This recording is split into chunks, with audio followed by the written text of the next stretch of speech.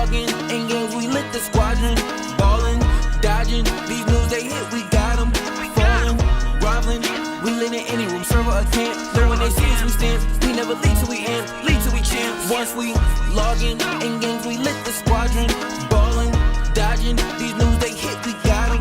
Falling, groveling, so we lit in any room, server or camp. Though when they see us, we stand, we never lead till we end, lead till we champ. Speed them advance. We think for the win when we in it, we kill it and leaving no chance to hell reclaim. That's not how we move in the wheel of games. Ultimate gamers and still the change, shaking the industry. Plenty she's winning our team, we some killing bees, killing these new bodies still we replenish. We load the artillery, hold the hostility, boosting these trophies we win. We in it all in on the grind, opposition and misery. Leaking they dwell, call us the winners cause we never fail. This is the team that's making a wave on the streams, growing and hanging below. Ultimate endgamers league 1,000,000 degrees, and this is where gamers go pro.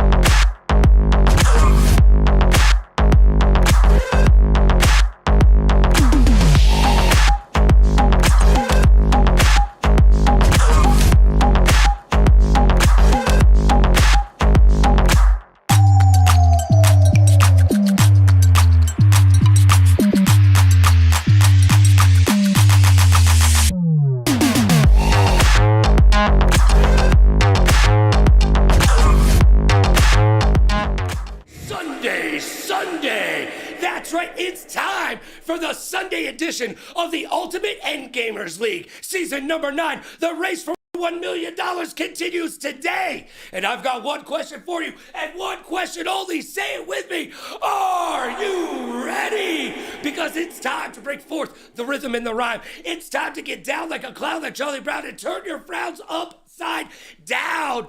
It is time to put the kids to bed and wake up the neighbors. And it is time for the UEL to shine. So what do you say? We get down to that UEL beatdown, baby. Hey, logging in games, we lit the squadron. Here we go.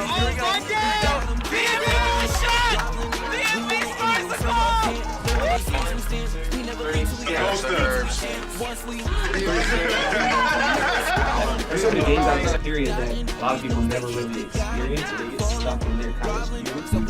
But another person that is defined as a person that pushes past just beating the game and instead completes the game. As you guys know. Did you miss it? All right. So they went ahead and did a timeout. I got lockdown on my team, man. What do you want me to do, bro? I need help. Mike needed Scotty. Carolina Reapers go back to back on the strength of Jekyll. Traded, journeyman, expect. Ourselves as like pros. I'd probably say 10K. Yo, boys, no rush. Ultimate Endgamers League, so tough. Go capture that trophy. You can't win enough. It's the UEL, UEL, UEL, UEL, UEL, UEL, UEL, UEL, UEL, UEL, UEL. This is the Ultimate Endgamers League. The Grand Rapids and out overseas. You don't got a clue. Come and get up to speed. Oh, welcome. We're back for another exciting UEL match, week 5, and we got the Reapers versus the Paladins. And of course, I'm back. It's me, Lockdown, joined alongside AV. I'm back again, guys. Thank you so much for joining us here. As you know, like Lockdown said, we are watching this one. We're going to be watching this wonderful game, the Paladins versus the Reapers. You already know who I'm representing today. The Reapers, baby. And I'm all sitting on the side, so it's perfect. Well, I got to say, this is going to be a tough matchup for the Paladins. They are 1-1. They had an unfortunate setback in that last match, which was just wild. But they were able to pull it out and get the win, so congratulations on that. But now they're coming in to a match against an undefeated championship Reapers team, while being a little different, but is basically showed out coming out the season right out the gate, looking just as strong. Yeah, no, I definitely agree with you. And with the Reapers, of course, you know, these guys are the, what, 3-time type champion? I can't keep track anymore. Yeah, no, they write it obviously, down. Yeah, they obviously are not letting off of the gas. I used that terminology yesterday. They are always going full force. So looks like we're going to be going into some rock, paper, scissors to see who's going to win this. Let's see.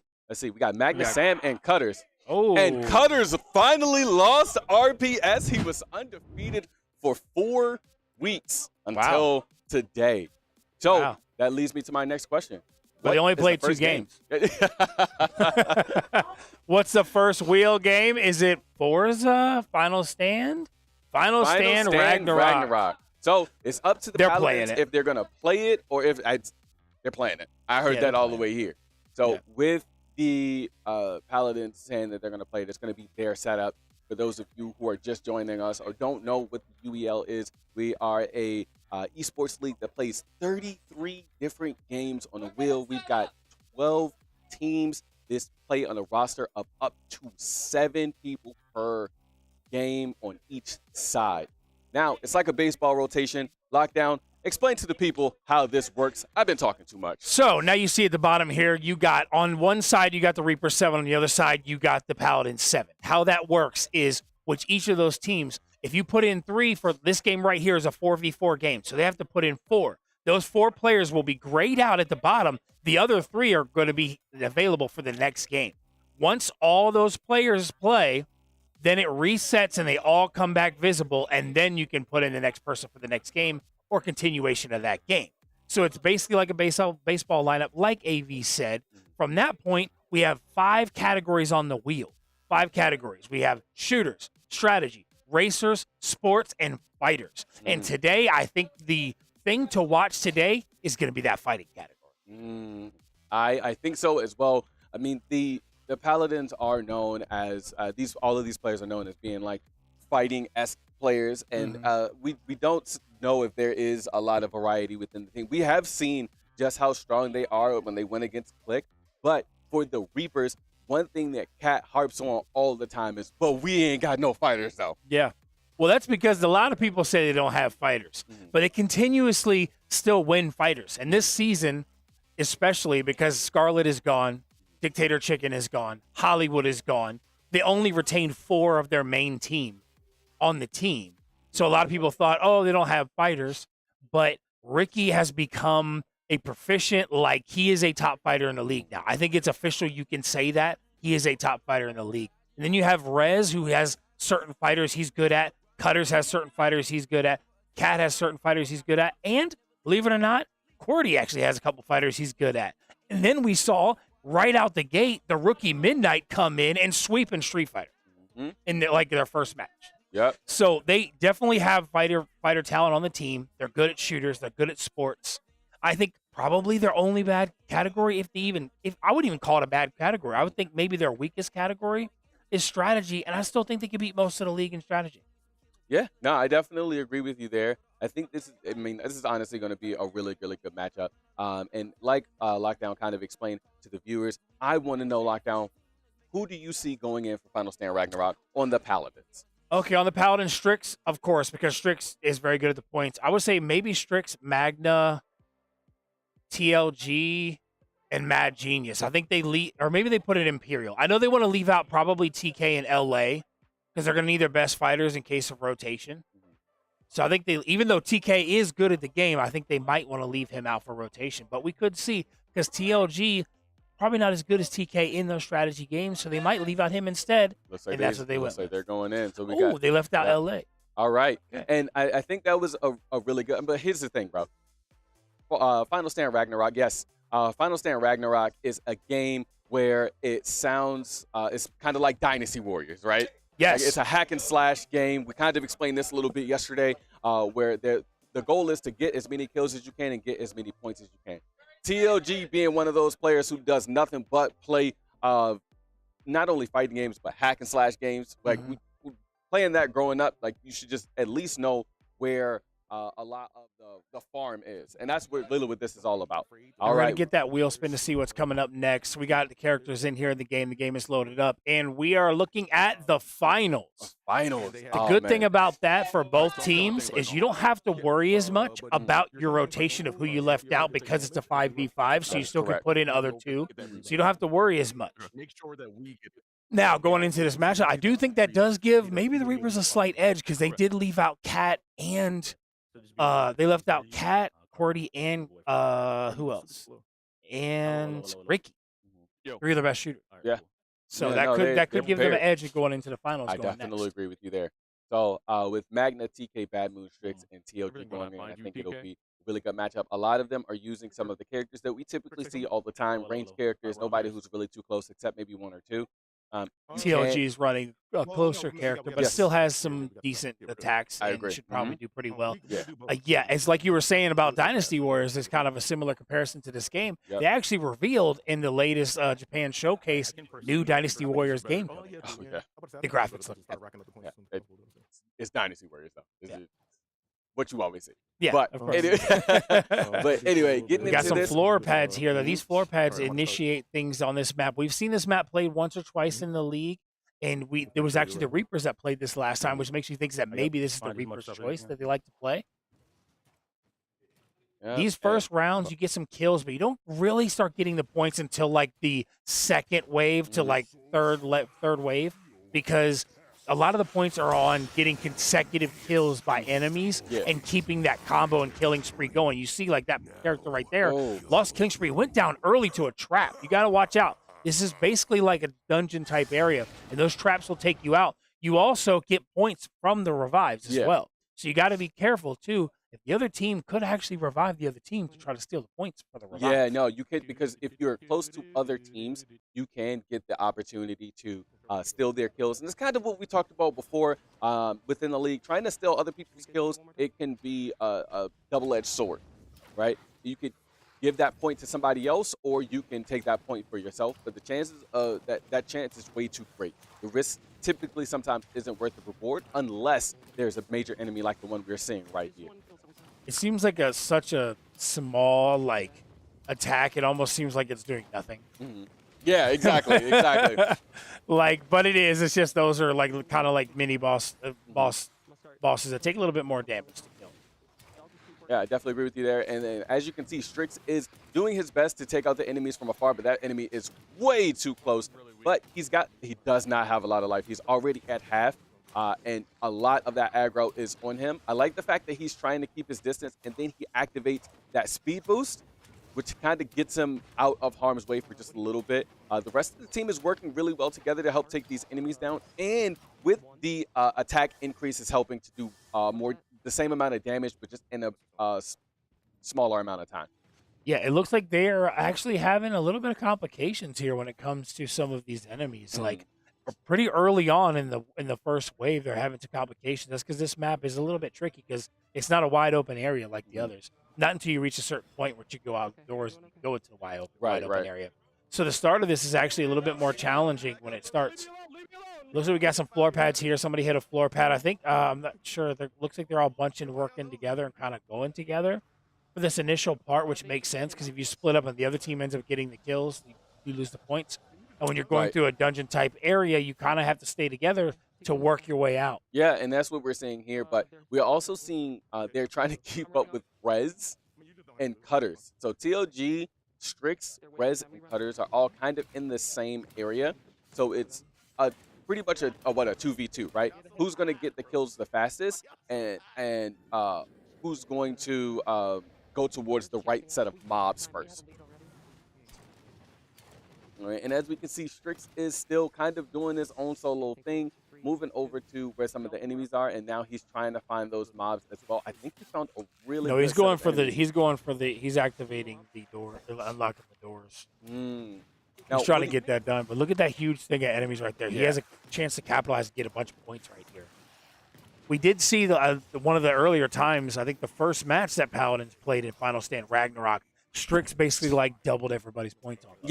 Yeah. So clearly, when you're watching this, you think, okay, maybe this is kind of some of his strategy. He's running ahead a little bit and trying to get these waves while the other guys are still back there fighting the first wave, so he can get more of the wave for himself. Yeah, only 4 minutes left, and with Strix being one of those strategic players anyway, he plays fighters, but I think his passion really is strategy, statistics, things like that. So if he's making a move, he's making a move that's going to work in his favor for the most part, or for it's going to benefit him and his team. I feel like he's not the type of person that's going to do anything that's going to put his team in jeopardy. Yes, and a decent, good fighter in his own right, but I feel like his main role with this team is kind of the strategist of the team. Yep. Now, TK helps a lot with that because TK is very analytics. He's a very analytics-type player. He pays attention to a lot of details about the games, all the way down to minute details, kind of like how Herb is in Tekken. Yeah. How Herb knows, he knows all of the frame data. Yeah. He knows, what's punishable, what's not, what's positive, what's negative, or what's plus. He pays attention to a lot of that stuff. He knows a lot of that. And so that's kind of the same way that TK is. He kind of analyzes things in that sense. Now, what I'm seeing a lot of, and maybe Lockdown, you can help me with this, being one of the GMs on the Blaze, can you explain to me, what are these items that I see on the ground? What do they do? Some of them do. So some of them will give you bonuses to your shield, bonuses to your attack, bonuses to your health, give you healing. Okay. That one right there gives you some heal. So you see it did plus 9% health. So certain items will give you health or give you shield or give you magic, basically MP or whatever. So it's just little boosts that help your characters to get a little bit more damage, get some health, get a little bit more shield. Usually in the other maps that we see, everybody kind of picks those up early around the map and gets them quickly, and then they'll find chests here and there throughout playing. But because they're running through the dungeon, they basically are finding them as they're playing. So they have to capitalize and get them because now you got everybody else around you. Yeah. So you have to grab them when you can and take advantage of those to give you a little bit of an extra boost compared to the other characters. Gotcha. That makes sense. All right, so it looks like we have even bigger enemies, and I see a lot of TKs. Like, TK's character I really, really like because it does a bunch of, like, AoE damage, and what that is just, like, area of effect damage. He hits all of the enemies around him to try and do as much damage as he possibly can. I actually think this map is more of probably a better choice with how we play at UEL, and the reason I say that is because some of the more wide open maps, you go through these waves in the wide open map. The problem is, I think it's after the third wave, I believe, you end up with like 2 minutes left in UEL game time. So like the last 2 minutes, you're not getting anything until like the last 30 seconds of the game time. So you have like a long gap towards the end, which kind of stops you from getting points because it ends mid-wave of like, I believe wave 4. So with this map, it's a little bit different because now they can consistently, maybe not as many enemies, but because they're playing in this way, the time doesn't really hurt them on getting consecutive kills. Gotcha. And then we got a revive. The problem is a lot less kills because you don't have as many enemies, but it stays more consistent. Gotcha. And now we are looking at Rez's point of view. Looks like a lot of them are looking to destroy that Soul Reaper before time is up. We've got 30 seconds. I don't think that it's going to happen, so I believe that Rez decided to go for a lot of the smaller enemies. But that Soul Reaper is taking a lot of damage. Bosses give you more points. However, they take a lot more to kill. Sometimes you don't get it in time. They were able to get it. Now they got all the item drops, but it's not really going to matter because the game's over. But now you're not going to get like people getting kills after the time, unfortunately. So the problem is they're going to have to move. They got to die. Yeah. They got the hands up. Don't touch nothing. Yeah, but they have to go die. Freeze. So unfortunately, he's going to have to say, all right, hands down. They'll go find enemies to kill you. Yeah. And so like then what we'll do is once all the enemies are gone and they'll calculate all of the points and everything. So we'll get to that in just a little bit, and we'll get you the information on who won that game. But I do believe we're going to get ourselves a SurfThing ad here in just a little bit, or brought to you by SurfThing. If he loses this now, I don't even know. All right, calm down, TOG. You just lost to him. Calm down. Stay focused, bro. Stay focused. Going great on his trail. Right now, hunting down from the bandits. Oh, and there and that one goes in there, taking this one away. It's 5-2. The first half is really starting to go their way. Yes, it is. Definitely. Yes, this could be a runaway, like you're saying. Hey, big shout out to SurfThing. You see, I wanted to brighten your day, man. That's why I wore the bright pink. I was trying to brighten your day. I'm just wearing the bright pink shoes no way too, you just took your shoe off. Woo! You smell that? No. Fritos. No, I'm sorry, bro. No, but yeah, I just wanted to brighten your day. I just come here, brighten everybody's day. We got an exciting match right here. We're going to find out who takes the first win today. Is it going to be the Reapers or is it going to be the Paladins? You see, the next game is going to be finals.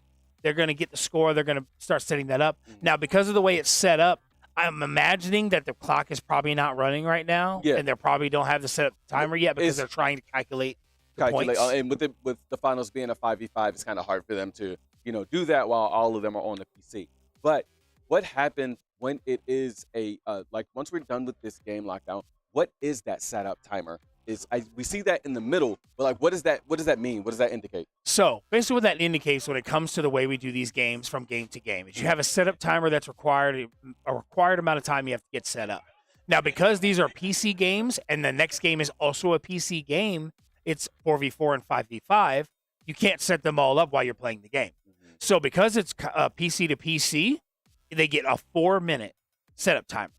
Now, if it's PC to console, like one of the sports or fighting games, you only get 2 minutes because your team, who's not in, can be setting up the game while you're in the previous game. Yep. So you only get 2 minutes setup timer. Also, if you're going from console to console, same thing. You get 4 minutes. So if you're switching from one to the other, that determines how much time you have in your setups. If you do not set up in time, you either call a timeout or you lose a timeout. looks like we're going to see the score here. Magna with 10,000. You got Magna, Midnight, TOG, Rez, TK, Cali, Strix on the bottom, which is surprising. Which is and strange Cutters. to see. But that doesn't always tell the story, because sometimes those people that are in the lower, they could only be like, look, Midnight and TOG, same exact amount of points. Yeah. No, I definitely agree with you there. I think what it was for Strix being at the bottom, I do believe that Strix was more worried about like opening the doors, opening the objectives, making it so that your team has the opportunity to really capitalize off of getting as many points as possible. So going into the finals, we'll see what game mode they choose. They get most people do either terminal attack. Paladins win. Magna with the top score of 10,000. The Paladins first pull out their first win and the first win of the game. Going into the finals, you have options that they can play. They can play either cash out, they can play terminal attack, they can play power shift. The most common ones we've been seeing are power shift, and then recently we've been seeing an uptick in terminal attack, which if you're wondering what that is, it's very similar to a search and destroy in Call of Duty. I think it is one of the better modes personally, because I think what it does is it puts true skill to test, because you're attacking and defending like Rainbow Six or Call of Duty Search and Destroy. So I think that is what I like more. The platform, while fun, gets a little chaotic. Good. And then it looks like there was a 6,500 point difference. Yeah, that's a lot, because like I was saying, some of those lower people, but under Magna, were so close that even though they're like the 1 through 8 or whatever, doesn't really matter as much, because 6 and 7 could be a 5-point difference. Well, when your number 1 is 3,000 above second and third place, that doesn't make, you're not going to catch up by being 5 points behind. Whoever has that most points and has a big gap usually kind of determines the winner right off the bat. Yeah, no, I definitely agree with you there. And then on top of that, I just want to go ahead and move over to the. I just throwing them off. Just throwing them off. Yeah, that was good. That was good. So we've got the finals coming up next, and like the finals for me is one of those games that is one of those shooters that's different from a lot of other shooters. It has like you can destroy literally everything on the map. It is a really, really fast-paced game, unlike that of Valerant. So like, what are some of the skills that are needed for the finals compared to other shooters? So it has a lot of reminiscent of Battlefield, because Battlefield is one of those games where you can destroy structures and stuff around in the game. So it has a little bit of a Battlefield. Then it has some kind of Apex gadgets and tech, but then it has like pure kind of shooting stuff like Call of Duty. So it's kind of a mix of those three. But what it comes down to is a little bit more strategy is involved, kind of like when you're playing a Rainbow, is you got to be smart of how you're using your gadgets. You have light, medium, and heavy characters. Well, light characters are obviously faster than medium and way faster than heavy, but you have other differences, like heavy is bigger, stronger. It has different things. You can have RPGs, you can have flamethrowers, you can have big light machine guns, whereas the light characters are running around with submachine guns. You do have a sniper, which is a strong gun, but it's still a one shot at a time. So you have differences based on the different characters types that you choose. So it also is how you're playing as a team. Right. If you all go light, you may think, oh, we're going to win. We're all light. Well, guess what? You're probably going to die faster. And even though you're going to be moving faster, if you're doing platform or you're doing search and destroy and you're defending, your movement's not as important because you're in an area, trying to control an area. So it all depends on how you do a team comp, essentially, kind of like how an Overwatch is a team comp. Yeah. A lot of these shooters on the wheel, we like to put shooters that are not just pure, I shoot you, you shoot me. It's a lot more tech and a lot more strategy and teamwork involved in these shooters. Right, and one thing I want to highlight, you said that for the search and destroy is kind of like that Rainbow Six, kind of like that. It makes you really like think about like your decisions. And one of the things is I think it's one life. Right, like, and there's no one life per round. One life first per to win 5 rounds, and you also don't gain your health back. No, so like it's one of those type of games where you really have to think about your decisions before you just run in. Yeah, and like with the push, you have platform. To. Oh, yes, yeah. Oh, okay, all right, cool. My bad. That's my fault. No, you're good. Okay. No, I was saying that's what you were saying. Okay. Platform. Gotcha. Yeah. Like platform, you get to respawn over and over. So you're trying to push the platform and you're capturing a point. Next game is going to be Skullgirls. That is a fighting game. That is a 2v2 fighting game. I wonder who's going to be available for that one. Powershift is the game mode that they're going to be going with for this match. All right, so right now we're looking at the Reaper side. Look like we're seeing 3 mediums, a light, and a heavy. They just had the new season of this as well, so you got some new stuff that dropped. That's exciting stuff for people that play the game. All right, and now we are looking at the point of view of the cat, the man, the myth, the legend. The retros versus the kingfish. All right, and it is game time. As you guys can see, you also see TK. We're just looking at his camera, and that's why he is in that black and white. The person that is in color up top is the person that is the gameplay that we are currently watching. As you guys can see, the live now arrow is pointed towards the cat, and that is who we are going to be spectating as of right now. So it looks like they are playing Cash Out.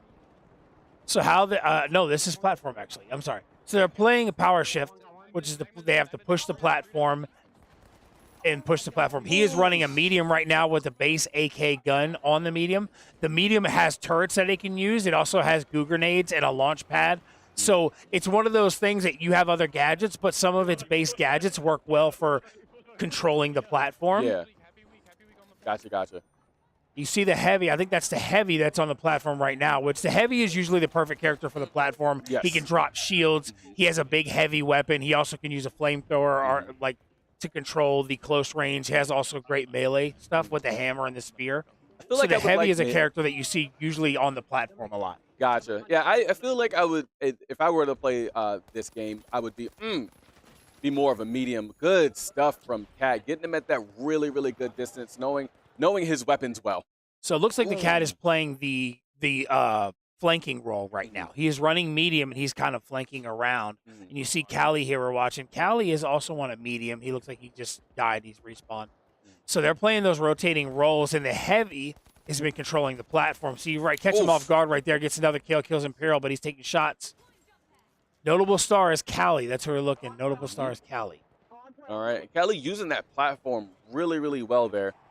See, what's happening right now is they're so worried about resing their team and staying back here and fighting, while the Reapers are just steady pushing that platform, and most of the enemies are way far away from the platform right now. And he gets killed trying to get the revive. Now, I do think that he probably should have held on to the revive, even though he was being shot at the time. I think he would have been able to at least pick up his teammate, but I could be wrong. We will never know. Callie running into some bamboo shoots right there, getting stuck. Launch pad up there, pops up in the air and takes somebody out. You got to watch that fire, because fire in this game will flow. If it's stuff that is flammable, it will flow. So also, like the goo grenades will put up a goo wall to block bullets. However, if somebody lights those on fire, the whole goo thing goes on fire, and then your whole platform is on fire. Also, if they throw a gas grenade, which is that green gas that you see, that also does damage to the platform. So controlling the platform is not always easy, because there's a lot of gadgets and grenades and things that they can use to damage you on the platform. Yeah. So it's kind of a hop on, hop off, use the shields. Like, you have to use a lot of gadgets and stuff to be able to maintain control of the platform. Right now, Callie is the one holding the platform, while the rest of the Reapers are trying to rotate around to take out the enemies and keep them from getting on it. And still being able to take out Magna from that far away and going for the revive, he's actually doing really, really well here. So those revives are very important on Powershift. The reason that is because can we clip that? If you're the last person alive on your team, if you die, then you get a 30-second respawn timer. So everybody gets a respawn timer reset. So during that 30 seconds, they're getting a free 30 seconds to push forward because your whole team died and you have to respawn. So there's times where somebody might be 1 second left on their respawn timer, and the last person teammate dies, and now they have to wait an additional 30 seconds. So then they can't respawn. So you want to also keep your teammates alive if you can, as long as possible. Yeah, that makes sense. All right, and Cordy going in. Is Cordy on the big boy? Cordy's running the heavy now. So Cordy's running the heavy. He's got the M60 machine gun right there firing. You don't really get to change the weapon attachments on these guns. You can unlock the guns, but not change the attachments. Ooh, takes out TLG. But that fire's doing a lot of damage to him. He's playing on res right now. The problem is, unless he has something, he's not going to be able to recover that life. You got to wait for it to recharge, kind of like how Halo works. After a certain amount of time, it will recharge. Right, right. All right. Cordy's showing just how well he's been messing with the Reapers over the last couple of games. Getting a revive hidden right here, you won't be able to see them anymore. So right now they're already up to 13,000 on the platform. The Paladins have not gotten a single point. No number. So now it's at 15K. And we're at halftime, and the Reapers have had control the entire game.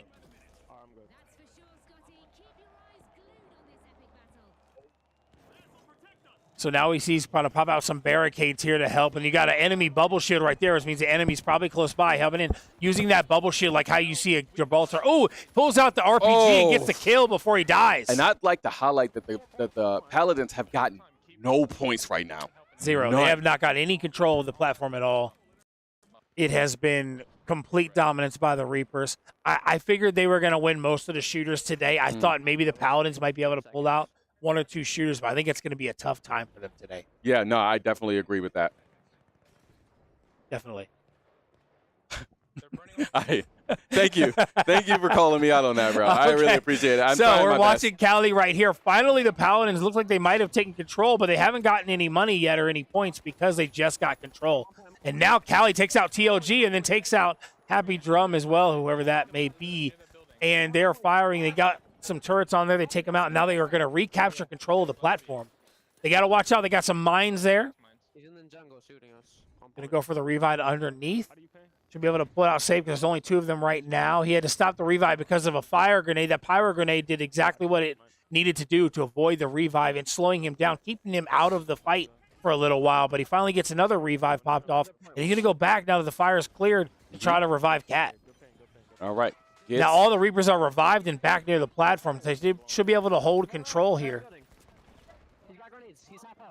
Right. Going right around, and it's not looking too good. Still only 3 minutes remaining. Now, with this, in this game mode, it is easy to be able to take control over this area and get it back, like turn the tables, right? But it's all about if the Paladins can regroup and get themselves together. They need to take control of the platform using gadgets and stuff. Then they have to lock down control of it, but also you can't put too many of your guys on the platform unless you're using a lot of heavies with barricades and strategic stuff because you're basically a sitting duck right now. Yeah. And he's just going to sit up here. Now this is the Paladins we're watching, TK. Bro. And he's just sitting up here just throwing grenades, throwing stuff out, and just constantly doing damage. Again, But they're supporting still his holding team. platform control. Yeah. So that damage is not going to work unless you're stealing control back. Yeah. Oh, and he whips right on back and goes back down. Now, oh he my used gosh. that grenade that makes him invisible, and now he can rotate. It's essentially like a Halo camo. Now he can rotate. But he's taking shots. Somebody caught him. That was – I'm not sure who that was, but he got caught by one of the players. Now we see you see the cost did go down to 8,000 now because they did take some control back. They lowered their score down to 7. Right. Paladins now have control, but it is still a very strong Reaper's advantage right now. Yeah. Not a lot of time left. A minute and 45 seconds. Okay, the Reapers do have control again. We're watching Cali. I like how this is included. Like, this is all about movement and angles. They both work hand in hand in this game. Are we good on point? Yeah, we're chilling. See Cali's rotating around, taking some shots now. Lost half of his health. He's got to rotate and kind of work himself back around, but he's so far from the platform. But they still have control, so he's okay. He uses the jump pad to try to escape. Whoever is chasing him is on top of him. Yeah, he's 100%. he's like, you are not getting away. Fire shots back. Yeah, but finally gets killed, taken out by Imperial Raijin. Not paying attention to the person beside him. 1 minute left. I think Cali is actually leading in kills in this match because I think he is I think he is unique breaker. So I think he is, or no, he might be notable star. Getting the revive right here. Cordy revives the Cat. And the funny thing about this, which I love, is these platforms will just barrel right through buildings and just basically rip them to shreds. Yep. Another kill back to back. All right. Corey finally taken down. I don't think anybody's going to have the opportunity to revive him. Two in the building right now. Yep, two in the building. Here. Yeah, we won. Looks like the cat has control of the platform right now using that magnum. Goes up. Yeah, I'll take both of y'all out, bro. Yeah, 3, 2, 1, and that should be a Reaper's win. Wow. Now Really we are dominant tied showing. 1-1 going into Skullgirls, and Ricky Rockham is available, and TK is not. Oh, that's not good. I do believe TLG would be the one who's going to be going in for this. I would say probably TLG and Strix or TLG and LA. If they're full sending, they'll send TLG and LA, but if they're trying to watch for the next game rotation, I can see them throwing in like a Mad Genius as a second and doing TLG and Mad Genius. On the Reaper side, I think Ricky can handle it, so maybe for rotation, maybe it's hard to say. I think they throw in Rez because I think when it comes to like some of the racers and some of the sports games, you'd rather have Cat, Cordy, and Cutters. So I think maybe you do Ricky and Rez in this scenario. Yeah, because unless you get another fighter, you probably get a rotation. A reset, most likely. Yeah, I agree. Now, what I will say is that if this is a testament to how it's going to go when it comes to shooters, I think the Paladins really need to lock in. Because that, in my opinion, I'm sorry, that was unacceptable. I think they're going to have they're going to have a tough day in shooters. Might be able to pull out an Apex if they get their best rotation and they play it well and play it smart. But I think the rest of the shooters, they're going to have a hard time today. They do have a lot of time into Rainbow Six, whereas the Reapers, they don't have a lot of time into Rainbow Six. They just have good shooters. So Rainbow Six could be another potential game Paladins could pull out. Looks like we are already in game as spin well. here, and we're getting Street Fighter right after that. Oh, wow. So we got Cat and Ricky. Cat in first versus TLG and Strix. And they're doing a button check here. Yep. Looks like they are, and we'll find out who's that player 1 and who's that player 2 as well. Right. Right. Looks like that was a button check. We are moving right into. So we got 2 characters versus 1. Okay, so TLG is just going in with this one. Yeah, I'm pretty life. sure TLG is fortunate. Yeah. All right. And yeah, but it looks like the Cat is the one that is going in and right into the super. Absolutely no opportunity to really do much of anything. Keep shooting him from a distance. Good Cat blocks and gets jumping around right it. here. I'm assuming that that's Cat. We're going to say that that's Cat. Cat doing some damage, putting TLG in that corner, kind of forcing him out of his comfort zone. TLG backing up, gets him with the gas mask. You can't breathe. Ooh, nice counter right there. Yep. One character down. Now another misfortune is in.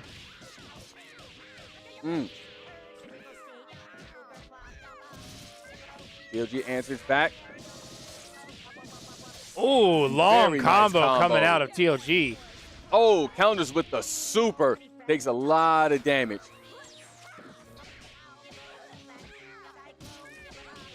All right, goes in, does a nice little combo. Another, same combo we've seen before. Keeps it up. Yo, oh my gosh. Goes into another super. laser. Oh, that did so much 3. damage. 100 hit combo. TLG's had low life for a while, but got a great combo to be able to bring him down. He just got to stay alive long enough, and he does take it out. Oh, wow. That was the Cat. Was Cat. Oh, okay, my we were gosh. wrong. The Cat took out TLG. Wow. What a showing by the Cat. Clearly, he's been working on that game. Yeah, no, Great absolutely. showing. It looks like they went with Strix, actually. So Strix is in instead of, oh, that's right, no TK. So he went TLG and Strix. They did not put in LA. I don't think this is one of LA's real fighters. He plays more of the CG fighters, you know, like. All right, so we got ourselves a button check here.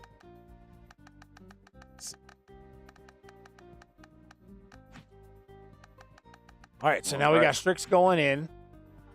Let's see what he's going to do. He's doing one character. He's going with Parasol. So we're doing the same thing. Yo, Cat is really doing a good job, but Strix is coming to show him that he's been practicing this as well. Not giving Cat any time to breathe. Hits him. Gets him in that corner. Lots of damage.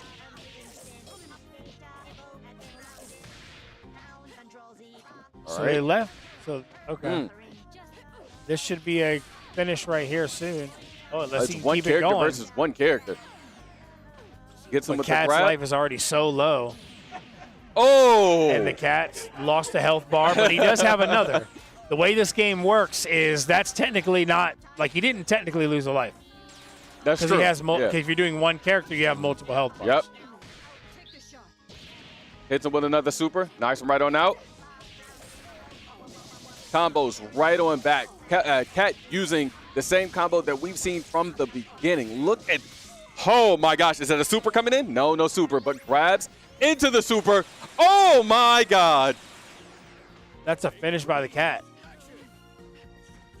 Cat said that he is ready for this Skullgirls game. Strict, they both have one life left. Another combo. Same thing we've seen before. Keeps it up. Oh my gosh. Are we going to another super? We are. Level 1. All right. Gets another super in from Strix. Strix trying to get himself out of this situation. He has to. Good combos coming out. All right. He has enough for a level 3 super. So if he can pull that off, it doesn't look like he's going to be able to. He hits one, but it's blocks blocked. that super. That's a tries to hit him with another one. Okay. He's got 2 more left. Oh! It hits. Answers back with his own super. Oh! Yo, Strix got him? What a good time counter by Strix taking out the Cat. Clip that. Now you have Ricky. This is one of the games that Ricky, is it this? I think, or Blaze Blue. I think Blaze Blue is the one he's really good at, but I think this one he's also pretty good at as well. Yeah, no, and it looks like he's going for 3 characters. Ricky going in with 3 characters? All right, so the more characters that you go in with, obviously the less damage that they're going to do to the player that only has 1 character. They have lower health, yeah. All right, and looks like we've got ourselves a button check here. Button check. Oh, and they're going straight in. Yep, they're going straight into it live. All right, good covering there by Strix. Trying to use that ultimate or use that super and not able to capitalize off of it. And Ricky showing why he's a dominant force. Oh my gosh. In this game. Yo, I'm sorry, is the combo still going? Yep. No, counter Strix right there, not but he doesn't able to do work, anything. he's able to puts him in a attack bubble. right back. Social. Nice right on back. Gets knocked back. The Strix, he has to answer back in some way. Now, obviously, Ricky's character is going to take more damage from Strix's character, as you guys can see. Yes. But that also gives Ricky the opportunity to do more combos, to sub his people out, get some of his life back as well. But it doesn't seem to matter to Strix. He is just going to keep up this pressure, not allowing Ricky to do anything. Counter by Ricky with some lows going into a combo. Ooh, the juggling aerial combo right there, but it does shoot him back a distance, and he's able to recover. All right. Using the projectiles to keep him at bay. And knocks him back into the air. More air combos, so he doesn't have the opportunity to get out. Use a... Did he hit him? No, he did not. That ultimate is crazy. Grabs him, tosses him over. Ricky has a lot of work to do, but he only needs to take Strix out for 1 round. And that's it. 1 life for Strix.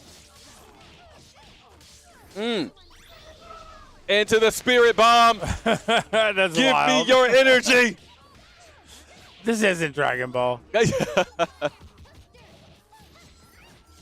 Right? Oh, Gets him he's got into the the vacuum vacuum. too. I mean, is this? Oh my gosh, this is just like Strix is Hunter, gonna, man. Yep, and that is game. Good stuff from Ricky Rockham there, bro. Oh, It's one of his gosh. favorite games to play. I can tell. Yeah. I can tell. So, with that being said, now we've got Street Fighter here. And you're going straight in. You got QWERTY and Rez, and you're probably going to get Ricky. Midnight.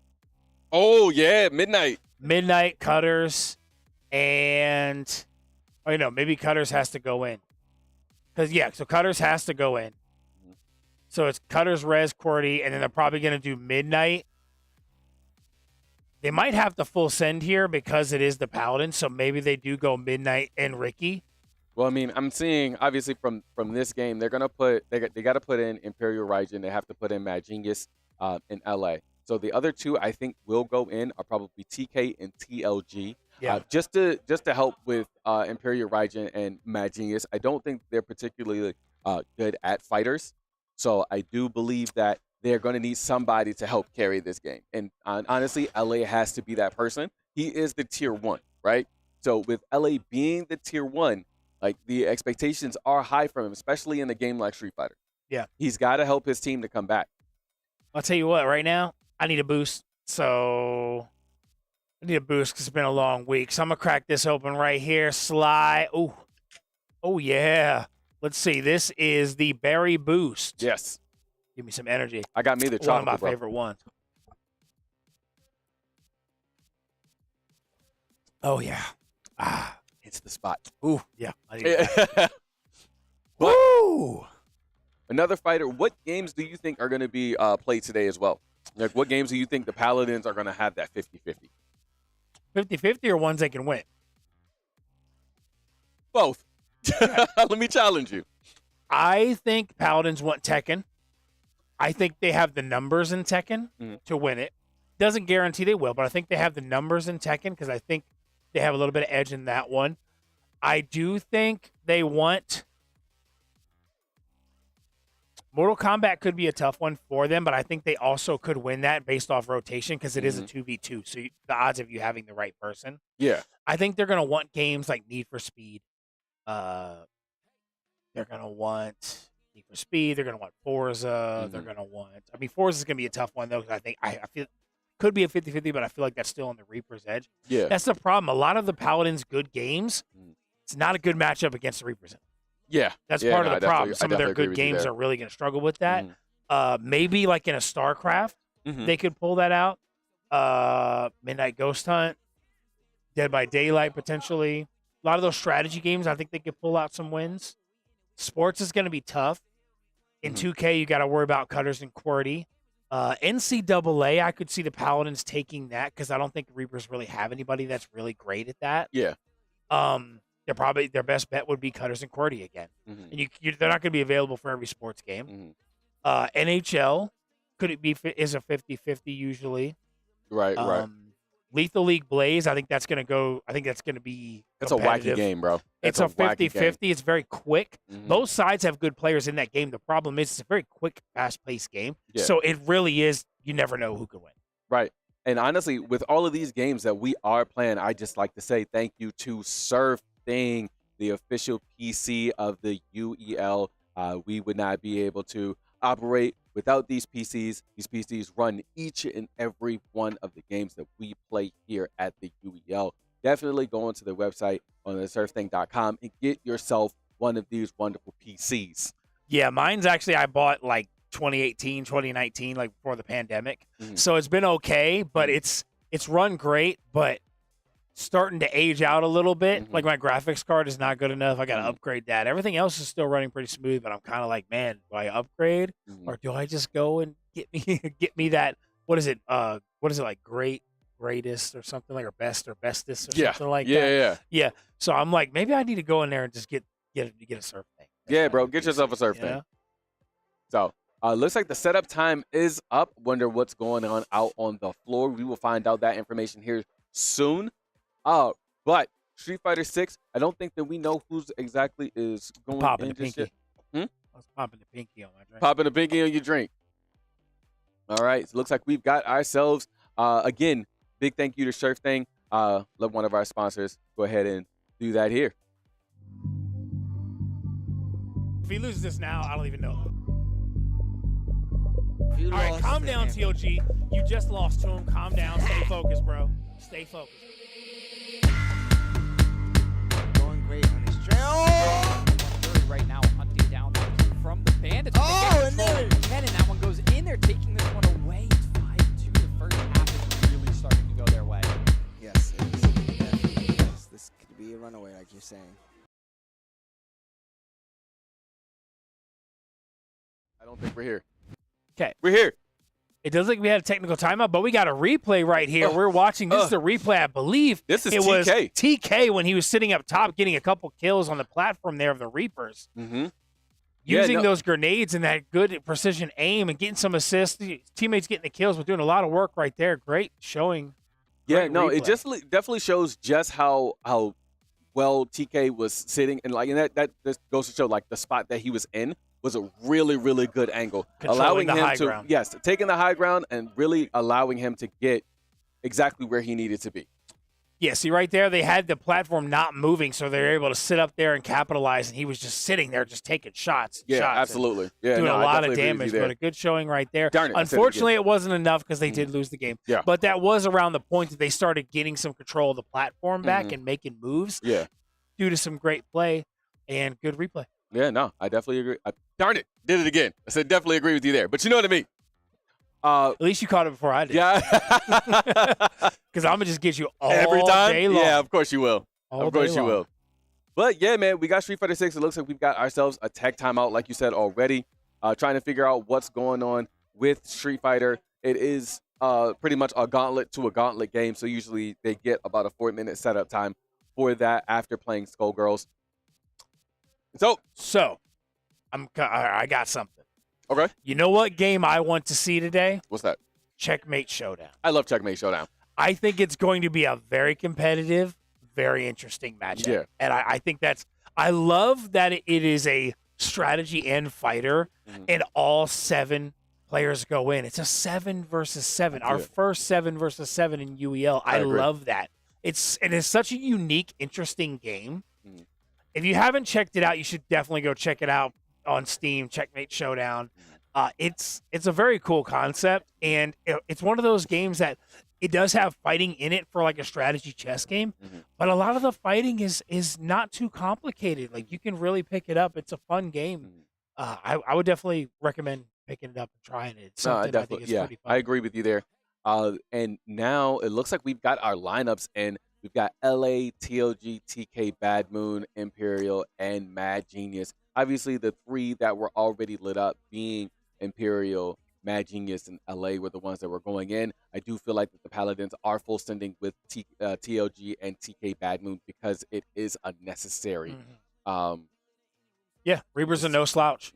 And you like even before the rookies came in, you were like, "Oh man, they're a tough Street Fighter team." And then Midnight comes in and sweeps somebody, and it's like, "Whoa!" Like all of a sudden, they have more people that can play Street Fighter. Yeah.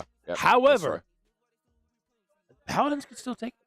Yeah, no, I And it looks like the time is winding down, and we are getting a button check. It looks like we are going to get this game starting here in a couple of seconds. They are doing a button check for the first fighters.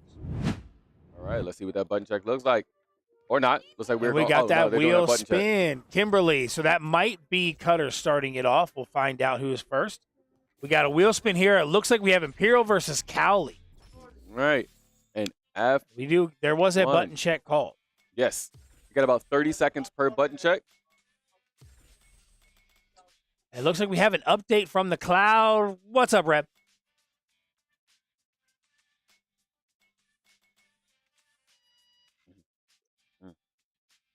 Okay.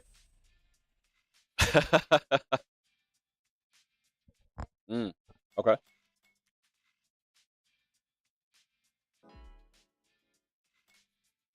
All right, and I believe that Kalui is actually going to be the one that's going in first, and he's going to be going against Raijin.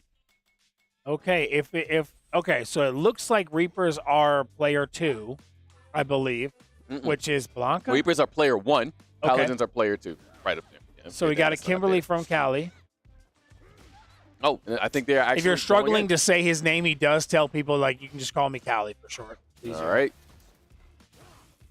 All right. And really, Raijin doing exactly what he's expected to do as Blanca. Going back, doing the barrel roll, and then by chance. Knowledge check him. Yeah, knowledge. Exactly. Yes, exactly. and Imperial has actually put a lot of work into Blanca, a lot of it with help from TLG. He started out the game using JP when he came into the league, and he put a lot of effort into learning Blanca. He does like the Blanca character and learned a lot from TLG.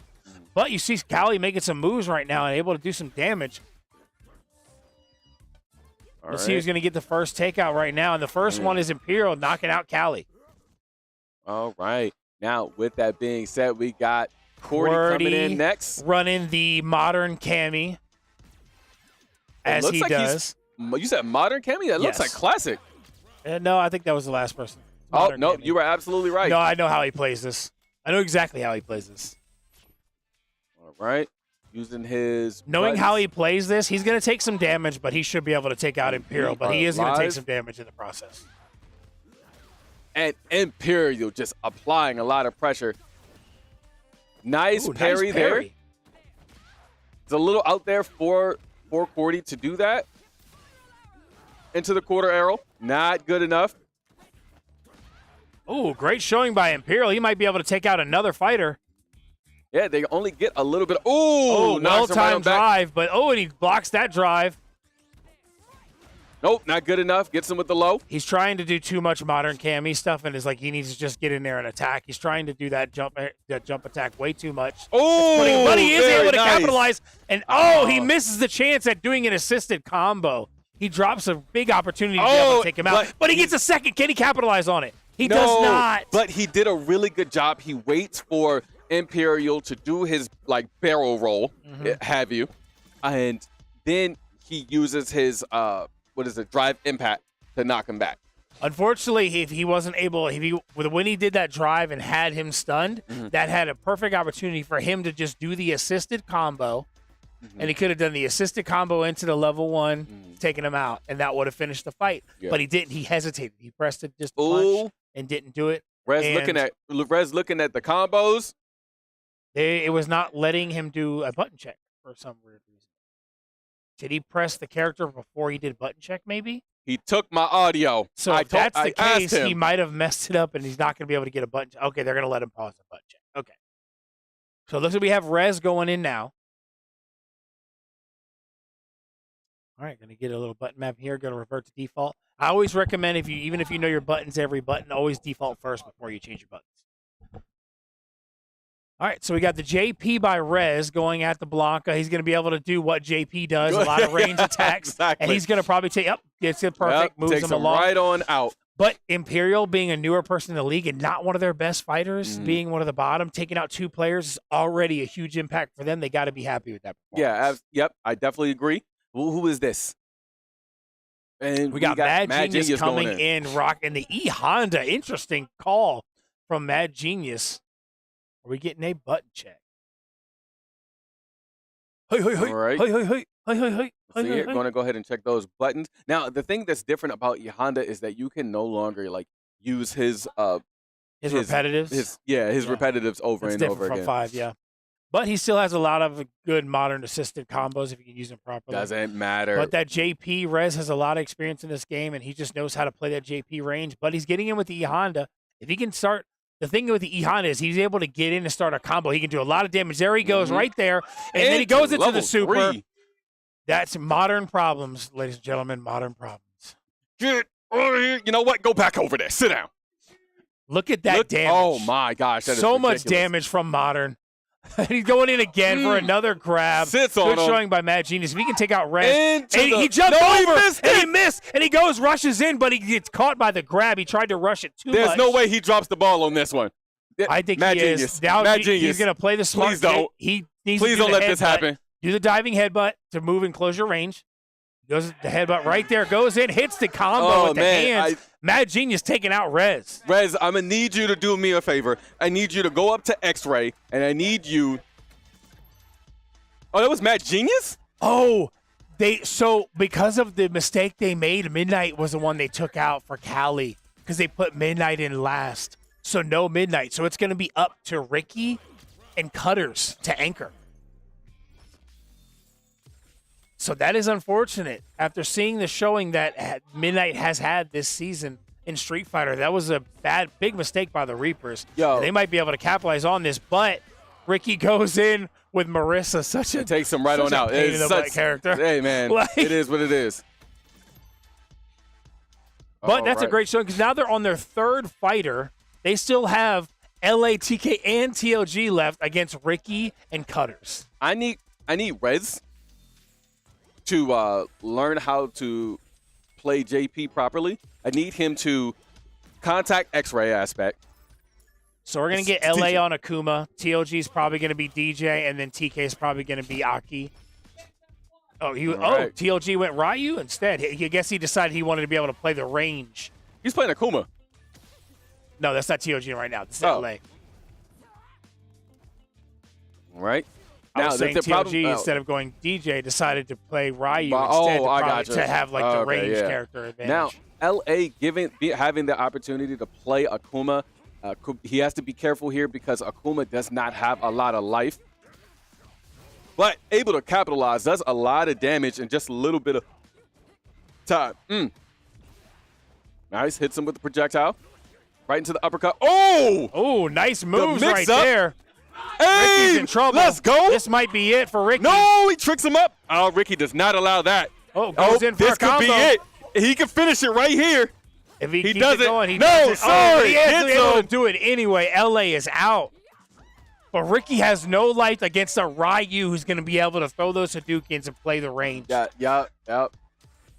So Ricky could be in trouble on this one here. TLG, if he can take him out. Now we're going to go to fighterz and that Kimberly. But I tell you, that Kimberly is a problem. Oh, yeah. She has so many consistent combos that are hard to get out of. Fast, quick. And Ryu is not. He's just strong and slow. Yeah, Ken is better than Ryu in 6. Let's just be honest. Like, yep. He jumps right in. That's what you got to do when you have low health. You can't be worried about your health. Nice. You need to be aggressive. Unfortunately, it's not enough. TLG able to get the perfect. But that is one mistake players make when they have that low health bar. They start off playing slow. You got to be aggressive. Yeah, you have no life, but so if you play the range and play soft, they're just going to catch you with the range attack. So you got to be aggressive right off the bat and try to do as much damage as possible before they're able to attack. Yep. Right. Uh-oh. Are we freezing? We are frozen. We are frozen. Oh, no. But that's okay. Well, we go ahead and just get that switch over and get it switched back. Get that fixed up. We definitely got to see the final match. 100%. So let's see if they can hopefully get that figured out so we can see how the end plays out. It looks like fighterz is going in now, so fighterz is going to be Kimberly, and then you got TLG on Ryu, and then you got TK anchoring with the Aki. The question is, will TK have to go in, or will TLG do what he needs to do? Is that tier 2? I don't know, man. I didn't seen TLG sell a couple of houses here at the UEL. So it's all about if he has grown as a player, or if he as the tier 2, or is he still going to be the TLG that we've known over the last couple of seasons? Yeah, I know, and that's one thing. You don't know what TLG you're getting right now, but he definitely needs to be the good TLG. Yeah. And now we got it up here. They're doing the button good check, job, and now guys. Start. Well done. Why did they move well this done. That was weird. I think they're trying to see if they can reset the time or something, maybe, but I don't think you can do that right now. So. Yeah, interesting. Looks like. Ooh. Yo, Bubbles, come back to us. But it looks like we're good to go. I don't know if they realize that, so we can definitely start. Well, we'll see. See in a little bit. And the next game is F1 that rolled, and you're probably going to see the cat going in for that one.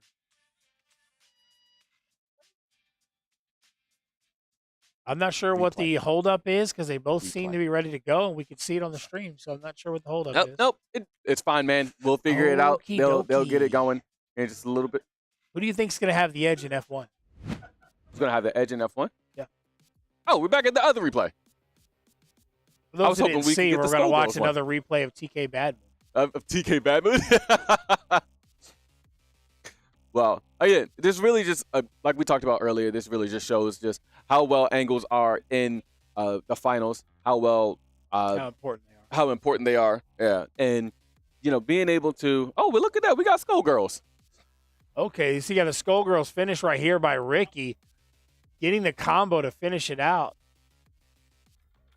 Yep, and that's one thing that I love. I know that this was something that, this was going against the cat, right? He was able to really, like, catch him slipping right here. And, you know, Cat did his thing, and then they pulled the, oh.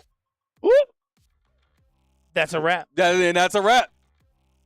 I love it. I think it was amazing.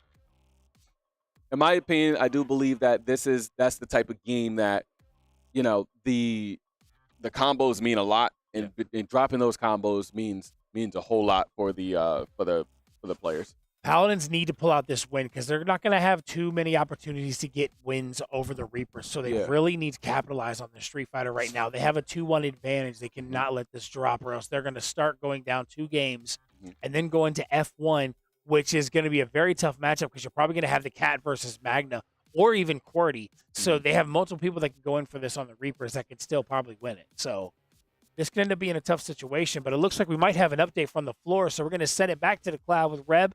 Do you have an update for us, Reb?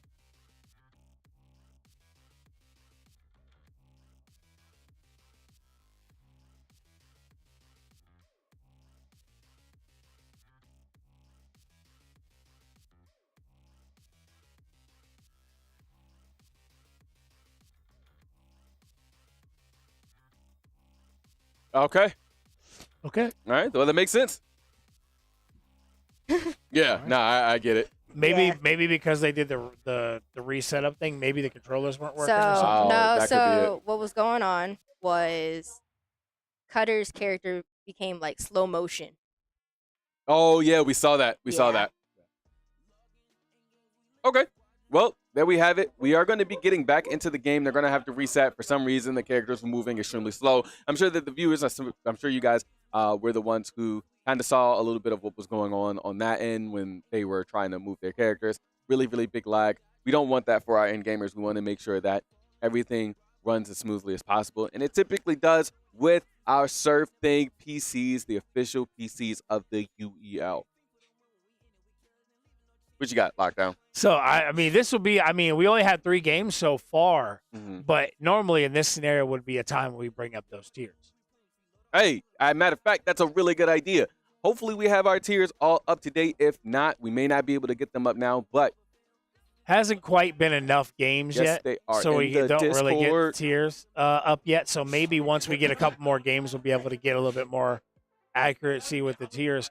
Do we have any changes in the tiers today? Let's see like what we got. I'm not sure if this is how it usually is, but I do see Imperial at 5, Magna at 6. I see TLG 2, TK 3, Strix at 4. I think that's usually about how that's the right. That's like I think the Paladins are set for this season.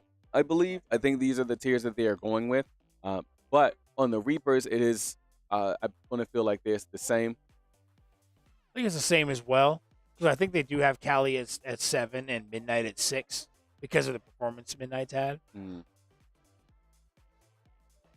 excited for this, man. I think it's going to be a really good fight.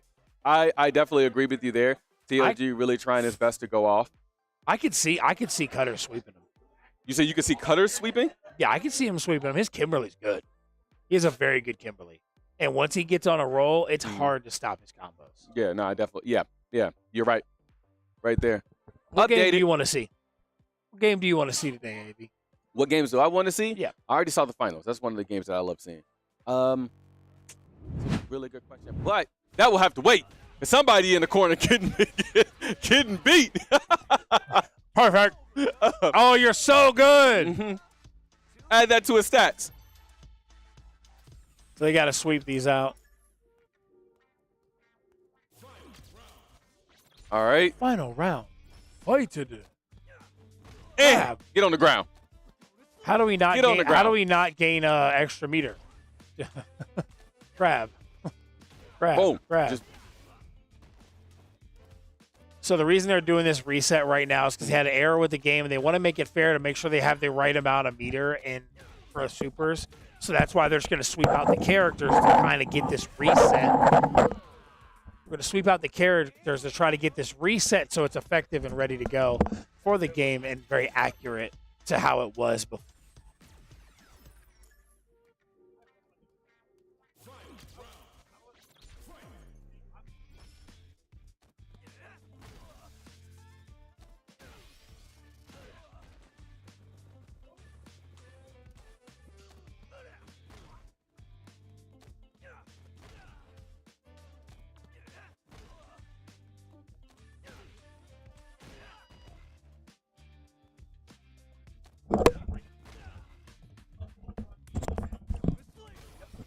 right. Yeah, I mean.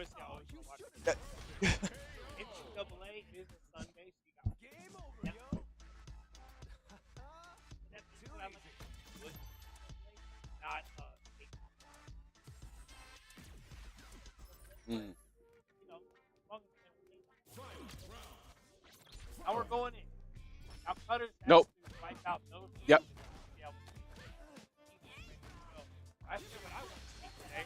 Hey! Oh! That's a dead character! No, and I believe that TLG is maybe out. I think that is a dead character.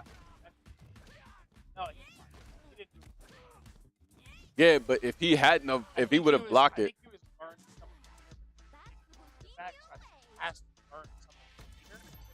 Yeah, but you got to let them know, man. You got to use communication. You got to talk.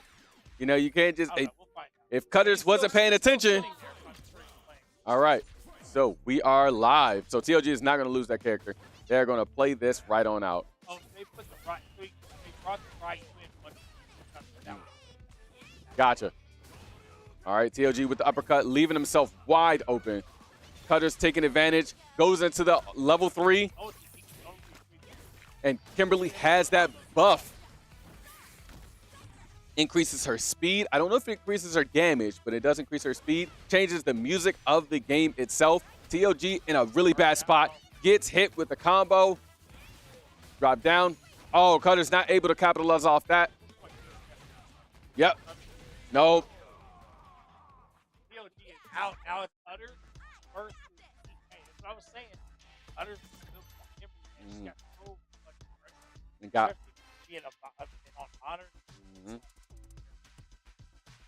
Now, I believe this gives, because I think that TK plays Aki. Okay, perfect.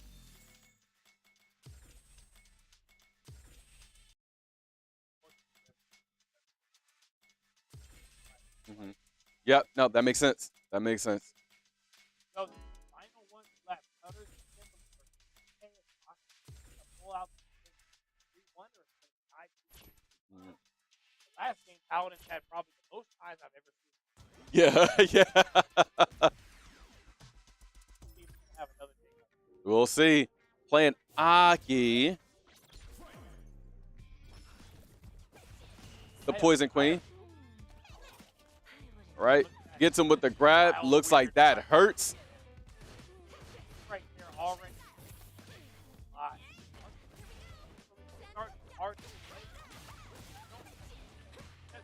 Now has Kimberly poison. That poison is a problem.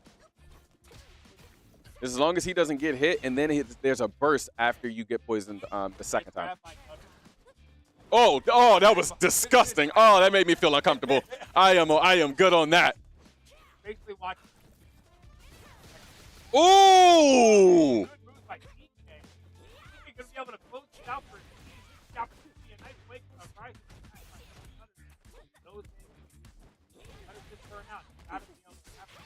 Give me the level 3. All right, TK gets it. 2-2. Paladins win streak fight. Oh, right. Next. 4-minute setup timer. has the most rules that are And with F1, I believe we changed the rules as well. We're only doing 3 laps, I believe, instead of 5. I know Forza was dropped to 2. I think F1's 3, and CTR's 1. Mm-hmm. Now, I know Cat and Cordy can go in for this, but I think they're going to go Cat because I think Cordy might have more of the one-on-one 2v2 game coverage with like the sports games, which Cat can too. But I think you'd rather have Cordy available of like 2K or NHL roles. So, that's just my thought. So I think they might go with the Cat on this one, and I think on the Paladin side they're going to have Magna Sam. Yep, I would say the same. For the Paladins, having Magna, I believe that's the one who feels the most comfortable as a racer in F1. I can't really foresee anyone else on the Paladins going in for F1, and I'm thinking maybe Cat or Cordy. Yeah, it's Cat or Cordy. I just feel like with coverage you want to put in Cat. Because I think they both have great coverage on the wheel, but I think in some of those sports games you'd prefer Cordy over Cat. So and not to mention shooters, because then you'll have 4 and only 1 person left for a shooter, and you'd probably want to put in Ricky instead of Cat. So, given the games on the wheel right now, I think Cat going in for F1 is the most strategic move rotation-wise. All right, that's a really good observation. For the Paladins, I think Magna is the rotation person because you want to have the others for fighters. And then if a shooter rolls, they're going to probably go back to Magna or TK. Well, they're going Imperial. Imperial is a racer as well. Against Rez. Against Rez. So they're leaving out Cat and Cordy. Okay, if Rez can win it, then why not? Yeah. I don't have too much knowledge on Rez in F1. I guess he's good enough. I guess he's good enough is what you say. Hey, the one thing I love, Cordy. I'm just saying it. It's true, but with F1 being a different racer than a lot of the other racers, you can DNF extremely easy in this game, and the AI in this game is no joke. Which is why I know Imperial's a pretty good racer, but he's probably going to DNF. Sorry, I'm just going to say it. You feel as though Imperial is going to DNF in this game? Yep. What makes you say that? You know how some people just can be really good, but then when they sit down in that spotlight, just things crumble just under don't pressure? go. Just not crumble, just things just don't go your way. It doesn't happen to the Reapers. Okay. It happens to other teams. I feel like with this game, it can be hit or miss. Like I said, the AI are crazy. Oh, that's right. I totally forgot. I know why the Cat's not going in, because they don't want him to wreck right before the checkered flag. Like he did last game. When he literally won in first place and then wrecked right before the checkered flag. That's right, Tier 1. That's why he's not in. They're like, you know what? Let somebody else handle it, Cat. You sit back and relax. We don't want you to struggle. Hey, no, and the crazy thing is, like, we are not very far away from these players at all. So they hear everything that's being said. Of course they hear everything. That's the whole plan. I hope he hears it. Oh, yeah. No, he definitely heard that. But looks like we've got the... Could never be me. Looks like we got ourselves a timeout, like you said. Timeout. Apparently 4 minutes is not enough to set up one controller or one game. Well, you did say that this game has the most rules out of all of them, so the setup is even still, you got 4 minutes to set up one person. That's true. It's unfortunate, but the way this is starting off, both sides have lost the timeout because of mistakes. They still have 4. They got 1 hour, and then they're down to 2 timeouts anyway. So yeah, it's okay. Losing 1 in the first hour for each side is not that bad. Yeah, you just gotta make sure that you don't do it again. Yeah, and honestly, for those who don't know, both teams have 5 timeouts and 5 forfeits in the beginning of the game. They can use and utilize those timeouts as they need, or they can be used as penalty timeouts if they haven't gotten set up in enough time. Now, when we go into our, when we come back from our half, the teams will only have 2 timeouts. However, if they use all of their timeouts, then it does not carry over. Like they don't get 2 back. You don't get 2 after. They don't get 2 afterwards. You don't. Yeah. So essentially, the players or the teams want to use their timeouts strategically, and use it for setups or use it to just get a breather, get themselves together. You know. Definitely. I didn't say it that time. I know. I didn't say it that checking time. you. That was good. Attention. That was good. Hey, look at y'all see how cute and small AV is. Look how cute and small he is. Oh, he got that. He's so tiny. Oh, right. We have a replay of what we just talked about, which is why the cat is not in. Let's get it up and see this replay. Look at him go. Ready? Yoink. Ready. Checker flag. Oh. Ready? Oh, man. Oh. Everybody in the building, look at the screen. Look, ready?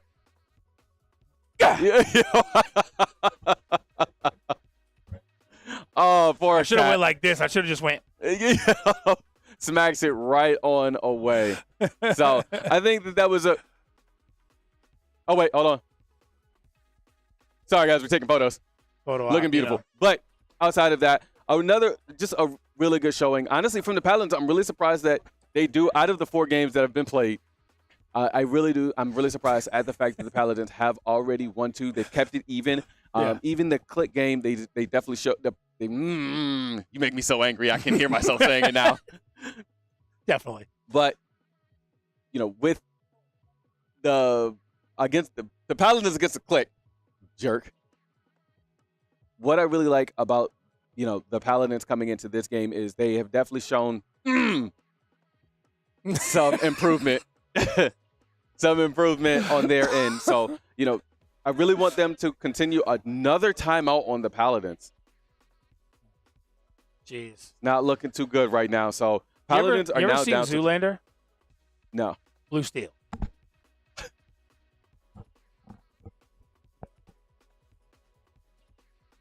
Why? Why are you still doing that?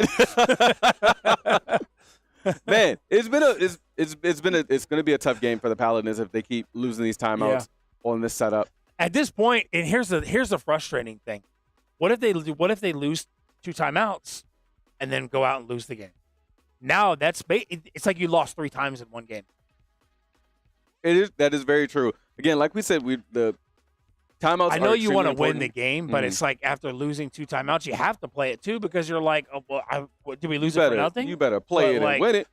And here's my thing: if it's a technical issue that it takes 2 timeouts, is that really a Paladin's fault?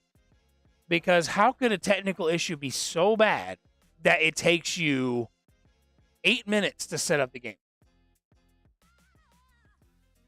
How is that on the players? Unless maybe they had an issue with rotation. That just seems wild to have 2 timeouts for that amount of time. But Starcraft? Ooh, we got some Starcraft too. All right, let's see what we got here. We'll find out who's on the bottom. So Rez is on the bottom, and Raijin is on the top since he set up the game. Let's see if Imperial Raijin has what it takes to win and try to go up and go up 3-2. He better, bro. After wasting 2 timeouts, he better win. But your prediction was that Raijin he's on the top. You said that Raijin was going to DNF. So he's a good racer, but I could see him making mistakes. Like that one. He was actually had a chance to lead the pack and decided to drop back. So maybe he is trying to get them to pit now, rejoin position 20. Oh, no. What's the matter? I think, did he make a mistake or did he just press a button? I think he might have faulted. Did he fault on his start? No, he just was doing the assist. Okay, he's fine. But he had a chance to be leading the pack right at the start of the race, and he dropped back instead. So I wonder if maybe he's trying to put pressure on Rez instead of trying to win the race, getting high. Maybe he's trying to put pressure and cause Rez to mess up. And joining me temporarily on commentary right now is one of the best, if not the best, Click member, Jekyll. I don't know what you're talking about, but it's good to be here finally watching the two teams we've coincidentally lost to. Nothing wrong with me being here at all. That's a tough one coming in. I didn't even think about that. Nothing wrong with me coming in and commentating this game, but this means you've experienced it up close and personal. Unfortunately, yes. But coming in watching F1, part of me is surprised they put Rez in. It makes sense holding Cat out, but I would expect someone like Cordy to go in, who we know has experience. I figured it would have been Cat or Cordy. I would have said Cat because I think Cordy has more coverage on the wheel-wise when you're looking at rotation. But I guess they decided, we'll just leave them both out because, you know, we saw what happened last time the Cat went in, so I'm thinking he probably was like, don't send me in. Yeah, so we got Raijin like right behind Rez, looking like he's trying to putting that spin pressure him out. He's trying to spin him out. I'm going to be completely real with you. It looks like it. I think so, too, because pass. right at the start of the race, he could have been leading the pack, and he chose not to. So I think instead he's trying to put the pressure on Rez by hopefully causing him to wreck. I think that's what he's trying to do. So what I think Raijin's game plan is race a good enough race to where he can still compete and win, but while holding Rez back, because he doesn't know if Rez is the most confident of racers, if Rez is good at this game, but he knows his skill level and he knows what the limitations he can take. We saw a couple turns back where he was able to pass Rez, and that was a really good pass. He was able to just pass, go by him with barely any collision coming up for a turn. Yeah, and I can say Raijin is doing pretty well so far in this race, and now Rez actually has somebody pass him. If that person passes Rez, that's going to put him a person behind, which could end up causing an issue with him. Now he's got to assimilate. If he does not assimilate in the line, you could end up getting taken out by those NPCs. But I will say that was a good outside angle coming in from Rez going in for a turn, just keeping cool, keeping his composure, and as I am talking about it, he's passing out, but still able to maintain control of his car, not wrecking out, and still probably like a second and a half behind Raijin right now, which is not bad at all. And what I like what Raijin's doing right now is he's also showing, which is very important, he doesn't have to beat anybody but Rez. Exactly. So he doesn't have to try to be aggressive and be in first place and pass these other racers and put himself in a bad spot. Instead, they're at a point on the track to where they have no other racers or NPCs near them. So all he's got to do is stay in front of Rez and win the race. And now so they didn't drop it down. It is still 5 laps, I guess. Yeah, it is still 5 laps. So we got going on another turn here. Got to watch it, Rez. Don't go in the pits by accident on that turn. I've seen it happen. Coming around, going to pass the finish line on the third lap. Not the finish line, but go into lap 4. Raijin still leading the race right now with Rez right behind him. He is closing the gap. Ooh, he's closing the gap. Is he going to end up trying to take him out or trying to pass him here? He is right on his bumper. See, if I'm Rez here, I'm looking to rear-end, trying to get him just a little off-kilter, looking for a passing lane. Now he's going to try to pass on the outside, but he goes wide. He's still able to get in front of him, though, and able to get in front of him, which is huge, because if he can pull away now. But see, here's the thing. From what I've seen, Raijin has been racing the better race. He's not been overly confident. He's been making the turns he needs to. He's been making the passes he needs to. So I would still think Raijin's in a better position, even though he's 1 car behind Rez. Ooh, got to be careful. He came up on him fast. You never know, too, if somebody's going to try to brake check you. That is true. that is a very true thing, but once again, Raijin's just racing a better race look than at that. Rez right Playing now. great. Using the drifting behind him, trying to swirl left and right to pass him. This is some actual racing tech here. Good showing by Raijin. He's got the pressure on him now. Going on the outside. Oh, and that NPC comes in to just disrupt things and make it complicated because of all their fighting. Now they got the rest of the racers right on their tails, so they got to be careful. Raijin looking to take that out to in lane, trying to get a pass in. Ooh, bumped by Rez right there. He almost was able to. Now the AI comes in and is bumping Rez, getting bumped and passed by the AI. This could be trouble for him, and he doesn't. He lets the AI go, making a smart move. But now the AI drops back. This is going to be tough. That AI could totally just kind of mess up with what they're doing right now, facing each other. And the fact that with the presence of the AI is also a benefit for Rez more than it is for Raijin, because Raijin has to add that extra mental load going into his turns, where it honestly looks like he's been driving time trials, not like an actual race to see how to pass people, how to deal with NPCs.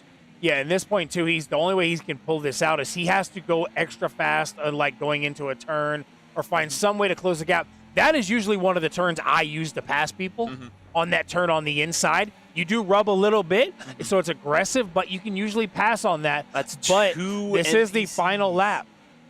That's 4 NPCs coming up on him, but it looks like Rez might have this unless something becomes catastrophically Ryzen manages to get through that's the a checkered flag. It's looking like Rez just barely pulls it out. Wow. What a finish right there by Rez, able to pass Imperial and get the finish on the race. But there could be penalties, so I think they are waiting for sure to see how the placement goes, just in case the penalty times do affect 2-1s. I don't think I saw a penalty come up. I don't think so either. Regardless, that was still an incredibly good race coming out from both players. But I like that they're checking it to clarify. I do like that. So it looks like Perez.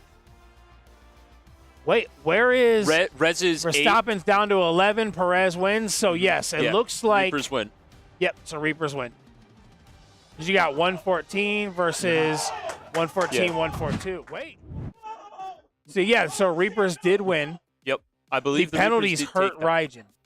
I don't think Raijin got a penalty. I think what really affected him was him worrying about the NPC instead of his own race. Being capable of understanding what you are able to do and make your stuff go is really important in a racing game such as F1. Yep. I mean, if y'all didn't know, this is my son right here, Jekyll. You know, I cut off the hair to make it look like I'm not. He didn't want to look like me, and so he was like, you know what? I'm just gonna clip it off, and so that way I can be unique. He didn't want to be like his dear old dad. You know, he's like, I want to be my own man, and I don't want to sit behind my father lockdown shadow. See, that's why I'm still a player and you're not. But that's right, because I'm the dad. I'm old. I'm retired. You're old. You know? You're retired. You're bad at games. I'm gonna let you have your turn to shine, son. I'm here, but now we're going into StarCraft, a 4v4 game with infinite resources. So Cordy knows how to play this, but I know he hates that he has to play it. And then he's going to go against LA Strix Magna Mad Genius. This is actually an advantage Reapers here because not having TK is going to hurt them a little bit in StarCraft. So although Magna and Mad are going to help because Mad Genius actually put a lot of work in StarCraft. And when he played that last match against y'all, you saw the effort and you saw how much better he got in StarCraft. So he looks good. I actually think it's going to be more Paladins favored. Because so the reason being, TK is a phenomenal player. He understands StarCraft as well, but you're going to be able to have Strixon being capable of leading the charge. You have LA who knows what he's doing. He's probably going to go for some sort of either cannon or carrier rush. And TK is probably a coach. And TK is probably a coach, right? And then Matt's been putting in that work, so he knows what he's doing. And then Sam also understands the game, whereas I don't know how much Midnight has been playing this game. I don't think he's been playing it much. Not having Rez is going to hurt the Reapers as well because Rez is one of their StarCraft players. Yeah. So this could be a advantage Paladins, but both sides will have a reset after this. So we'll see what the wheel spin comes. It looks like they are about to get into the game here. They are going accurate with time. Yeah. So once we get that clarified, we'll be able to get this wheel spin now and get some gameplay from StarCraft 2. Yeah. And I know for a fact that Cutters is not a huge fan of this game. Checkmate. Play it. Checkmate showdown. All right, we're going Let's for Checkmate. But here we go. We're going for. Looks like Strix is just building a wall. Probably going to look to set up some cannons, possibly, just as a first outer line of defense. Maybe go for a early aggressive cannon rush on someone if he finds them. But he's doing the pylons. Yeah, probably going. Yeah, I think what maybe he's thinking is because the way this is now with the unlimited material settings that we do in UEL, it does make it to where people can attack very fast. So I think maybe his mindset right now is let me put up my defenses first before attack because the other team might rush me with a cannon rush very quickly. Yeah, so what I can see from Strix going out, he's getting a lot of the gateways, which are what gets you your early minions, and I believe he's more than likely going to go for a army of stalkers. So, Cat making moves quick. Yeah. See, it's going to be a good game because I know Cat understands what he's doing. Strix understands what he's doing. They understand the game. it really all just depends on the support pieces, in my opinion, which is why I think the Paladins have a slight advantage going in, because we just don't know how much Midnight's been playing. Yeah, I think they have more players that play the game, but you could also argue that LA and Midnight might actually be on the same scale when it comes to gameplay. The only reason I would give LA the advantage is because he's played season before. He played StarCraft last season where he actually had to farm resources, so he has that understanding of the game outside of infinite resources. So here's what I think is interesting. It looks like we have 3 Reapers players up top, and then the last one's at the bottom. Unless they rush to the other side. Oh, no, I think what happened is one of their players already rushed to the other side. Yeah, so what I believe is, I believe it's the top half Reapers on the map with the bottom left corner, as you can look. I believe Reapers are the top half and the Paladins are the bottom half, because I know Strix was building on the bottom left side. So that's what I believe it is. They might have sent a scout of some sorts going in to find someone. They might have someone be doing a cannon rush, but we'll just wait and see. Because unfortunately, I did not get a quick chance to look at what everybody was. Yeah, so they did rush down there and build, so they're attacking. So they did have somebody on the Reaper side push all the way down, or it could have been somebody from the Paladin side push all the way up. Here we go, LA. Looks like he's starting to warp in his Stargates. Yep, he is getting cannon rushed. That is a big thing. That is a lot of yellow. That is a lot of yellow. Yeah, so whoever that is on their map has already covered almost the entire map. And that most likely is probably Mad Genius. It looks like there are multiple yellows on the team. I am uncertain of who is where. Oh, they could have, okay, so 3 of them chose the same color. That's actually an interesting tech idea, just choosing the same color if you can. I thought you couldn't do that. I thought you had to have different. I don't think you can, which is why I'm surprised seeing so much yellow just walking through the whole map, because it looks like the 3 bases there are just yellow. So I think that is Strix that covered the map. And yeah, if that's Strix, that would make sense, because he, like I said, he has the fundamental knowledge of the game. He's incredibly strong in this game, and he's just able to understand and go through what he needs to do. Maybe LA has the game set up. Okay, now you see the colors differently. Yep, So I think LA's has a different setting to where all of his teammates are showing up the same. That may so it's probably just a little setting change. That may be. But here we go. Strix looking with the Stalkers and the Zealots. Oh, I got Terrans on me. Unfortunate that he might have accidentally blocked himself in. But, and he can't quite see where he is. It looks like Midnight's already going down. Strix has been effective and possibly already got Midnight down and out. His base is destroyed. I'm coming with y'all.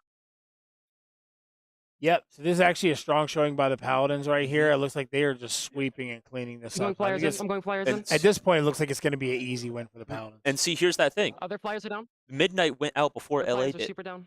Meaning LA, that fundamental knowledge that LA has from the seasons really did come into play here.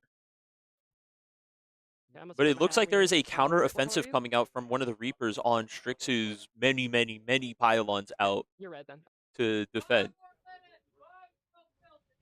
Yeah. QWERTY's getting attacked right now, so it looks like QWERTY Strix is the one that's getting going rushed. in on QWERTY. Like, Strix is just being methodical. It looks like we got some of Sam's pieces going in, too, with Mad. They are coordinating their strikes going in, which is incredible. Like, this team has been together. I know 3 of them were on a team. 2 of them were on a team all last season, myself included. And then you have Sam coming in late. So they have that chemistry going in. And it's really cool seeing Mad, the work and effort he has put in. And it's showing out. Being able to go to toe-to-toe with the Reapers. Arguably one of the better StarCraft teams in this league. Yeah, not the best, but they are pretty good StarCraft teams. So in a world where it is a strong showing by the Paladins. To work. Now you see the Paladins is definitely kind of solidifying, hey, adding Mad Genius into the lineup, now we have a real stout StarCraft and team. It looks like and they were able to beat Click as well in StarCraft. So it's like, it shows that they're probably one of those top 4 like StarCraft teams, top 4, top 5. Probably. And it looks like QWERTY's also go down. So that is 2 of the Reapers down. Now they just have to find Cat, and it looks like they have to also find Cutters. Correct me if I'm wrong, but I don't remember seeing if it officially said that LA was out of the game. that LA's base had been destroyed. Meaning I he's saw still in. Midnight, but I didn't see LA. I've seen Midnight and I've seen Cordy, who's playing on Rez's account, I believe. Yeah. And I just have not seen LA saying he's down. So it's looking like it's a 4v2 going into the last few minutes of the building phases. Yeah, I'm cooked. Yeah, Strix just building an army of stalkers and zealots, just going through, wiping out. I believe this would be Cutters going in. Getting taken out right now.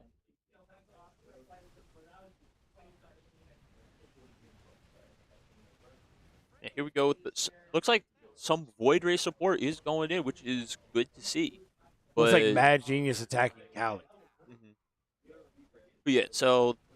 Or rather, whoever's on Cali's account, it was probably Cat. It would either be Cat or Cutters. And yep, Sam and Mad just going in with Stalkers. And it looks like to be an effective strategy so far that the Stalkers are just able to get enough of them with the unlimited resources and pump it out just enough to basically win at an early point in this game. Yeah. Quick showing here. There's probably about 3-4 minutes left in the game time, but I think they're going to finish it before the game time. Then we're going to go into the next game. We did get that wheel spin. It's Checkmate Showdown, so that's going to be exciting. 7 versus 7. That should be an entertaining matchup between these teams. Both sides have some good fighters, so I think it'll be basically come down to whoever has probably the most or just the better knowledge. So I wouldn't say it's going to be necessarily coming out with knowledge in Checkmate Showdown, but it's execution for that game. I think execution is more key than knowledge because you can have all the knowledge in the world. Rick, Rock, and Cali are out, so it looks like there is only 2 bases left or 2 buildings left that they got to kill. But this is already a Paladins win. Yeah, it looks like the Paladins just making quick work of the Reapers in StarCraft 2. And in classic Paladins fashion, we have another tie. That's what they do, man.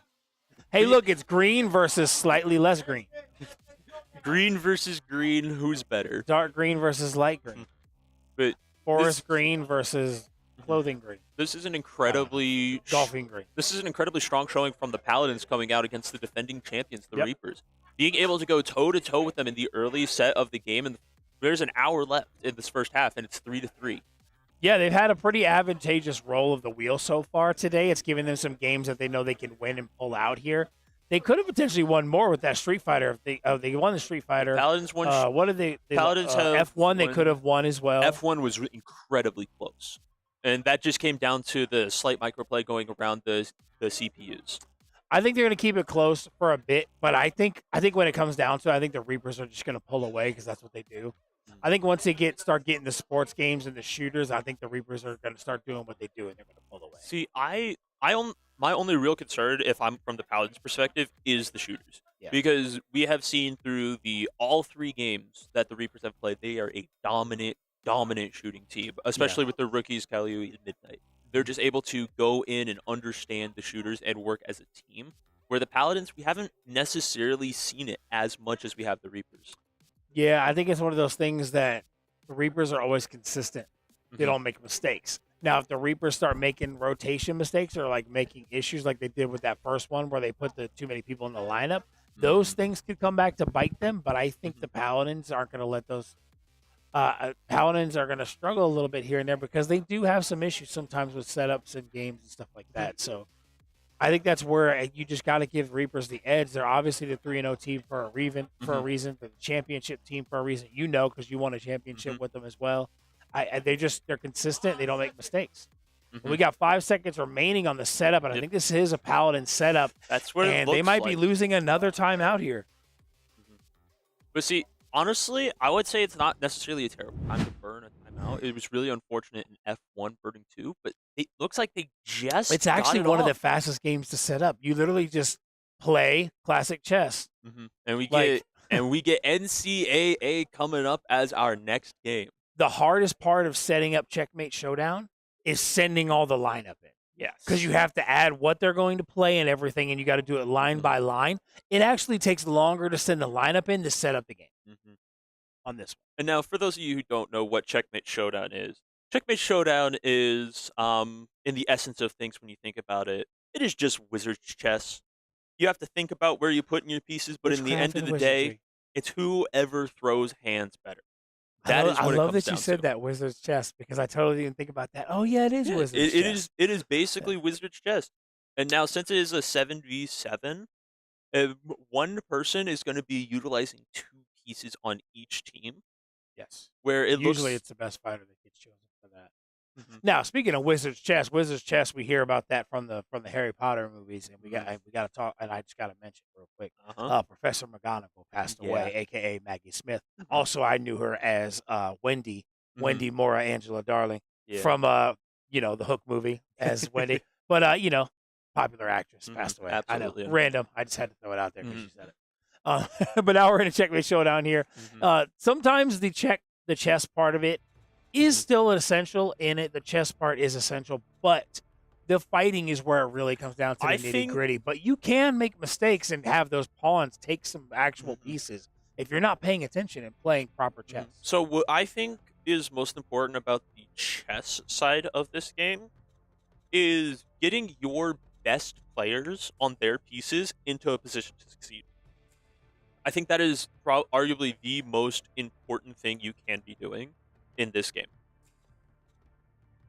You also want to make sure, too, that you can take advantage of those assists to be able to have your other pieces nearby your piece for the fight so you can get proper assists.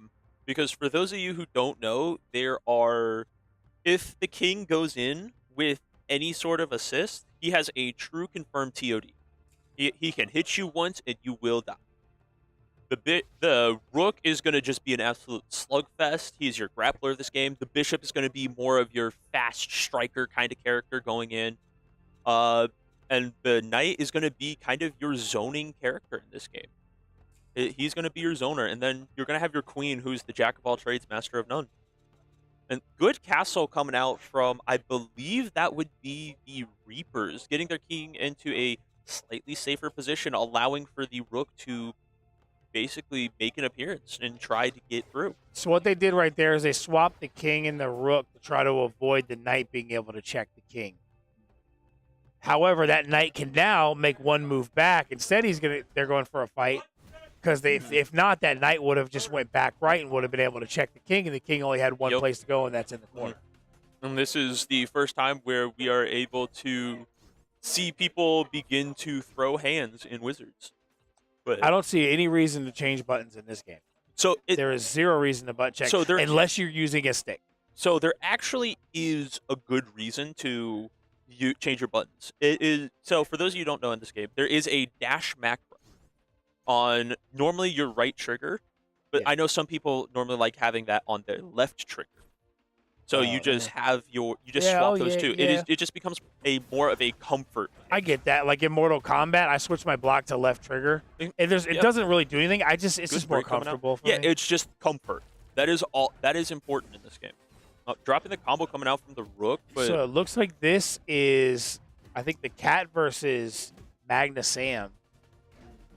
I don't. So Reapers are purple. So the rook is the cat. And Magna Sand is the knight. It looks like this actually might be Strix coming in on the knight, because I know he has put in work on this character. It's hard to tell. We can't see quite, but good jump over the SPD ultimate of the knight. Let's see. Strix doesn't say left and right knight though. Good assist call coming out. Good back dash going in. Yeah, like I said, this is just a classic zoning matchup on the rook, but the rook just hurts, and that is down and out coming in. And it does look like Strix was on the knight. So that is one of Strix's pieces going down, but still doing a fantastic job of at least getting him down 2 health states. Interesting choice. So the double up they decided was putting Strix on 2 knights. That's an interesting call. I actually don't think it's as interesting because the knight is the weirdest of all of them, because his specials, when you use them, they don't activate unless you press it a second time. Well, so I guess you can basically just keep throwing specials out from full screen as in that zoning aspect. But then once you get up and close, he has a lot of close links to continue his combo strings. I guess you could also argue too that on the chess side of things, that the knight is the one character that can attack the fastest. of the other pieces in the back because you can jump over the other pieces. Yeah, you can attack. So you can jump over the pieces. That is true, but I personally do believe that the best piece in this game, aside from the king, is going to be the bishop. the bishop's pretty good. I believe the bishop. But the is problem the best piece. is, the bishops each cover one color of the chessboard. Mhm. So if you take out the one that your king is on or something, like you can kind of neutralize them a little bit in the later game once pieces are gone by taking out the bishops and taking them off the board. But see, once we get into the later game, that is really when the chess aspect of this game comes out. Yeah. That is truly when this is the best portion to do something. We've seen people lose the chess side of it, even though they're better at the fighter side. We've seen people lose the fighter side when better than chess. We've seen both versions of it. You got to have a good balance of both to win this game. Yep, and it looks like we got Cutters going in against TLG. Good pressure by Cutters right here. Now we Good got break coming out from Cutters. That's very punishable. Do I see optimal combos here? I do not. TLG, I am unimpressed. So for those of you who don't know, I have taken a great liking to this game and really enjoy all of the pieces except the knight. But it looks like we're just going out, swinging with dive kicks, not really using the forward advancing moves that the bishop has, which is incredibly strong. Not having a bar beater to combo off the grab does hurt. And one thing that I noticed coming out from both of them is... You got the ultimate right there, and then he gets to finish with a KO. But once again, TLG did his job. He got him down 2 health states. But one thing that I wish to see more people do on Bishop is I want to see them basically just be them, because the Bishop has an install which increases the damage of his specials. And there are certain combo routes where if you do that, it gives you an extra 50 to 100 damage. I'm not going to give you the route because you have to figure it out, you casuals, but it is just something that you can just do. Paladins trying to decide what move they're going to make here. Which they did open up their back a little bit to expose the king, so if that rook or queen starts to move, they are going to be able to come after the king. And now you see that rook is going to take out the pawn, putting himself in a position in one move to attack the king, unless the king just initiates the fight, which could happen, but more than likely, I would say they're going to pull that rook over to try to block that and force a rook matchup. I would say they pull the rook over one space. I think they pull the rook over one space.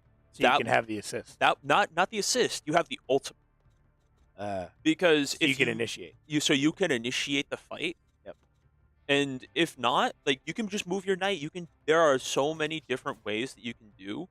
But it looks like the rook might take the pawn that is in front of the king. That would be a smart move instead of initiating the fight with the knight, because the knight can't initiate the fight and attack from that position. Knight cannot initiate so the fight. instead, you take that pawn, now opening it up to directly attack the king. Now he's going to move the king, obviously, and he does have the bishop on the left and then on the right, so he should be able to make sure he has an assist available.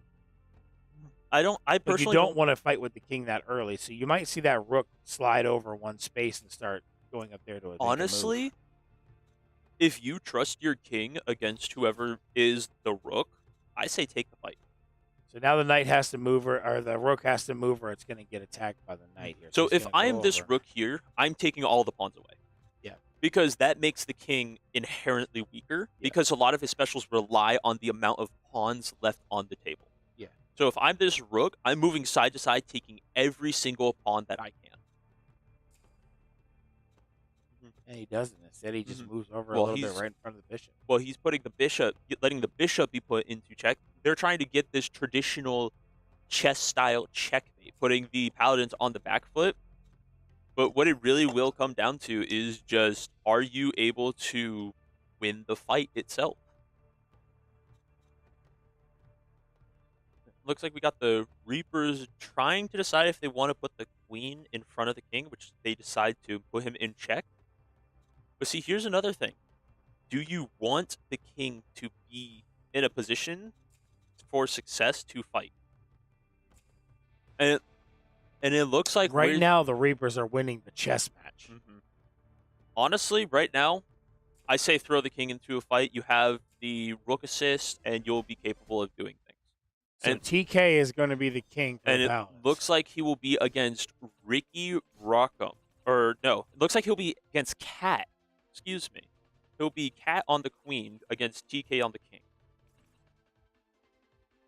And looks like we got them changing their buttons. I don't know who did it, but someone did. Yeah. Good patience coming out from Cat, waiting for a whiff punish. I'm not seeing any breakers coming out from TK, which kind of hurts my soul. Yeah. I'm not going to lie.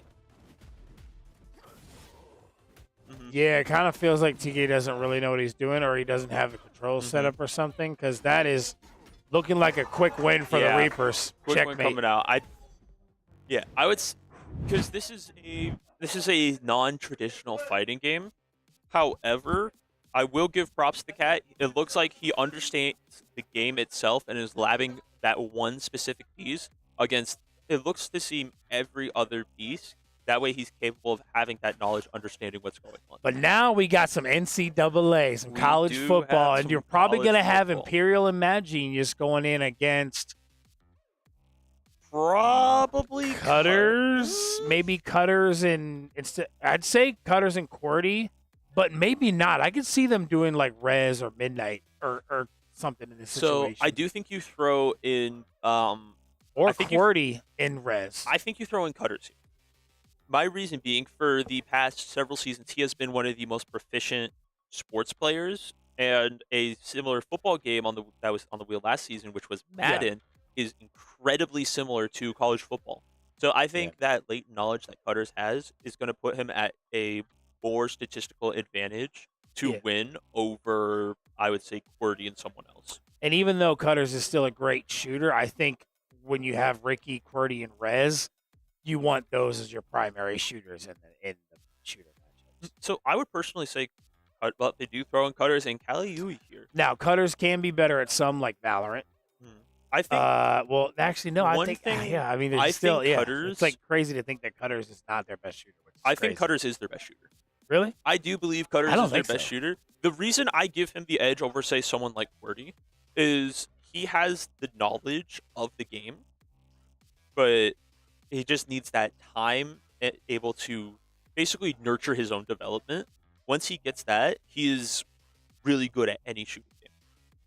And then with QWERTY, he's a young kid. He picks games up fast. He plays Fortnite. He doesn't drive yet. I don't know if that's true or not, but just going through, and just he has a higher starting point as a shooter than Cutters does. QWERTY said that he's an end gamer. He's just gonna make all that money and have somebody chauffeur him around. He don't need to drive. That way he can keep the edge in Fortnite, is what I'm assuming. Oh yeah, of course. Of course. But you see those great Fortnite players don't always win. Look what happened with the Cyclones.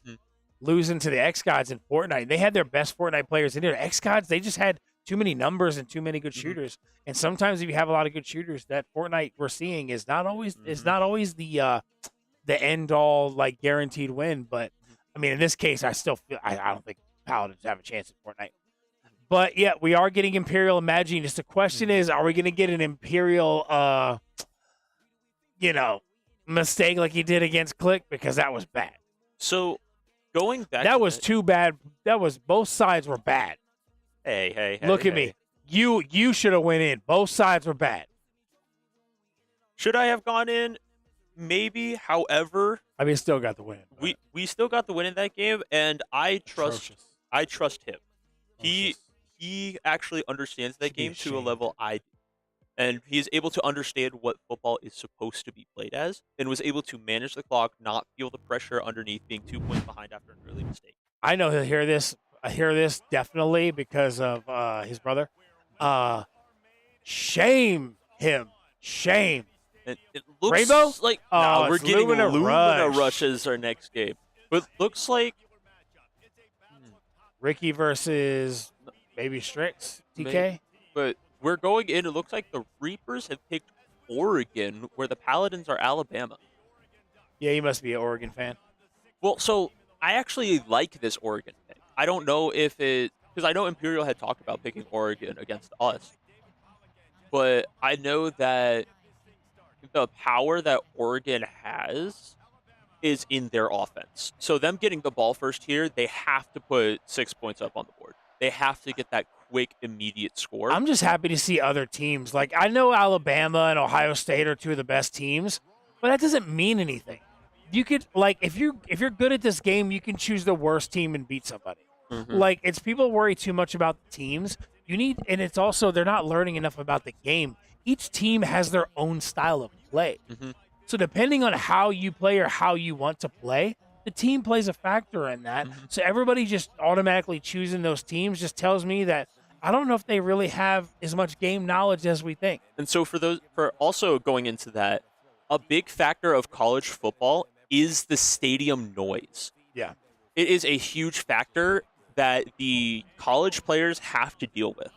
It's an effect in Madden as well, but it's not as much. But if you really think about it, these are anywhere from 18 to 25-year-olds playing at a high level of football. I like to see somebody play like Boise or whatever, so you can get the blue field. Of course, blue AstroTurf. Good look, run coming wide out. open to wide the. Open, like, I don't. He won't make it. Look at that DB. That was you a see good the speed run on that coming DB. out. That was a good run, good play call coming out from Cutters on Oregon. Just being capable of understanding the route and what he's able to do. The Cutters and Cali. Cutters a QB and then Imperial's a QB. I don't know if this actually is Cutters. Because I know Cutters has traditionally played Alabama, and I know Imperial Raijin was talking about possibly playing Oregon in NCAA because that is who he plays. Really? I believe so, but in the end, we will see who it is. Once we see the touchdown, we'll see the reactions. Not even just the touchdown. Whoever scores or whoever makes a big play. Good pass coming out across the middle, getting them into a 3rd. I'll tell you what, if that is Imperial on Oregon, the first thing I'm going to say is looking much better, my friend, because last week that was So if Imperial is on Oregon, they have a really high-flying offense that likes to spread the numbers. They want to get the people on the right and consistently able to do something. Make space, make yardage. Whereas Alabama is trying to be a little bit more tricky. They're trying to just consistently go across, make and confuse the defense. I think we might have gotten a clarification here. I think Paladins are Oregon. We'll know for sure when we get the first score. But we will see. If that is the case, that's a great showing by them. I'm guessing Mad Genius is actually playing the wide receiver, but Mad Genius will actually run the routes. They got a Oregon hit with a false You saw Imperial. start. Yeah, that is them because you saw Imperial directing Mad what to do, and they ran out of time. But that's why you see like having two players. I think Mad Genius is actually going to run the routes and play the routes. So that is both a benefit and a curse to this game. Yes. And being able to have two people who know football or know enough to play this game, competing opinions matters. Being able to bend to what you can do while stating your opinion, thinking what is 3 better. seconds, they're going to make the same mistake. 2, 1, He's going to pop it right at the end. Everybody out. He throws it out. Almost throws a pick. Almost. That was a risky play. He rushed that throw. See, honestly, I don't necessarily think he rushed it. I think that was a good decision on the throw. Yeah, this is where it importance. Are you able to hit your field goal? Oh, no. Is he going to be able to return it? No, he didn't get go back in time. You missed the field goal. Dude, come on. I understand it's a 49-yard field goal, but you got to hit it, or at least make it close. That is all. Me, as someone who plays football, just make it close. I don't care if you make it. I know you got the leg. I understand the nerves might get to you. Just make it close. Now here we go with the Alabama Crimson Tide offense going and starting off with a dive. Crimson Tide. Ooh, good gut bust up the gut for 9 yards. He almost broke free on that. And it looks like Cutters is hurrying up the offense. Crimson Tide. And notice how, because of the stadium effect, it's the home stadium, they are quieter for their offense, where they're able to hear audibles and good bust up the gut going in. That was a weird run. He had the wide open lane and actually went to the right and cut back and just that was weird. He could have gotten the extra 5 yards Mm-hmm. at least if he would have just ran straight. But see, this leads the weakness of Oregon. They don't have the superior defense. They have a good defense, don't get me wrong, but their strength, if memory serves, is going to be in their safeties and their linebackers over their line and corners. Here's what I'm seeing right now. Good outside I run, don't think tackling fighterz is going to balance. take risk and make throws. I think he's going to do a lot of running. I don't think he to has where to. if he doesn't score, Imperial can capitalize on it. I don't think he has to, and that's the mindset fighterz plays with. He does not have to score. You have to make him mess up. And now, I will say, it honestly looks like an incorrect setup with Excel clock off. Unless because it's the 2-minute quarters, and the 2-minute quarters have an effect on it, but it does look like Excel clock might be off. Well, that would come down to clarification if it's officially in the rules, but it is. It's also if they don't call it. Exactly, if they don't call it, that is the within the important 2 thing. minutes. Yeah, so it's like it is what it is. Good Look, he's going to buster run the going in. ball, and he's going to get. Oh, he gets out, but yeah, he's get put back. He's going to just run the ball like that, and now he's got a 2nd and 12 because he gets is the still ball at moving down half. the field. But if they start picking that up and they start covering the outside edges with the zones, they're going to be able to stop that. That's why I think he's running this cover 6 where he's got somebody on the outside. So I would not run cover 6 here. I would. Me neither. So I would do man and just have like the drop safety. I would run an outside blitz. My reason being, I don't want to pinch blitz unless I have like a good read on them going through. I would want to just run a blitz in general, 2 blitzing in on the middle, pinching it up, and then 2 on the outside. Holding on the offense. Yep. Accept it, put it back on the 34. Second 11. Second 11. With 40 seconds left in the half. Yeah, so like I was saying, I would run probably a zone blitz. I would not necessarily run a man blitz. I'd run a zone blitz covering across the field and getting the sidelines and the ladders. Yeah, as long as you do the adjustment for the option, like you're probably okay. Good tackle coming out from whoever the linebacker was. Good tackle. But now Justin Hayes. Justice Hayes. Justice Hayes. But now here's the thing. Is he going to call a timeout? Or is he going to try and score here? That is what the issue. That's the thing. Because Alabama does get the ball at half. Oh, he's got somebody Good he's rip out. running. He's running it scrambling out. Yep. out. He did to see. That's why I say you got to watch for, They especially when you're gave playing it to college him. football. Almost every team runs some form of option.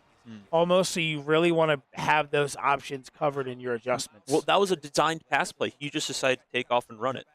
And he runs up the bust middle. Up the He's gut gonna again. make some moves. Good juke coming out. And he's There gonna is a make it. flag. There's a flag. There is a flag. There might. That is be one thing I like about this versus Madden. Is you Illegal get block more in the back. realistic flags. Madden, you never get flags. Yeah, illegal block in the back, nullifying the Reaper's touchdown there. So now Raijin just has to hold on for 9 seconds. If Raijin can hold on for 9 seconds, then he's good. But see, here's the thing. If fighterz is smart, he would just kick a field goal right here. So, but the thing is, the run has been working up the gut. Play action, 7, going in. You have 6, wide. That's 5, a and now he's gonna throw a. He caught it! that. Wow! I thought that was a pick. That for was just sure. slow reaction time coming in on whoever wanted to use it at safety. Yeah, kind of caught him off guard. He hasn't thrown once, and then he just throws a quick pass over the middle. Good awareness coming out from fighterz, being able to find the opening to get a play action pass and throw it in for a touchdown. See, I stopped playing Madden so long ago, but with this recent college football coming out, I got to be honest, man. I lately have been like, I kind of want to get into the. Hey, I haven't played a Madden game since 2015. Y'all still losing to me. I'm just saying. Hey, I mean, I used to play it get it every year, play every year online. I just too much rage and too much issues with it. I was like, man, I got to stop. So I stopped playing it like 2019 and was like, I'm not playing it anymore. And it looks like they're just gonna chuck it up. Oh no, they're gonna run it. But see, that's the issue. If he was able to get around it, he had it. But that's where Alabama. Guess who gets the ball at halftime? Alabama. So see, this is where if I'm Imperial, I'm making a lot more risk. I'm taking more risks. You got to blitz. I don't even necessarily think it's a blitz that he needs. Granted, that's what I would do. Yeah. I would start off strong and say, "Hey, cool. I'm bringing 8. I'm bringing 6. I'm bringing 7. I am blitzing you to hell and back just to make you feel pressure." And the gut. So I would run Saw Blitz 1. Exactly, same, because you're going to have the outside tackles or defensive ends pushing in on that outside. You can also do a line adjustment to have them cover the option where they'll actually swing out a little bit when they go in. So here's what I would do. I would call this play, and then I would set the ends on a contain. That's another flag coming out from Alabama. Mm-hmm. Is that a holding again? Ooh, Oh, no, it's no, a that's defense. On the defense. No, it is on Alabama. Block in the back. Block in the back. They got to stop it. But that's what I was saying. I would run Saw Blitz, set your ends on a contain. Yeah. I would not necessarily send them in on a pinch Yeah, blitz. keep the quarterback contained into the middle of the pockets where he can't run It's out. not just the quarterback. It's the running back as well. Even though it says QB contain, Yeah. it is the running back as well. And then I would pinch the 3 linemen in. That's what I meant. I just didn't know the name of it. I couldn't remember. I haven't played in a while. So it's like, Yep. oh, we had a blitz right there, but gets a wide open guy right there throwing a pass over the middle on the left side. See, that's why that's the zone blitz. It has its effective and it has its situations. However, you need to trust your strong suit. You need to trust your safeties. You need to trust your corners and linebackers. That is what you need to trust right now. If you're not able to trust them, then you're going to lose. Because, see, they're able to make a play on the run, holding him to no gain, but you just need to keep pushing forward. He's also choosing his defensive plays way too fast. I honestly don't think it's a bad thing. Personally, I don't think it's a bad thing because I also see Raijin shifting his defense mid-play. Yeah, as long as he's making the changes, yeah, because then you're not giving him a chance to know what you're doing. Mm-hmm. But he sees that he can just keep running the ball and get these chunks. But now, I think that's fourth down. Alabama. I think that's fourth. No, It's third and six. because of the penalty. 3rd and 6, and then they got a first down and another set of downs. See, personally, I don't like the 3-4 odd coverage. Okay. Personally, the 3-4 coverage is more of a passing coverage, but when you are getting beat on the ground, shift to a 4-3 and maybe even a 5-2 if your defense runs it. Oh, he caught it. Wow. See, that was not even a bad play call. It was just a late execution coming in from the Paladins quarterback. And now it's fourth quarter. Raijin has to make a stop here and has to score a touchdown in 2 minutes. And fighterz is just running that slow, methodical offense. See, 2 minutes remaining. Got a 7-0 lead right now for Alabama and the Reapers, and they have the ball. See, here I'm being stupid. I'm running that 8-man blitz. At this point, you got to do something. You got to do aggressive and try to make a move, or they're just going to keep pushing down the field, running that clock, and there you go. Yep. Another first down, duck and weave. Breaks. Yeah. Now you're basically over unless you do something aggressive to try to get the ball back. What I want to see from Raijin, I don't think he's played a bad game today. Or even, I don't think he's played a terrible game today. He just didn't score on that first drive. He looks more confident in himself on Oregon. But I just want him to take more risks. When they watch it back, because I know they will, take more risks. Playing safe is, I will admit, it is good. But being able to take that risk, take that in, being able to say, I'm putting my foot down, you have to beat me now. Raijin is letting himself be beat by basically just being a wall that will bend. Yeah, and that should solidify it here. Yeah, he's just juking for fun. He doesn't care if he scores. He knows he's got the game in the bag. At this point, I don't know if you want to burn another timeout because it's probably over. Unless fighterz makes a mistake, but at this point, fighterz has played very smart. If Imperial was able to score that on that first drive and stay confident like he was right out the gate and play aggressive like that, he would have been fine. But it seems like defensively he's struggled a lot. And that's why I'm saying containing fighterz. That's why I'm saying just take more risks. That is important in football. You have to have a calculated risk go in. Ooh. But yeah, the game is over now because he only has one timeout and he can take a knee 3 times. Well, 2 times, but the third one will matter. He's not going to take a knee. He's gonna, not. Oh, no, he is. I thought he was going to run it. No, he's not taking a knee. He's running H-back dive. He's going to try to just score the points. But he's just letting the play clock go down. And see, this is like, once again, where if accelerated clock is on, this game would end a lot faster. Yep. So, Paladins, I believe you set this game up. please, please, please make sure Excel clock is on. Because this is twice. It's like watching paint dry. Yeah, but this is twice. And he's not gonna score. Yep. And they've forced him in. But see, here's the thing. This is twice that the Paladins have lost NCAA due to Excel clock being off.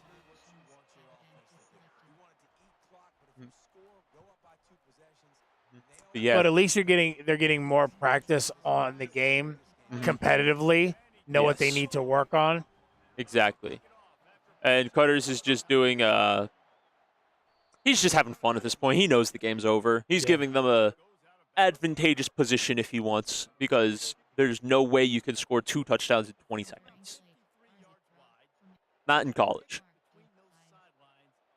Yeah, so you're just going in, you're probably just going to chuck it up. I would say you either chuck it up or you let this game be over. Yeah. Motion coming across from Mad, looking like it. Oh, it's a fumble. Touchdown. Is he going to score to end it all? Yep, he's going to score. Oh, my gosh. Just end this game. So hard to watch. See, normally this is where the refs would call it if it was the championship game, but I'm just saying they chose not to. Yeah. Yeah. But yeah, great showing coming out from both teams, I'll say. They're just... fighterz was simple to his game plan, and the way that you beat that simple game plan is you have to take the risk. You either let him score fast, or you stop him. Squib it. Oh, my gosh. Yeah. He doesn't care. If he got that, I would have been so mad. Yeah, if I'm Raijin, I'm just running the ball. Yeah, I wouldn't even do that. I'd knee it down and then just end it and go to the next game. And looks like he's going to throw a pass, though. See, here's also another He strategy. probably wants to score just to, Well, so here's also another thing that they could be doing. What they could be doing is getting it closer to that halftime break, trying to squeeze the amount of time into less games played at half. And there he goes, running. Good breakthrough, though. See what I'm saying? Offensively, he's good. He just unfortunately got stuck on defense the whole game. Yeah. But that's where it goes through. Take the risk. Wow, 2 seconds. He actually has time to run another play. That's what I'm saying. He should have been aggressive. That aggressive run he had at first. But he just needs to work on the defense. Try to get that ball back. So that is Oregon's weakness. And that's the risk you take playing this team. Yeah.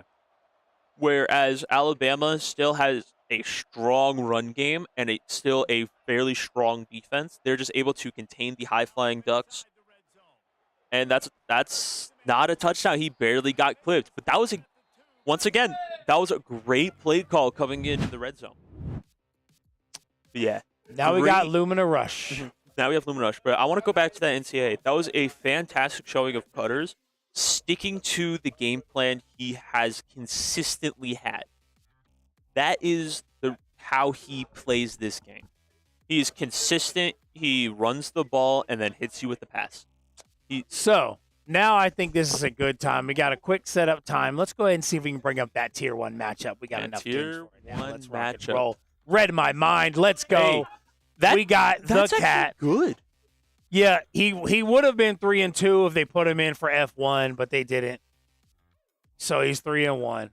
So good job, good showing. 3-1 for their Tier 1. LA's had a little bit of a rough start, but it's also because he hasn't really gotten a lot of his games yet. So, but LA in on 2-2 is being in and having 2 of your team's 3 wins as your Tier 1 player is exactly what you want to see. That is 100% what you want to be able to see and have. And then Cat doing his save due diligence, being 3-1, 3 of their 5 wins he's been in for. LA was in for the finals loss and for the finals Checkmate showdown loss. Exactly. And then we're just sitting here, just going through and just. And now it looks like we are getting some Lumina Rush. Let's rock and roll. Absolutely, but this is why they're Tier 1. They are efficient in what they can do. Wheel spin. Look at Magnus, so focused. He's got a mean face. Is it Tekken? It's Tekken. Why did we pick World? We have Tekken 8. So each side gets to go back and forth choosing the level. but why would we pick World 1? Just trying to go for the fastest times, maybe not as good as some of the other team. But we do see that Rez and TK both have not finished yet, and the other 4 have finished. Everybody's finished but TK. So if TK does not finish, he could get a DNF and be in trouble. One thing I will always say to people who are watching, just finish first and then increase your time. Finish Ricky coming first, in with then work on your Ricky time. and Rez coming in with close to 9 seconds on World 1-1. Okay, TK still has not finished. See, I'm That is curious not to good. see and understand how TK has yet to finish. It has been... He has finished There now, it is. okay. There's the finish. 17 seconds, but... But it does look like all 3 of the Reapers are in first, second, and third Reapers place. won So the first Reapers map. won the first set. Yep. A 6-second difference coming in. Now, here's the question. I believe the Reapers pick the first map. So do the Paladins pick a map they know they can win? Or do they pick a map where they have one person finish and try and just take it out? And I believe that they might pick 318, which is one of the hardest worlds. But looks like they're going with 3-4. Honestly, I like this map. Is that one of the new ones that just came out like a week ago? No. What the maps that came out a week ago were 310 through 320. Okay. Or 311, 320, excuse me. But this is actually a really good map coming in. But it just doesn't look like that the Paladins are confident in what they're doing. I've never seen this much focus on Magnus' face before. He has been so he's like making like mean face, and then when he dies, he like laughs, but like he's looked so focused. But this is actually a very short level. I like this. Oh yeah, no, you can get a real fast time and just kind of move on. But it looks like again the Reapers are just holding that really fast time lead right now. And like it's not even the fact that it's a fast time; it's all of them are there. Yeah. Whereas we're still having some struggle coming out from the Paladins. Oh, Magna was able to pass Ricky on time. Able to take third, but 10 seconds left. TK still hasn't finished. Or This new whoever's on game TK's mode that count. Lumina Rush got set up for us here at UEL is basically like the UEL game mode, right? So I mean, it's this very cool game mode that we have here with the 3v3 game mode. It looks set like up for TK us. did end up finishing to not give them a 2-minute, basically a 2-minute penalty. But yeah, like this is just the clear cut. Looks like a Reaper's win. What actually hurts this here, though, is TK having such a high number. Because when it comes down to score at the end, even if they could come back, it's going to be hard because that time is going to be so much higher for the Paladins than it is for the Reapers. Yeah. And looks like we're going into 115. A lot of the early maps, which I'm personally not a fan of because the early maps are fairly simple. I like the World 2 maps. If you're trying to catch people, the World 2 maps are where it's at. Because the World 2 maps are what's introducing you the core mechanics of this game. And yeah, here it is, 115 going through.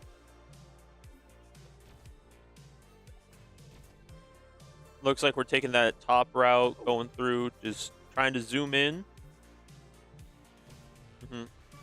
Good run coming out from Rez in a 10-second run. Wow, that is fast. But yeah, but it's not platinum level, so it's not as fast as you can get. And now it's looking like it looks like one of the Reapers, Midnight, is the only person to not finish yet. Yeah, here we are going in, looking like Sam is finally finding his rhythm, taking first place. But it might just be too little too late going in for a Lumina Rush. Alright, now here we are. I'm hitting here, getting joined by the man, the myth, the legend, Mr. Munch, Eric Garto. How we feeling, boys? Hey, this is a pretty good game so far. I'm liking what I'm seeing. Yeah. Besides this Lumina right now, I was just watching that first map, and honestly, I would have dusted all of them. I don't know about that one, Chief. But right now, yeah, what does it look like? It looks like the Reapers are gonna win Lumina rush because they've had the best average of all 3 maps. Okay, I like that. And it's I saw that Magna was on the first when it came to that level too. He was beating them by what it looked like maybe a .60 score. Yep. Looks like we're going to 310.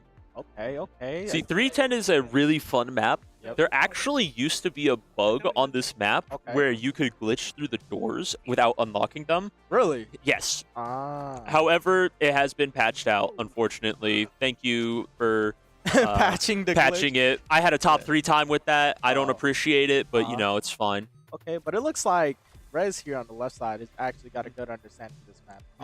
So is Sam, but once again, those are the first 2 finishes. Yep, that is first 2 finishes. I believe Rez got a plat time, but Magna was just a little short. But you know, you get 60 seconds in order to do the race. Yep. So within those 60 seconds, you're really, depending how familiar you are with the game, you could really adapt to the level and get a way better score.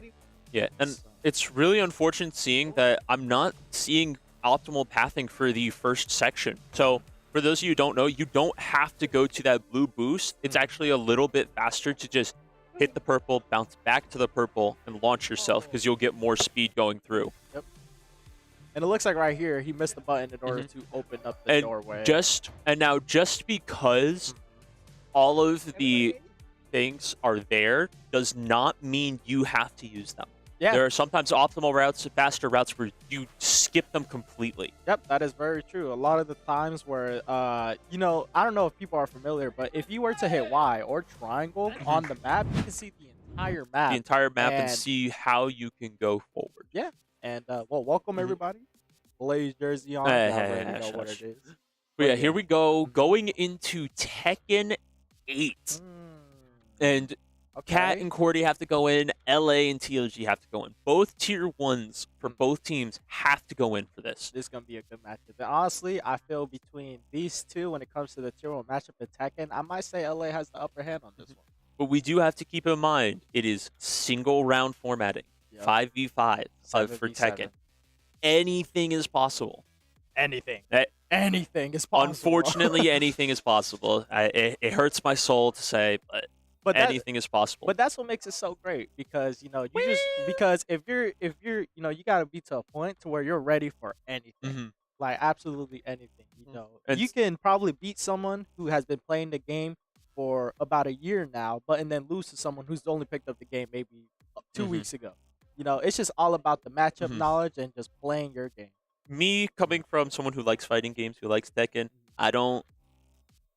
It hurts. It does. But coming in from what the league is, it gives everyone a chance, which is a good thing. Because I know a lot of times last season where we were going in through fighting games where it would be one person's in, it's forfeit. We can't beat them. Yeah. But now with this lineup, it just makes it a lot easier and a lot more capable of anyone can win.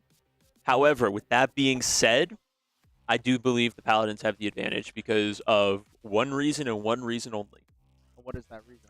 TK, the baddest of moons. The baddest of moons. But I don't know. I want to say. I'm not going to count. I'm not going to count the Reapers out because even so, if it's TK versus all of them, that's hard.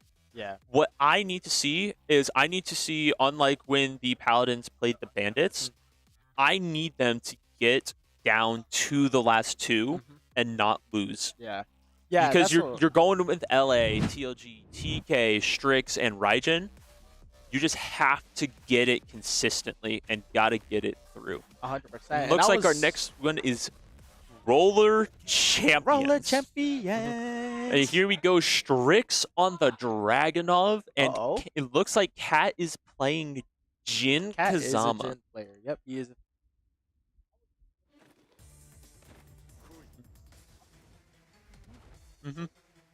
Yeah, Reaper's on the full send going in through because that's the Reaper's way. Instant hop kick coming out and just starting with like jabs. Good down forward 1 coming out.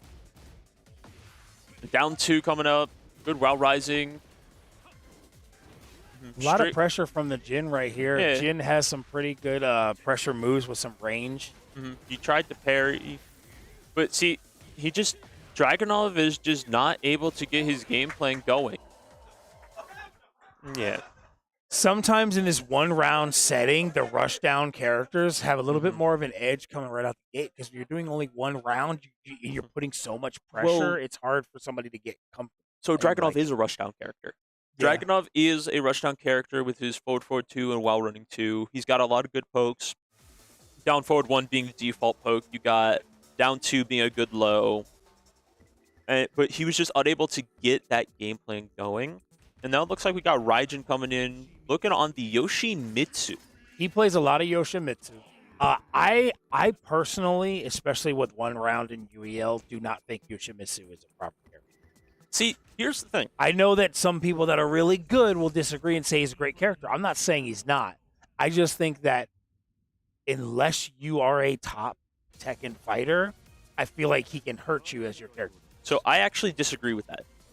I believe Yoshimitsu is a good character in the league for one reason and one reason only. Flash. For those of you who don't know, Flash is an incredibly fast startup and active move that when it hits the opponent, they will take half of their health. And it is a knockdown full launch punish state where you are able to knock them into the air, juggle, and consistently combo them all the way through. Now, see, here's the other issue with Flash, though. If you miss, you are dying for it. Yeah. It is that 50-50 game, but Flash punishes people who press buttons. A lot of people in the league like to be pressing buttons, going through and just doing their style. And if they can't do that because of Flash or another button parry capable of basically saying, hey, I don't like this right now, stop. That is a benefit to how we play it here at the UEL. So we got Cat versus Imperial. A couple of blocks by Imperial, but Cat able to get going through that spin. He dizzied himself. That's not... See, Raijin just doesn't look confident in himself. Good down 1 coming out. Good heat Okay, now engager. something right here. Let's see if he can capitalize on it. Oh, good. He's able to make a counter right there in the middle of the attack. But Cat just doing what he does, rushing in there. Counter hit, combo, yep. There we go. But yeah, see, that's another thing. You have to understand what you're doing as Yoshimitsu, but Yoshimitsu is still a fantastic option. One of the Reapers on the other side, Rez, also plays Yoshimitsu.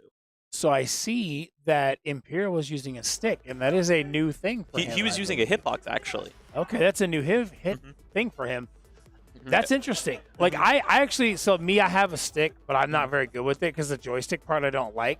So that's why I'm like, if I really wanted to, a hitbox probably would help. But to be honest, I've just been playing with controller. I haven't been doing it with controller. So here we go. TLG coming in on the Fang. Still looking to try and take out Cat. Their first player on the Reapers. Yeah, so I mean, obviously Reapers have the numbers right now because they're still in their first, and the Paladins lost 2. But you have TLG, LA, and TK back.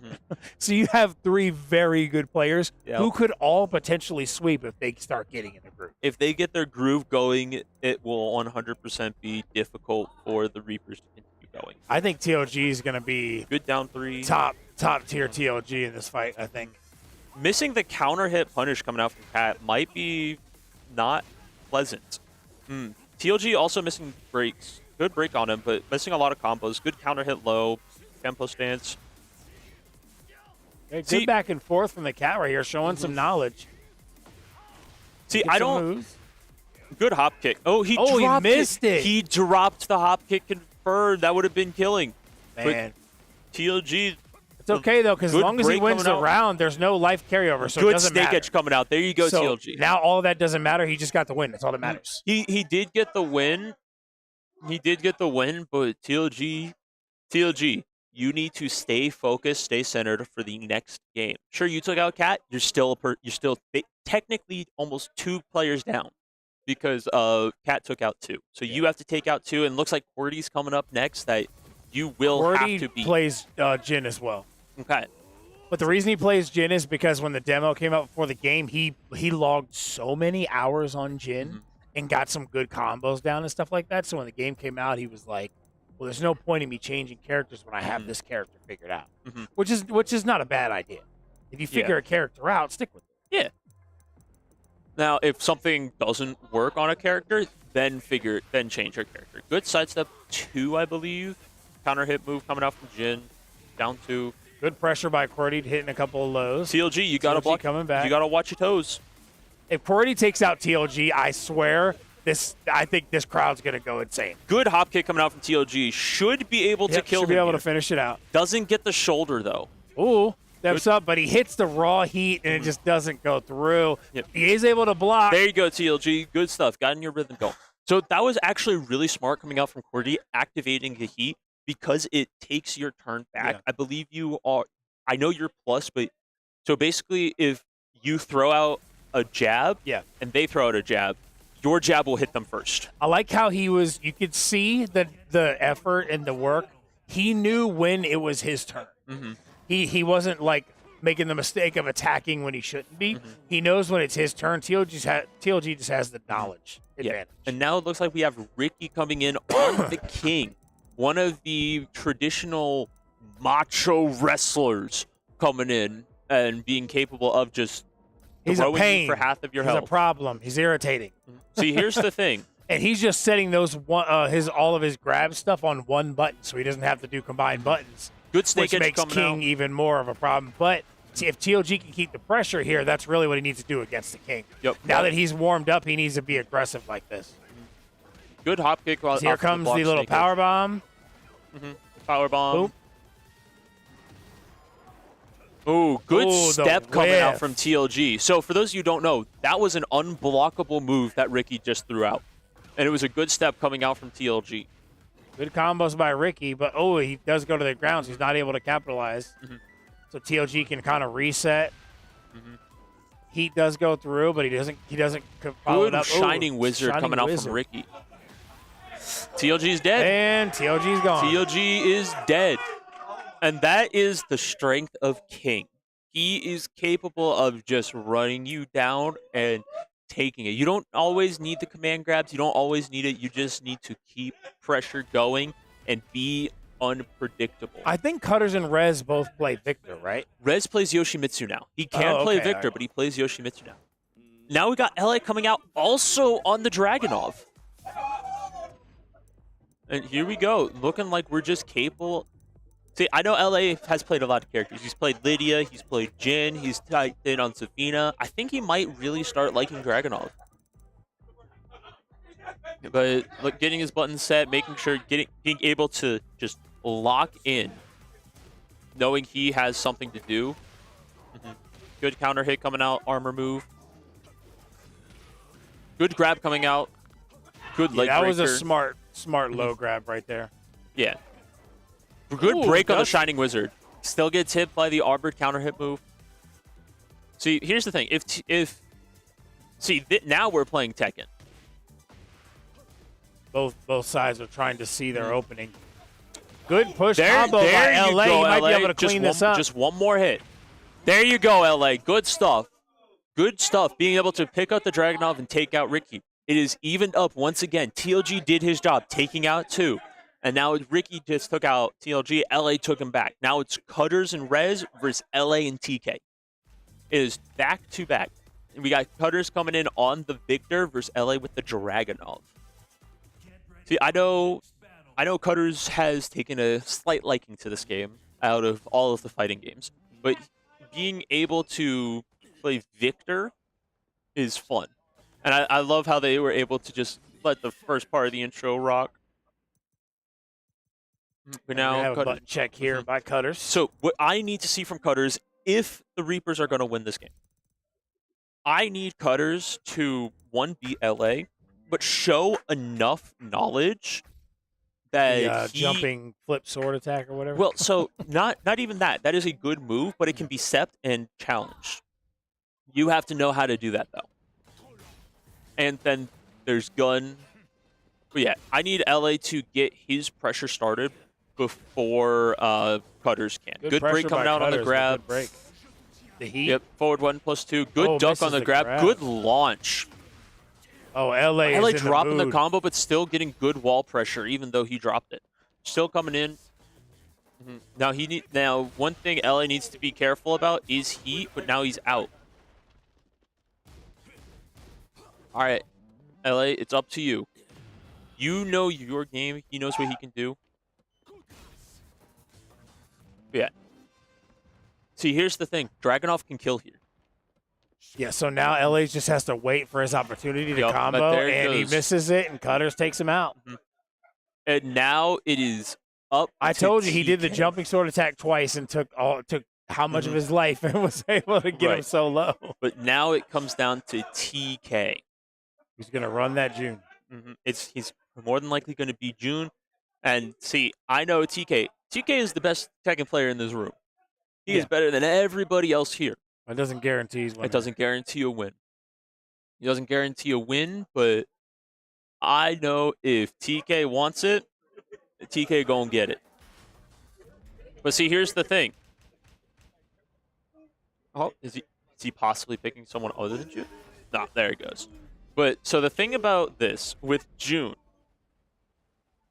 he knows this character and he knows Tekken.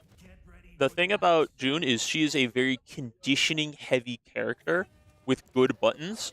However, if you don't know the matchup against June, it's going to be infinitely harder for you, or it's going to be infinitely easier for you. Because if you're pressing on things you shouldn't be pressing on, it's going to be an issue.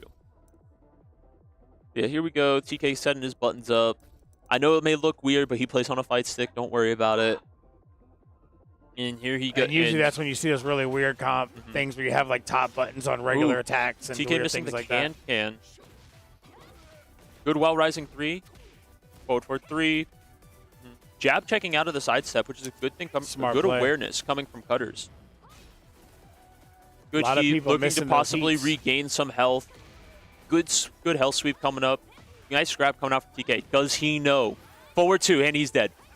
Yeah, Oh, he it's dropped over. it! It doesn't matter. He's still gonna finish Yes, the double leg sweeps coming out. But yeah, see, now it's TK versus Rez. Yoshimitsu versus Man, June. Cutter's wearing Crocs. Oh, jeez. Hey. Oh, jeez. Hey, Croc, don't diss the Crocs. Oh, jeez. Never diss the Crocs. I don't have Crocs. Never have, never will. But now, see, I'm looking at the player cam. TK looks to be a little frustrated that he didn't get the combo he wanted. Yeah. Yeah, here it is. Rez coming in on the Yoshimitsu. And I know TK knows this matchup from Tekken 7 on. This is huge right now for Paladins going into the half. They really need to get this win, or they're going to go down 4 games, and that's going to be a tough spot against a championship team. Yes, exactly. And see, this is honestly one of the best games for them to win, but it's also one of the best games for the Reapers to steal. Yeah. But for the sake of a good competitive match, I hope the Paladins pull this one. I think TK is going to be able to pull it out. Good roll coming out from TK.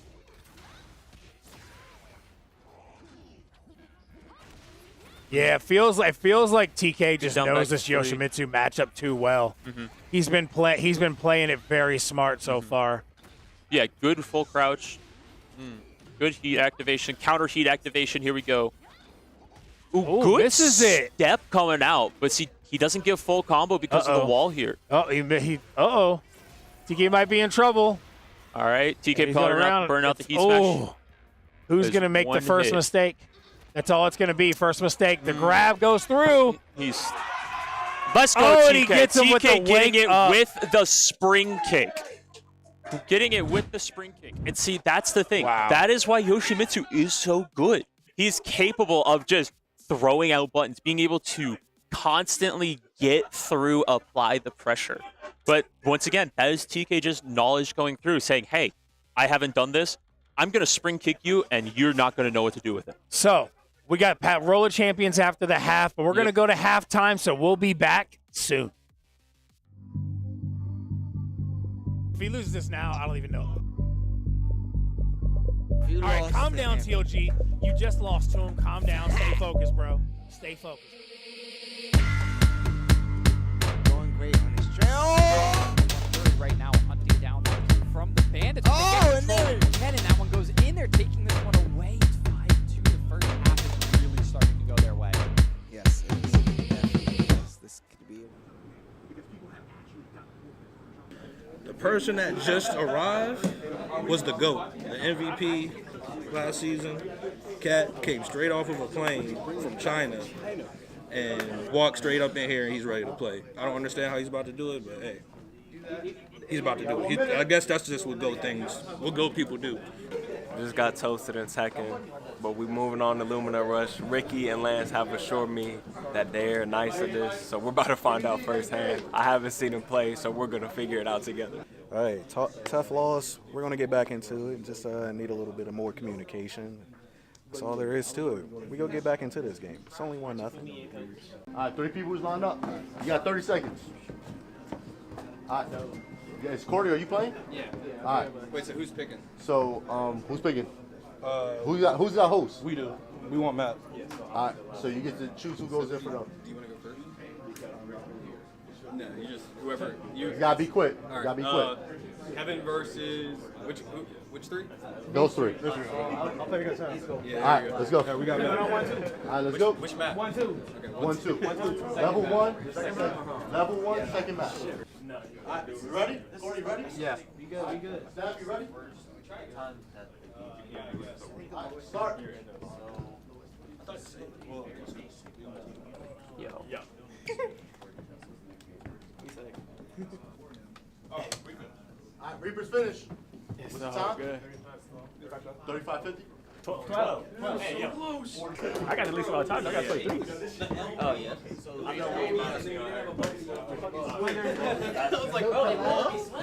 DVD. 4-minute timer's up. Just let my team do their thing. That's all done. I have complete faith in them. Right now we're down by 1. It's 1-2, but we'll give them early games. Nothing to worry about. We won though. Okay, take that dub and go. So the main focus of the UEL is to find the best all-around gamers, to become an end gamer, so to speak. So your objective as a player is to be able to play every game that is on that list, every game that's on that wheel, versus other tournaments, other collegiate sports, esports, whatever, what have you.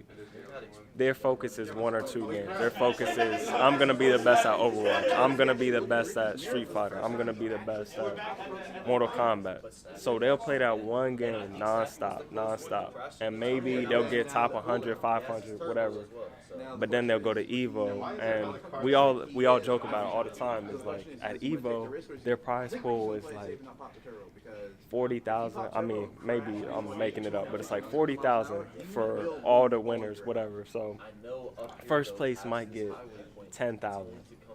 Versus you come here and you're a tier 1 player, you're gonna get paid to win or lose 2,500 again. Right. So Chris G, he's a former Evo champion, I want to say. He came in here and got smoked, but he's gonna come in here and still get paid 2,500. But it's funny because Chris G, former Evo champion, is getting paid the same as Bosif, dude nobody's ever heard of. We'll find a game that wants to be a part of our tournament, wants to be a part of something new, versus Overwatch and Valerant. They already control everything that they got. It's a monopoly for them, for the game developers right now. So this is a new concept to make it fair to the players, make it fair to the owners. Like you look at a lot of these esports teams now, like Ghost Gaming just joined with us. It's failing in these other leagues because the game controls the leagues. The game controls the events. The game controls the money, essentially. The game controls everything.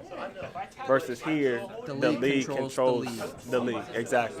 100%. How did DVD go? It was easy, bro. I'm not gonna lie. I don't know. They picked a bad killer, though. That's really what it was. Who were the killers? It was, well, nobody likes just one killer, but it was Ghostface.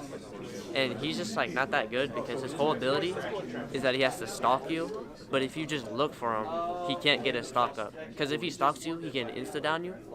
But we were just looking for where he was, and we got all the gens done. Kalui, I don't know what the heck. I'd just call him Clue at this point. Hey, call him just the weird one. The weird. And with your team here, he's the weird one. Okay, that's. Nah, I feel great about it. I mean, I can't wait to play with Midnight, especially. But just, I really love this team that we got going into this season. I'm super confident. I'm not gonna say undefeated, but I will say champions for sure.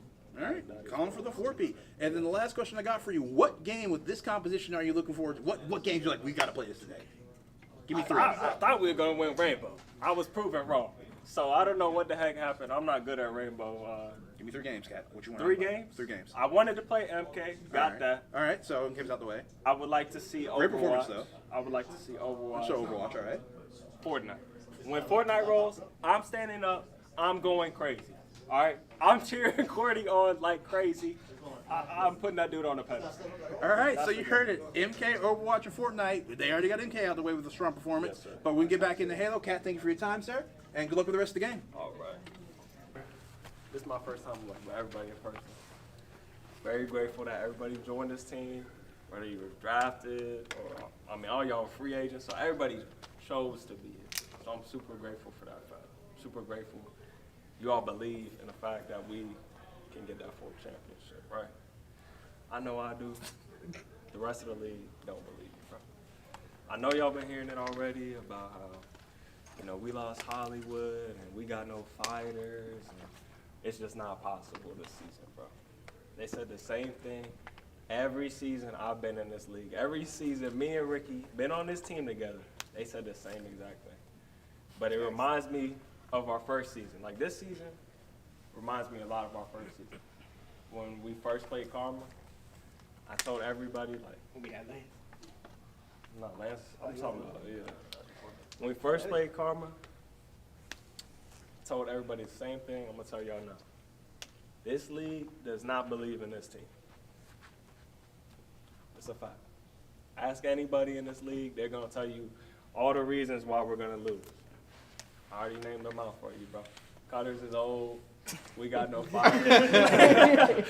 No, but on a real note, the biggest thing I can say right here today that's going to win us this championship, do not listen to the losers. Might sound fucked up, but it's a fact. Do not listen to the losers of the league, bro. They're gonna tell you why the rules suck. They're gonna tell you why they're better than you at every single game. They're gonna tell you why that coaching decision wasn't the right decision. All of those things, bro. Come on, MJ. Do not listen to the losers of this league, bro. That's the biggest advice I can give. But look, we've been doing great in this half. Let's keep it up. We're gonna go out there. We're gonna smoke their boots. Cordy's gonna go ahead and win some Checkmate showdown. He's gonna go out there and win it by himself. Nobody even got to touch the controller. So. But no, let's get into it. Cordy, take us out real quick, bro. What do you want me to say? You tell me. Reapers on 3. Oh, no. Just a breakdown. Reapers on 3. Nah, bro. Come on. Come on with that little white girl. We need your battle. Reapers on 3. That little 13-year-old white girl stuff, bro. Come on. Bring it up. Reapers on 3. Where's the energy, bro? Reapers on 3. With your chest. We're not leaving until you give us something, bro. We're not leaving until you give me. All right. Reapers on 3. Go, Cordy. Give us some energy. What's the energy that we should have? Hey, Don't be bro. shy. I ain't gonna lie. I'm tired of this bitch. But I'm tired too. Bring us some energy. Yeah, Cordy. I need that energy with Cordy. Don't be shy. I don't got energy. I need that energy Come on, bro. like you gonna have on Sunday when we ball. Fortnite just roll. Come on, Hey, Cordy. Fortnite just roll. Cordy, come on, Cordy. Come on. Reapers on 3. We'll take it. We're gonna work on that. Take us out, bro. Count us down, bro.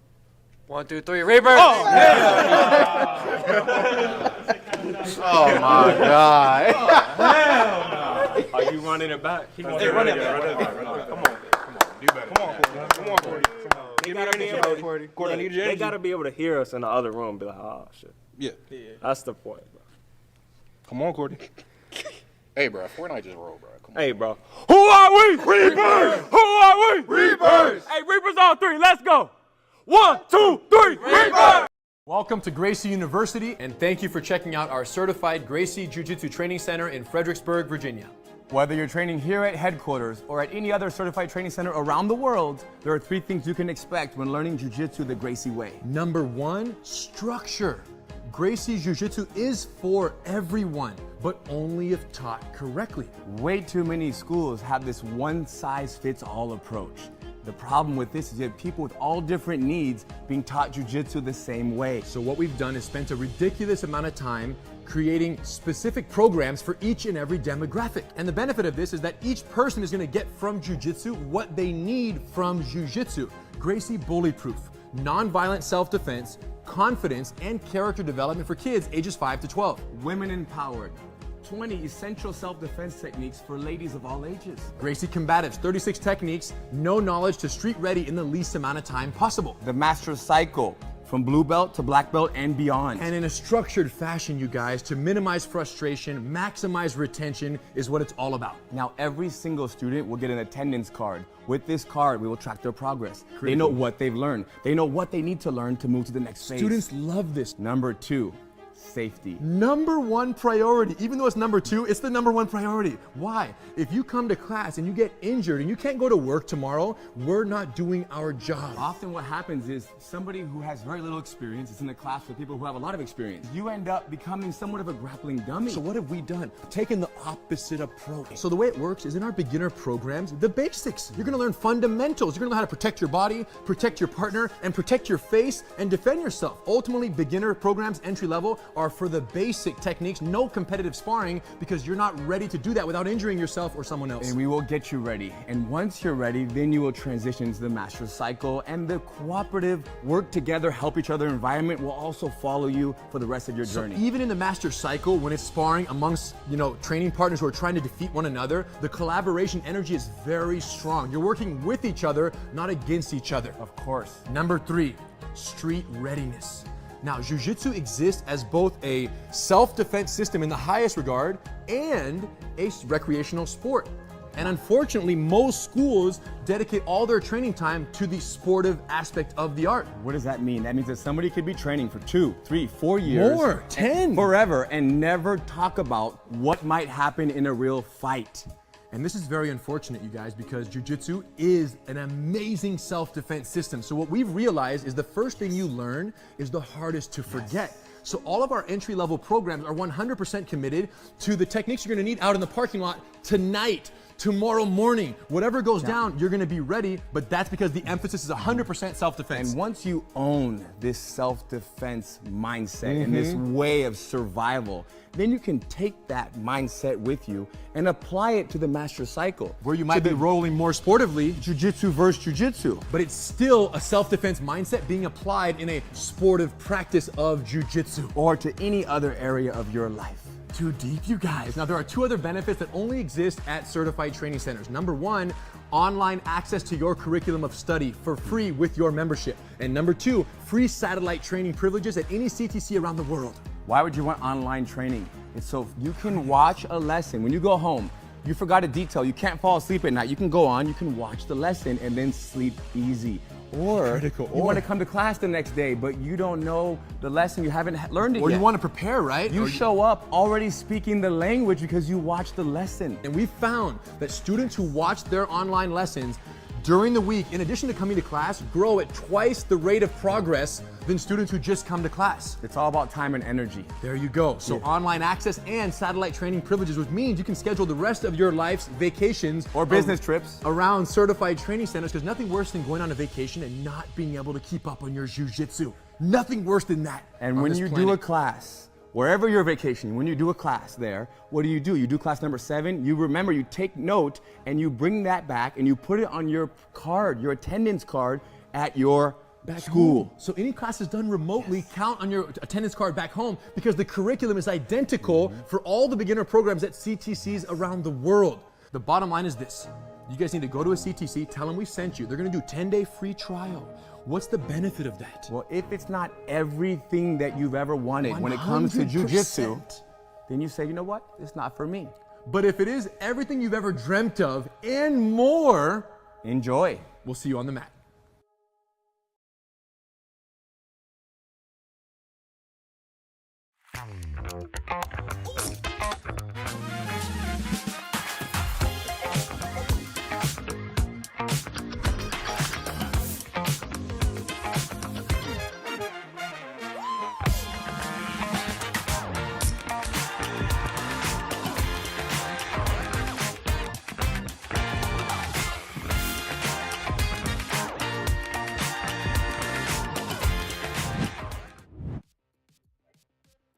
Hello, everybody, and welcome back to the UEL after halftime. Reapers are up 6-4 with Roller Champs coming up next, and I'm joined here with you with Hollywood.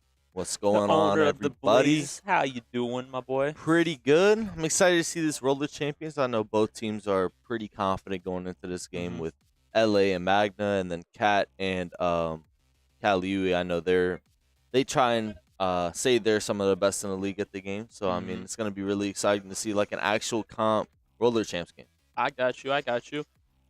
So I don't know if you were here for this first half or were you watching. What are some key takeaways you've seen from both the Reapers and the Paladins?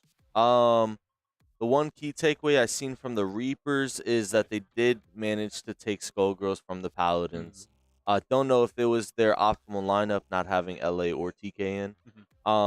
But that was definitely one. And then luckily TK was able to clean up in Tekken to make the score 6-4 because going down. Keeping it up in Street Fighter as well Yep. with TK. Yep. He was able to. It got a little close though. Cutters kept it really close in Street Fighter because it was a 1v2 basically at the end of it. That is and true. Cutters did keep it close, but TK, luckily, TK unlike got it at last the week, he was able to clutch up and stay kind of like in the zone for it and get the win for the team. But NCAA is the one that I will say is the biggest shocker Yes, to me I do agree from with both that. teams, honestly. But here we go, going into Roller Champions, and it's Fortnite coming up next.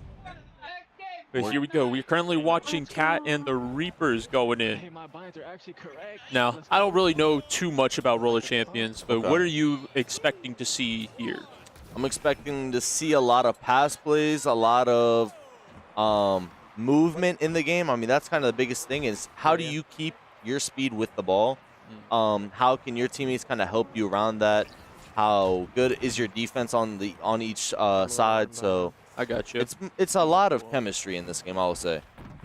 But here we have Cat, so he has to pass his first wall. He dodges, and he's gonna pass it over. And so what they did there was they jumped up on the wall to get the speed boost coming down, so he passed it at a perfect timing. Okay. And wondering if they'll take the one, and Cordy misses. Missing the shot. And Paladin's able to deny the score and make them have to go back through. Yep, and Sam has the ball, taking it all the way around, probably just to keep it a little safe. So looks like Sam missed the self-pass yeah, up he on tried the to wall. pass it to himself off the wall.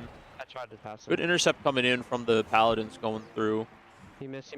I don't know what their plan is trying to pass it off this wall to themselves. It doesn't look like it's working out, so they definitely need to try and find a different strategy with this game only being a best of one with 6 minutes. So Yeah, that is true. I don't think, honestly, the Paladins are not doing that bad of a job going through right now.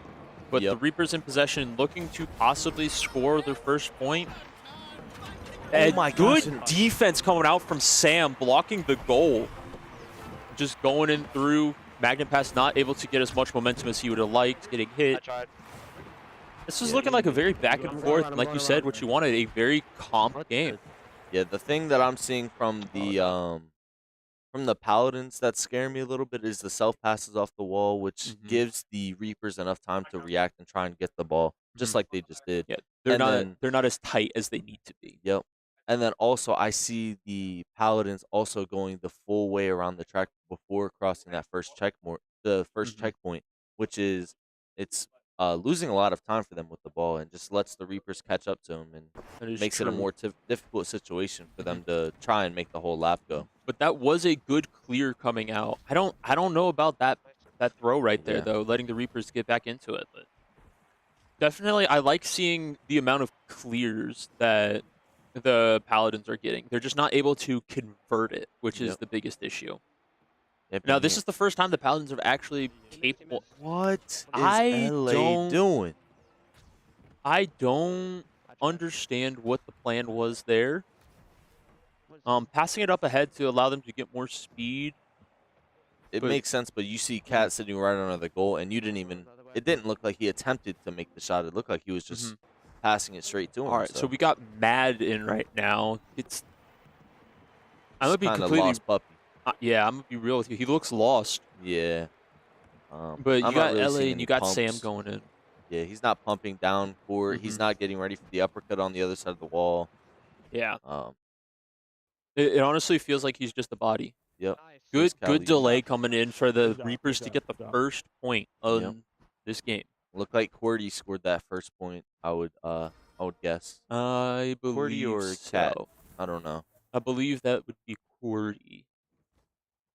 But yeah, like you said, going in through being the teamwork, having the chemistry. It's just the Reapers have a lot more of that going in.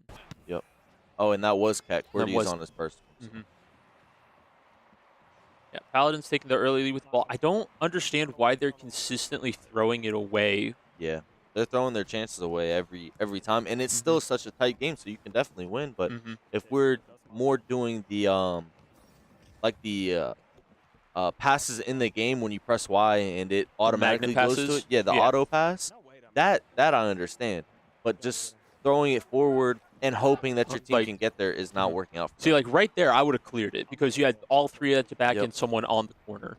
But there's just a lot of times where they're not clearing it successfully when I think a magnet pass would be more beneficial. And then the Reapers just taking advantage of it with better defense going through. Yeah, and it looks like the Reapers have more of a stronger lineup, like altogether, because Mad Genius, I feel like, is kind of holding them back. So it's kind of Sam and LA just trying to do what they can together and not trying to include Mad Genius, while the Reapers look very comfortable with all three of their players in. So. Yeah, and it looks like just Mad is just making circles going through. Yeah. Great pass. Good pass coming up. Mad missing it again, but here we go. Is LA gonna get another steal? Good job waiting, going to the back after making sure he couldn't defend from both sides. Yep, and now all the Reapers need is 2 laps around the track, which would make it a 3-point ball, and the game will be over because we play first to 5. But I don't know if with how back and forth the passes have been going, I don't know if the Reapers can necessarily make that second lap go through consistent enough to get 3 right out the gate. Yeah, it looks like Sam is always on the defense when the Reapers have the ball. He's always catching up and able to knock the ball off of the Reapers. But now Rez, or Cat, I believe Cat's on Rez. Oh yeah, Cat is on Rez's account. But he was going all the way around for some reason. And now Mad has the ball again, which that was a dangerous magnet pass going to LA through. Good clear coming out though, allowing them to at least get the first gate open. But once again, it is just. Oh, LA did grab it. Once again, it's just they're at a disadvantage because they're down 1 player. That's what it feels like. They're not utilizing that third player like the way the Reapers are. And now the Reapers just have to keep it away for 30 seconds, and it's over. Yep. And here, I mean, the Paladins don't have enough time to go for 2-1 score, so they have to go for the win in the 3-point the 3-point score. Yeah. So they definitely have it. That was they were did going for the 1? Yeah. I would have gone for the 3 here because that's what you needed. Yeah. And it looked like Cordy was the only one that was back on defense. So it does look like it, yeah. And looks like it's just good defense coming out, but this is it. Oh, that's game. There it is. The Reapers got it. LA trying to get the pass through at the last second to Magnus Sam, and it does not work out. But now we have Fortnite. But going back to that Roller Champs game, it was definitely a very back and forth showing. It was just the Reapers utilizing their full team being able to edge out the win. Yeah, it just looked like Mad Genius wasn't the optimal third, like maybe Raijin or Strix. Or maybe Strix. Yep. Or even TK, I believe. I think he enjoys this game as well. Yeah, I think they probably they probably just had Mad Genius, which is one of their sports players. He needs to be able to pick up that slack for that. But luckily, we have someone here to come in from the cloud and tell us what happened that last match. All I got to say is Cat's going off. He got up from his seat after that game and said, "Oh my God, Magna, you suck." Oh my God, Magna, you suck. And then he told the Paladins to forfeit this next game. Reapers are on good. Well deserving of well deserved pop off coming up from Cat because he's proving himself that he can do this. And if possible, Cloud in the Sky, can we get a look at that Tier 1 showcase? Ooh, that would be because nice. Cat has been doing incredibly well today. And I think LA has actually been doing really well too, both deserving of Tier 1 spot. But here we go. Yep, we got Cat at 4-2 and LA keeping up close behind at 3-3, which is with a 3-point difference. That's actually not bad. Yeah, and roller champions rolling right there. He was 3-2 before that. Same with Cat. Yeah, so him and Cat were 3-2. It was very tight. I mean, I think the Paladins definitely could have taken that. I think literally almost anybody else could have gone, and and they could have won it. I think for sure. Now we're gonna look at the Tier 2s of this game. TLG and fighterz. fighterz is 2-4. That is not something I would be expecting. That 2-4 right there is not something I'd be expecting. And it looks like Magnus Am and the Paladins took Cat's advice and forfeited Fortnite, which I honestly agree with. Yeah, I do agree they should forfeit this because you're having TLG in, okay, but then you're going to have everything else going in. And now it's Lethal League Blaze. Yep. I mean, here I definitely feel like the Paladins have the advantage here. I mean, you have, because the game is so, oh, they put in TK for, no way you're saving Imperial over TK bet. I actually do see a slight point as to why they did this. So, if memory serves, there are only three fighting games left. One is DBZ. You have TK and LA. Not TK. You have TLG and LA. One of them is Died by the Blade, which TK would be able to go in for. And the other one would be Blaze Blue, which I believe LA or TLG would be able to carry it. So, and I believe that TK felt like, hey, you can use me. You can throw me away in this Fortnite game loss and just keep us up, keep us going.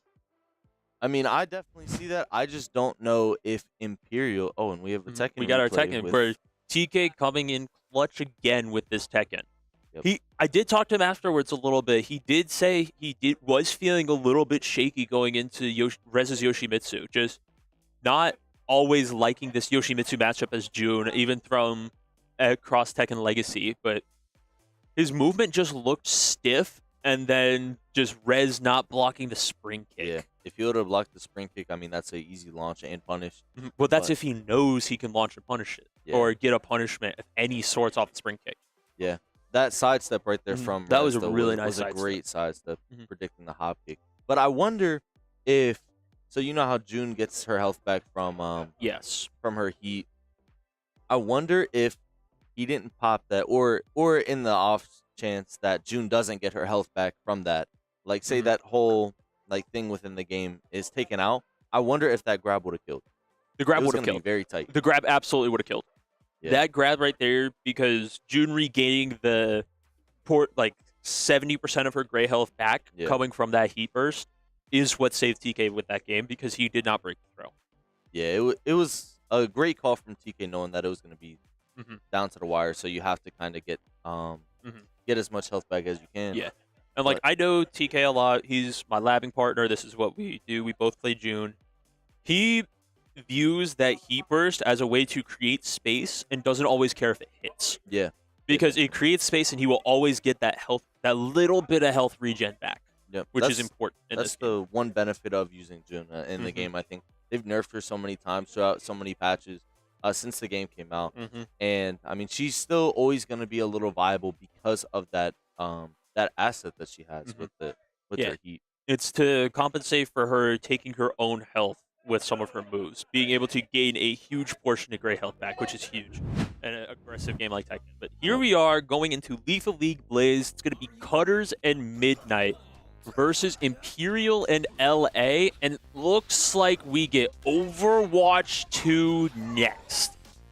Here we go. I know LA plays this game. I know TLG plays this game, which is why I'm kind of surprised he didn't go in. But here we go. Looking like fighterz and Midnight actually know what's going on for a little bit. Yeah, when I was out there, about to come back in here, I heard when they saw Midnight was available, they're like, oh, okay, Midnight's in, we're good.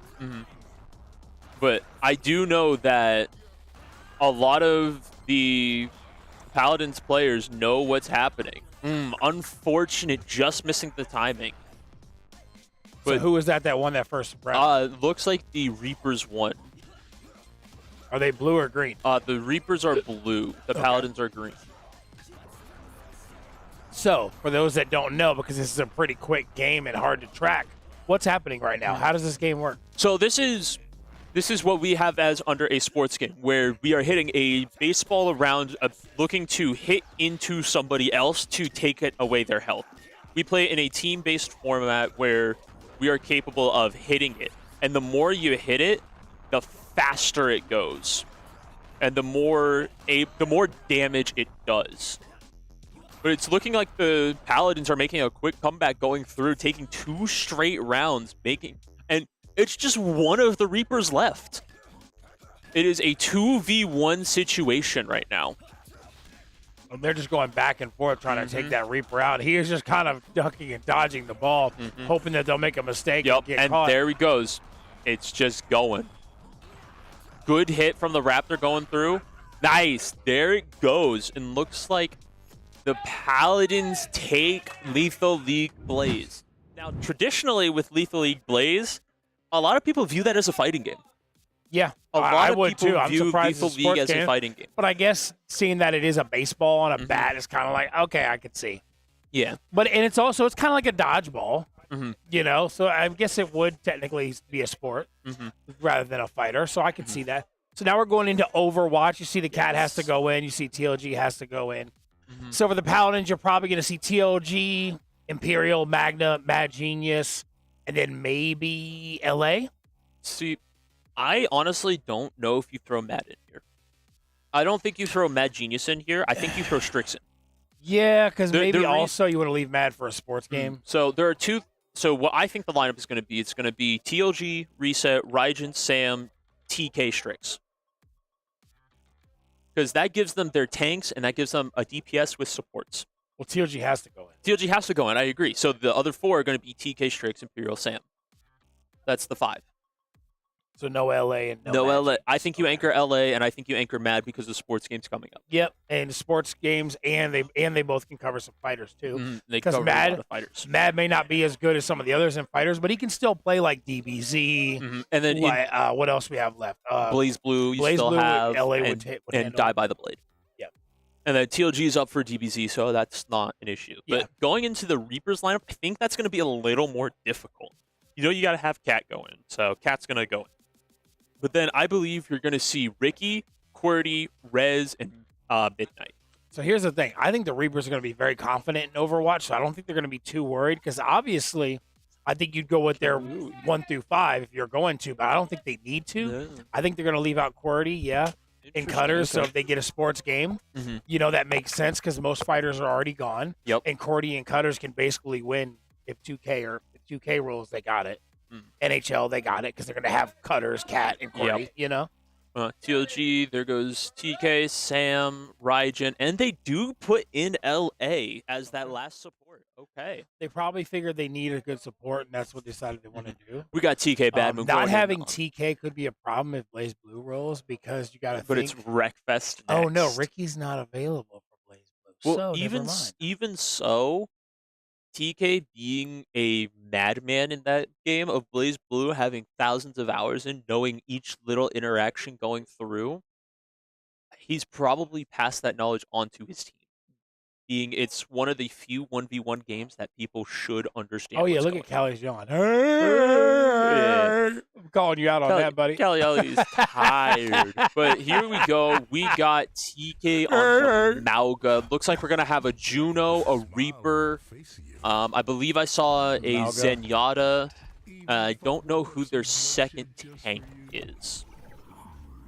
Seeing who's in it's TLG, so it's probably going to be an Orisa. Let's see who is playing what role. TK's on tank, LA's on support, Sam is on DPS, Imperial's probably going to be on Juno, so TLG is I don't know how you figured out that information, but okay. It's just previous knowledge, knowing what's going to happen. And it looks like we're going to have a Mauga and a Diva coming out on the Reapers with a Doomfist I'm interested to see who the two supports are. We're going to have a Moira, as always. Doomfist up on the building at the top left. I don't know if they saw him. He's not doing a lot of damage at all. He is just shredding, but that heal's never staying up.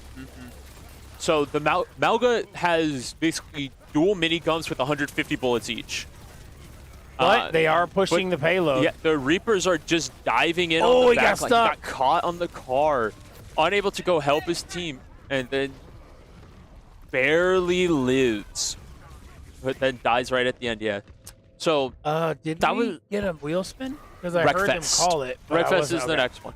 But that was an unfortunate turn of events where Rez was able to get in, Diva was able to get in. They were able to dive the back line. And looks like we do get a swap to Zarya. So it looks like Sam swapping off to Zarya. Ooh. Rez messing up his fist, taking it and blocking. So Rez has been traditionally a tank player in most of Overwatches. So it's good to see him actually doing tank. Good anti coming out on TK to prevent him from healing. But now I just don't... With how this game is going, I don't truly see the Paladins standing much of a chance. Yeah, they let him push a little bit with the payload because they were up top and they weren't dropping down to contest it. But now they're just they killed him and now they're just pushing him back on their spawn. Also, like, Rez can actually play a tank now because he has good players on the team to support him, which not to say he didn't before, but looks like they're confident what they have. To May. And that's a 4K coming off of the Diva Ultimate. And that's a 5K from Kaliui coming off. Oh, and the Reapers are going wild out here right now. See, so looking at the Paladins lineup, I don't personally agree with the pick of Juno into who. Yeah, we need a clip for that for replay. Probably something like that. I do like the May pick coming out from the Paladins. I do like that, but I don't like the Juno Moira comp. It doesn't flow or sit well together because they don't deal enough health, heal enough to make it consistent enough. They're just going to Cat is just saying, yo, you can't die like that. But yeah, so once again, it just looks like the Paladins are just outmatched. Yeah, it's just I don't like the Juno pick. The Juno does not do enough for what this team needs. It does look like the Paladins are creating a little bit more space, getting on the point, looking to push it forward. They have a minute to get to that checkpoint. TOG and a missed ultimate by TOG. But now that's a Malga ult coming out for in. the Reapers, and they're able to just get a pick. But yeah, they're just completely looking like they are outmatched, unable to keep up with the pressure. See, here's the thing. The Reapers are just having a good time. One thing I appreciate about people who play Overwatch is when you have a good time, that is when you play at your best.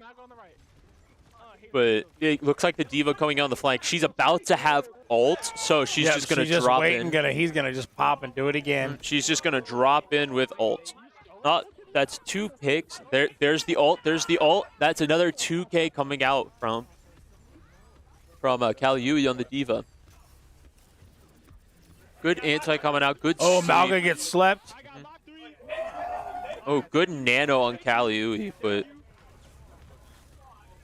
yeah, they're just not. The Moira. They're just not helping. The Paladins are just not helping their tanks enough.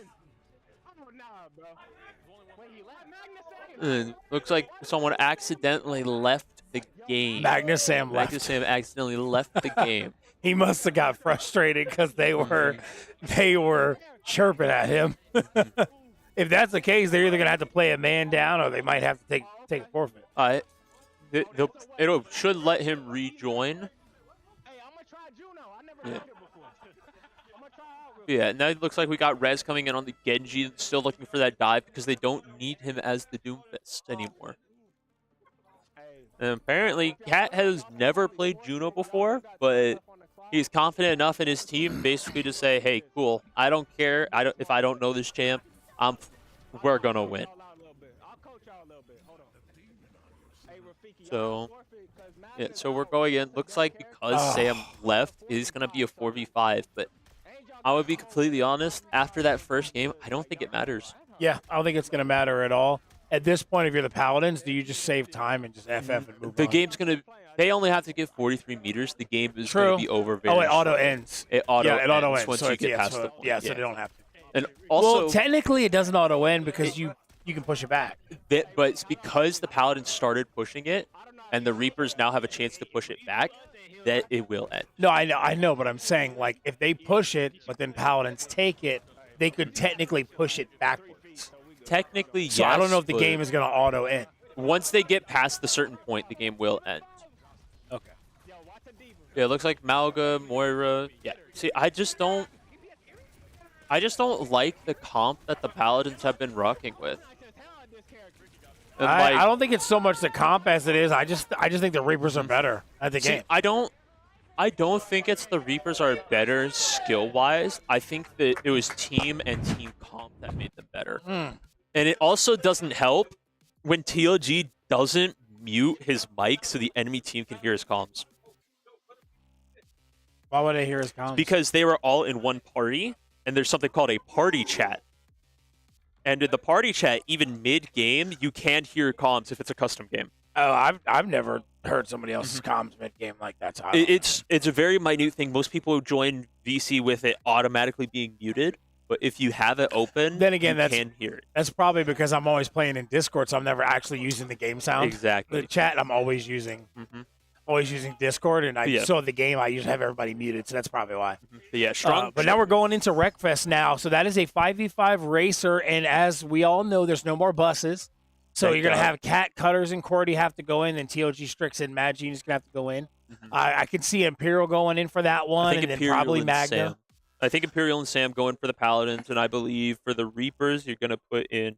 Honestly, I'd put both Midnight rookies. Cali. I'd put both rookies in. I agree, and because I also know from experience, like firsthand experience, that now that the buses are out, QWERTY kind of got a buff in this game because he was one of the few that would actually race the race. So I think with no more buses now, he's going to be in top 3 most of the time. But in that same regard, Sam also got a buff in that because he also liked to race. He enjoys this game. But it looks like we're going back to the last clip, that last team fight, which secured Overwatch for the Reapers. Going in, they're just focusing res, and that's just not what you do because Doomfist just has so much escapability where you can just leave and disengage. It doesn't matter how much damage you pump into him because you can just leave. And see in the top left, right where the Discord is, so about here on our screen, you can hear you can see TLG talking in that green bar. Oh yeah, the in-game chat. In-game chat. So they are able to hear him. Oh, TL bot moments. But once again, this is basically a newly formed Paladins team going up against 3 times champions on the Reapers. Somebody dropped the controller. Apparently. But it's really good seeing that the Paladins are putting up a really good fight because there were a couple games that the Paladins could have won to close the gap even further. Like Roller Champs, they could have easily come back and still won. Yeah, I think it hurt not having. I think the chemistry wasn't quite there. Maybe with Mad Genius being in there, I don't think that's one of his games. Yeah. So Wreckfest going here. We got another racer. I like to see some Need for Speed today. I think Need for Speed, as far as the competitive games, is one of the most fun racers to watch. Like obviously everybody likes playing Forza and F1, but who likes Forza? A lot of people. They're crazy, including in this match. They're crazy. But I think Need for Speed, from a viewer standpoint, is a lot more entertaining and to watch it play. I do agree. One thing I wish we could see about Need for Speed would be the accessibility to opening up the different kind of modes instead of just being Hot Pursuit. I don't know. I kind of like the Most Wanted mode. I just like that they gave us we now have the option for all the classes. Yeah, I do enjoy Most Wanted as well, but I do want it to be one of the points where, if it ever happens, raw Need for Speed racing skill is important. Because in Most Wanted, you can have your weakest racer on Most Wanted and your best drivers defending him and beat the cops. But the racer doesn't do anything. And then the cops could just beat themselves. So I would personally like to see an opening up of game modes in Need for Speed, and I think it would be a much more entertaining game even than it is now. All right, so we're going into Wreckfest. We got about 20 seconds. Looks like they're about to start now. We're gonna get that up, and we're gonna get that wheel spin. What do you think's rolling next? What category? Category? Sports. I was about to say sports. We haven't I seen think it's much, 2K. We've seen 2 sports games. We haven't seen 2K or NHL. I think of FIFA. Oh. It looks like the Reapers called a timeout for Wreckfest. And another thing I would love to see with Wreckfest in specific would be more maps being chosen. Because we always see the Death Flukes, we always see Crash Canyon, we always see these maps. Now that it is not bus specific, I want people to see more map. I want more maps to be open. I want the map where you're going off the ramp, jumping through the fiery ring. That or one is whatever. a good like, one. You know, I want to see that kind of stuff. I want to see like more maps too. I agree, dude. I've been saying that. And like, I don't know if that is like they're not allowed or unlocked, but I just want more maps there and able to be played. It's just like with like CTR or Hot Wheels. Being able to see all the different maps is what makes the game, is exciting. And limited on the maps is kind of tough. And now that we got the buses out, it's like, oh man, we could get some of those other tracks, which would be a lot of fun to watch. Yeah. Not to mention throwing the other team off guard that maybe has not practiced the game, because most people in the league do not even practice this game because they're like, oh, you don't need to practice it. It's like, well, if we're opening up and taking the buses out, you do need to practice it. See, I don't necessarily think you have to devote a lot of time to practice. No. One thing I as a player am a found believer in is spend time in the games that matter and learn the information in the games that are less important. Being capable of understanding, digesting knowledge, and then translating it into a game that may not need to be practiced while playing it like a couple times to understand why the knowledge is important is good. But Wreckfest would be one of those games, whereas I would put in Dead by Daylight having to be more knowledge, information, time constraining. Yeah, I'm not saying you got to put in, hours and hours and hours, but I would at least go through and learn the maps, learn the vehicles, so you at least know like what's good at what, learn the like stuff like that. I would say just learn your vehicle. Don't learn because each vehicle stats are based on how it looks as well. Well, they got all the vehicles available now. So there's some vehicles that we haven't really seen before. That I still want to see advantage. a couch. I know, a couch car. All right, or the porta potty car. Is that Apex or it looks CTR? like it's Apex up next. And it looks like we chose Deathloop. So another one of those maps where it's just you're going in. Now, there are points in this map where you can just straight wreck out right here at the beginning, even at full health. And then here we go. Like Strix and Ricky that were bumping against each other. Yep, Strix, Ricky, Midnight, and Cat all taking the Deathloop, going right out the gate. It looks like Strix is still in first with Ricky right on his tail. It looks. Ooh, it looks like LA is also at half health, or whoever's on with LA's account. But like already, that's tough. But yeah, we're just going in, and looks like it's Cutters in second place, actually, going in right behind Strix. Oh, yeah. Bum, bum, bum, bum, bum. Man, Strix's car looks so jacked up, and his health is full. His health is fine. How does that happen? But his car's all jacked up. Wreckfest logic. I don't know. I'm also kind of like, I wonder if somebody too. set up the game wrong. I don't think so, because I saw LA at half health after the death loop. So I know damage is on. I just don't know what hit he took to dent the car in and not take damage. Look, he's taking more damage, and he's not losing any health, dude. I wonder if the game's set up wrong. I doubt it. Oh, well, it's not my problem. We're just going to keep watching the race, and right now we see the Strix is still holding the lead, and we got Cutters in behind him in second place. It looks like Mad. I think he's playing on Ricky Rockham's account, so the Ricky Rockham you see in second is actually Cutters. But it also looks like Mad and QWERTY are like duking it out for 4th and 5th right now in the races. And so I see 3 Reapers in the top 4. Which is very good points-wise. Yep. Here we go, Sam going in, looking like he's in 5th right now.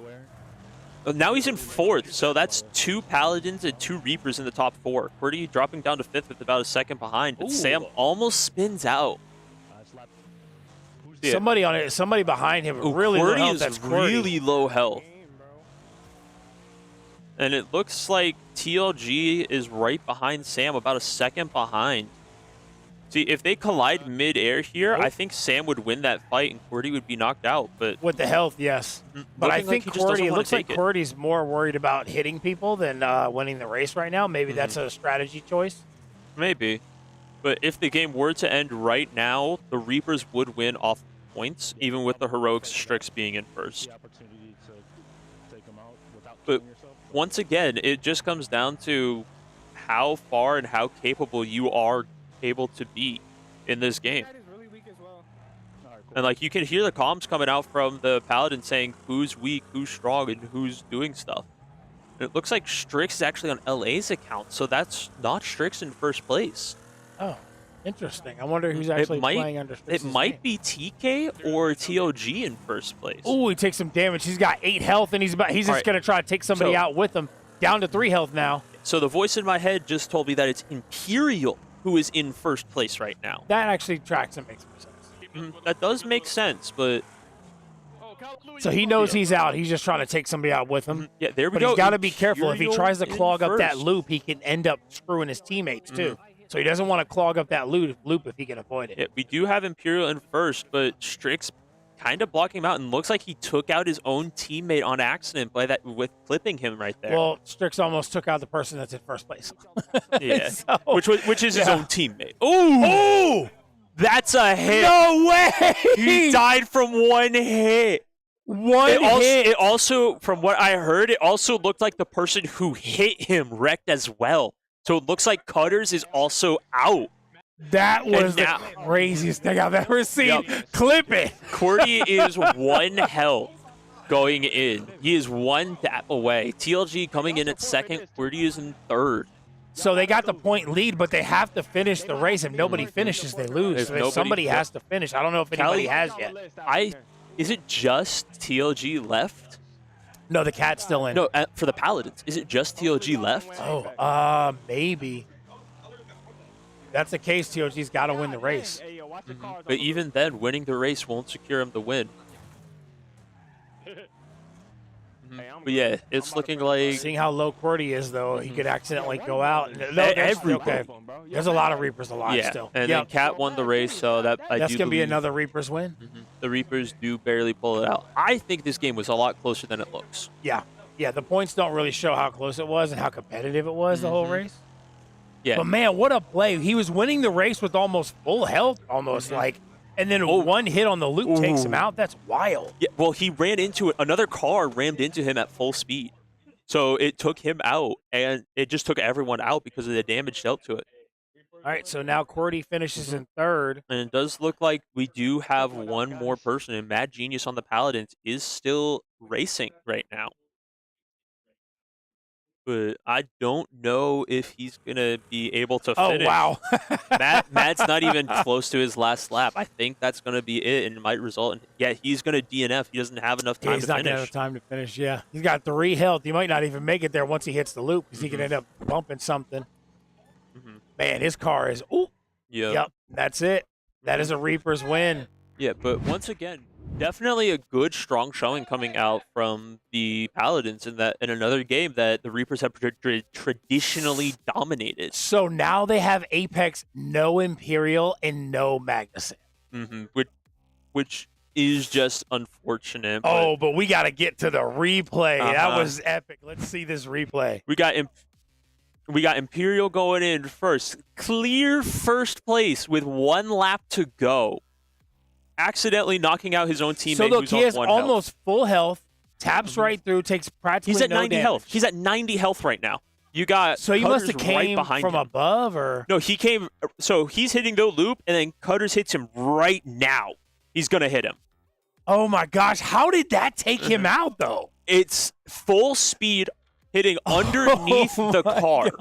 So fighterz hit him with the nose hitting the engine, and it hit underneath Imperial. So it basically hit the engine destroyed the directly. motors. It destroyed all the motors on Imperial, and it destroyed that is the engine wild. for fighterz. So they took each other out. That might have got them to win that play right there. It because definitely he put was the in game first away. place getting points, and at this point, look, they're only behind like 19. Like that probably is what sealed the win for It the did Reapers. definitely put the win. Oh, what a so great much far away. replay, dude. What a great thing to happen in Wreckfest. So, oh, man.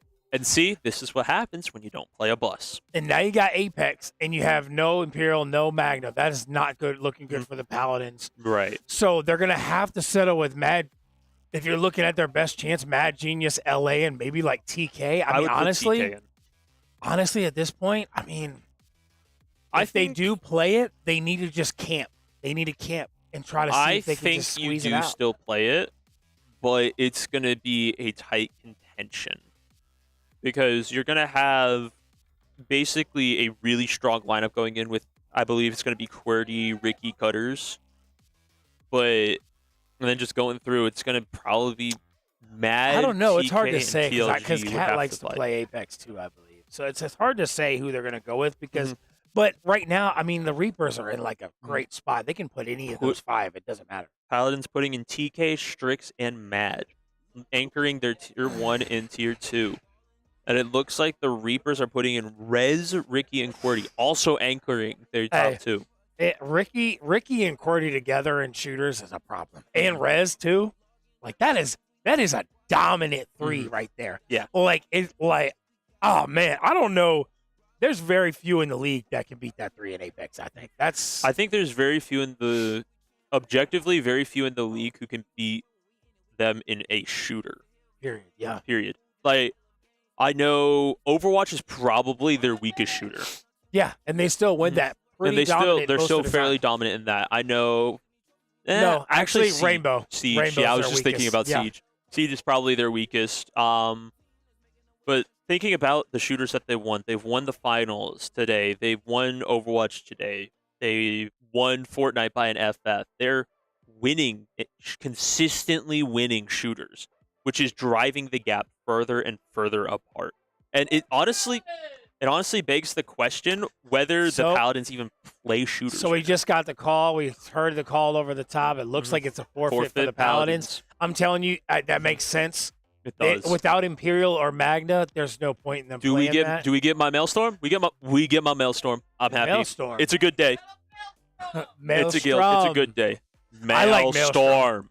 Maelstrom. Okay, anyway. I like Maelstrom because it reminds me of Assassin's Creed Black Flag, which is one of my favorite That's what I was thinking, bro. I love Black Flag. I love doing the pirate battles in Black Flag. I was such a fan, man. Yeah. They had that Sea of Thieves pirate game that came out. It's just not really my style. It's a little too cartoony with the animation of it, and like I love the way they did this game. I think it's a very well made game. It is one of our one of our new games on the wheel. One of our new games on the wheel, and I just think it's a great game, dude. Like I think more people need to play it because has a real potential of being a really like popular game. Right? And like so, going back to what I was saying about shooters, so with how the shooters today have gone, is this a point where the Paladins decide to evaluate themselves and see, hey, do we even play shooters now? Because we've lost every single shooter, and none of them were truly close. Well, here's where it is now. They have an hour and 18 minutes. They're down by 6 games. At this point, you might as well just play everything. Well, I'm talking in general, not just for this game. Oh, you mean I'm talking going forward. Do they choose to focus on the games like Siege, Overwatch in the finals? Because those are the 5v5s where you can still contest, and just give up on Apex unless you have both Imperial and Magna, and just give up on Fortnite entirely. I think it really comes down to who they're playing against, because there is teams that they can beat in those shooters, even in like Fortnite. Like they don't have like a QWERTY or a Ricky in Fortnite, but they have some decent Fortnite players in Magna and Imperial. So it's like, it's not like it's really out of the realm of possibility they can win those games. But so we've also seen with my team, the Click, we've had Carnage and him, who have been able to play, who are incredibly dominant Fortnite players. We lost to the Reapers in Fortnite. We didn't completely. But it's Ricky and QWERTY. Right, but but here's my point. If it was a 2v2, those two going in, I take my teammates over Ricky and QWERTY. It's the fact of the backup that the Reapers have in a full shooting squad. I'm sorry, I disagree. You can disagree with me I all think you Ricky want. and QWERTY would take all 5. You can disagree with me all you want, but Fortnite is one of those games where 2 people cannot carry it.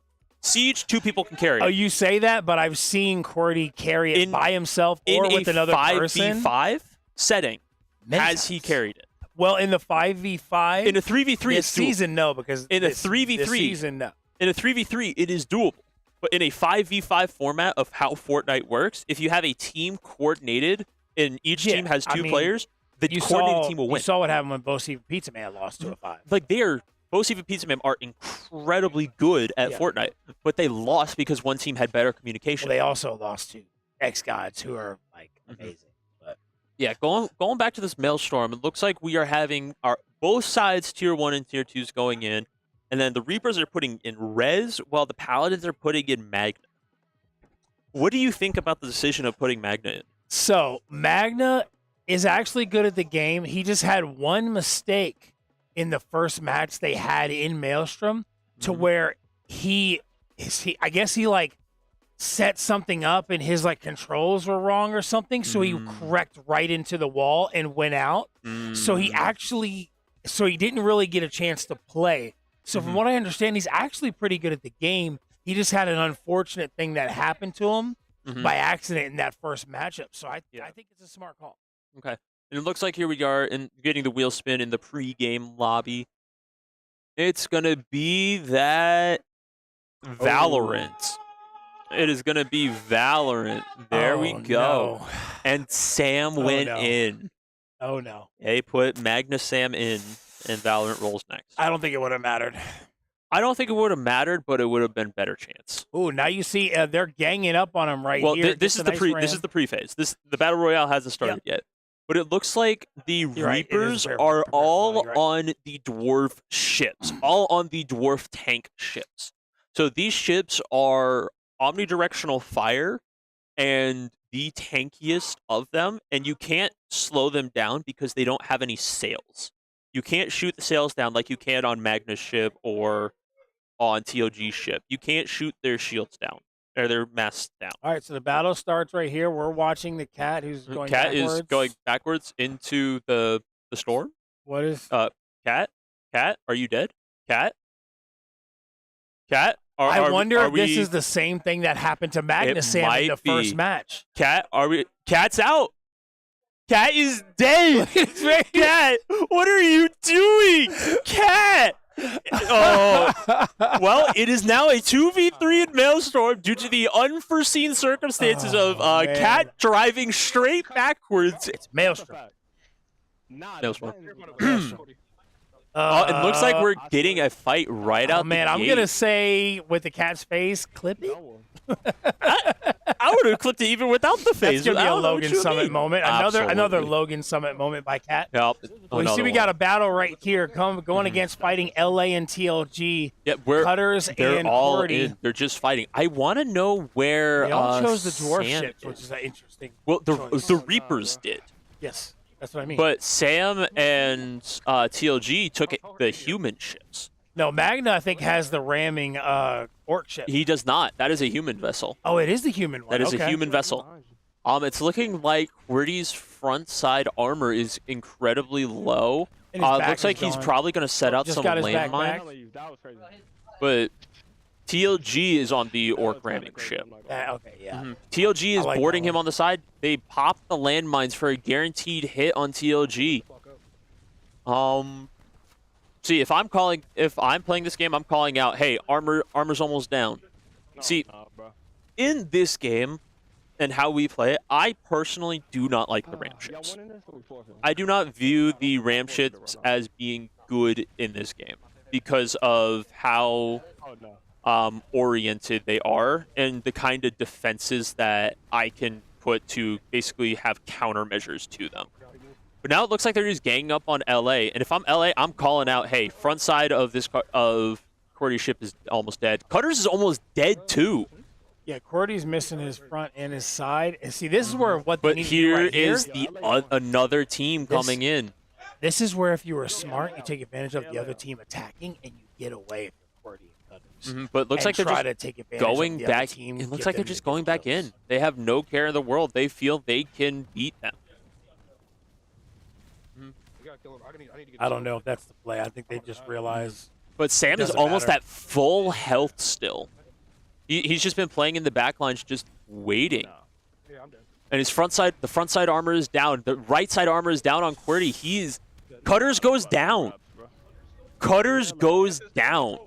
LA is incredibly low on health, but LA goes down. So is Sam versus He needs to grab those QWERTY. items. He needs to grab those items and hope. I think that green team, they're thinking right now, hey, if that other team takes out Sam and you survive, we're good. So that's what they're thinking right now. But it does look like I think there's still two Sam's got Paladins another left. bounty. But see, here's the thing. Oh, TLG is still in. It was That's what I'm just saying, LA. there's two down. left. But see, here's the thing. With Cat dying without even getting to play the game, you needed both remaining Reapers to stay and get as many kills as possible. Being unable to do that might basically put this game out of reach. But I like the custom sales. I love the custom sales. But yeah, you got Sam just running away, knowing that's what he has to do, and accidentally runs running into the into a wall. wall, finding another undead ship. He just needs to keep running. And see, this is one of the reasons I personally prefer the dwarf ships. You don't care about your sales. You are tankier. This is what you are meant for. Sam's accidentally looking to possibly turn around. Is fighting like 2 teams right now. And you hear the comm. QWERTY is apparently fighting a couple teams right now. You gotta go if you can. I'm trying to go. Until they're just going back in the maelstrom.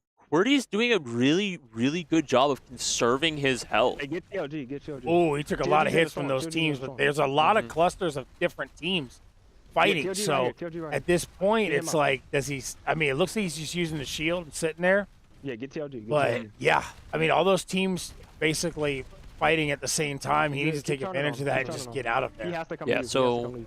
yeah. Block But yeah, him off, and like block the him off. storm is closing in, This sending. Murkwater Thrasher is just like destroying people. Yep, it is just. Magnus. So here's the Jeez. thing. TLG out. It is now just TOG, Sam, and QWERTY. Oh no, That is Already all that is getting ganged left. up on now. Yeah. Hey, you kill TLG. So you if win. I'm TLG, I'm ramming him. I'm ramming him, and I am boarding him. Yep. Ooh, Axe gets hit. A right side armor goes down. He drops the landmines, possibly so he can escape, but it's just not looking too good for QWERTY right now. Is it possible for him to win? Absolutely. But with his right side and the front side of his armor down, it's going to be incredibly difficult. And he's stuck. He's going to have to back up. That's unfortunate. And he's just getting lit Now his up armor- from he behind. literally can't get out. Oh, Yep, there now he goes. gets out. Yeah, so that's one of the issues with the dwarf ship. Your hitbox is so TLG much right there. larger than anyone else's. TLG ram him. Yeah, he has a ramming ship. He has low health. If you ram the side with no armor, you'll take him out. It'll definitely hurt. If I'm TLG, I'm ramming him so hard right now. Let Sam do his job. I want to get him as low health as possible. But I do see the strategy of what the Paladins are doing. Basically just saying, hey, cool, I'm going to Push hit you TLG. You have and to whittle you down TLG more out. than you can Otherwise hit you're me. gonna lose.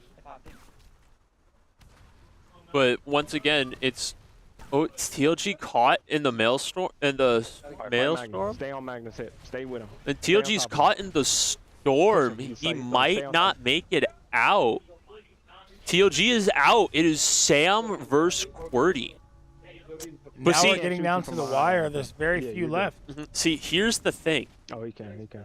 I Slam him. think the Paladins currently more health have than the him. point You have lead more health than because him. Cat Yes, didn't 100%. get any points. Yeah, he didn't get any points. Yeah. And for those of you who don't know, winning this battle royale does not secure your win. Wait for it to refill. It helps you because of the positioning and the points with damage, but Armor it does not secure it. And now Sam's backsides are almost You got more down. health Sam is than going to have to turn around and make a play Just keep shooting. onto him. It Down looks in the like back. he's You're good. turning If he keeps doing that, towards. He's the- not trying to He's fight dead. him. He's just kind of, oh, he's going in. Oh, no way. Did QWERTY save him? Did QWERTY? No. No way.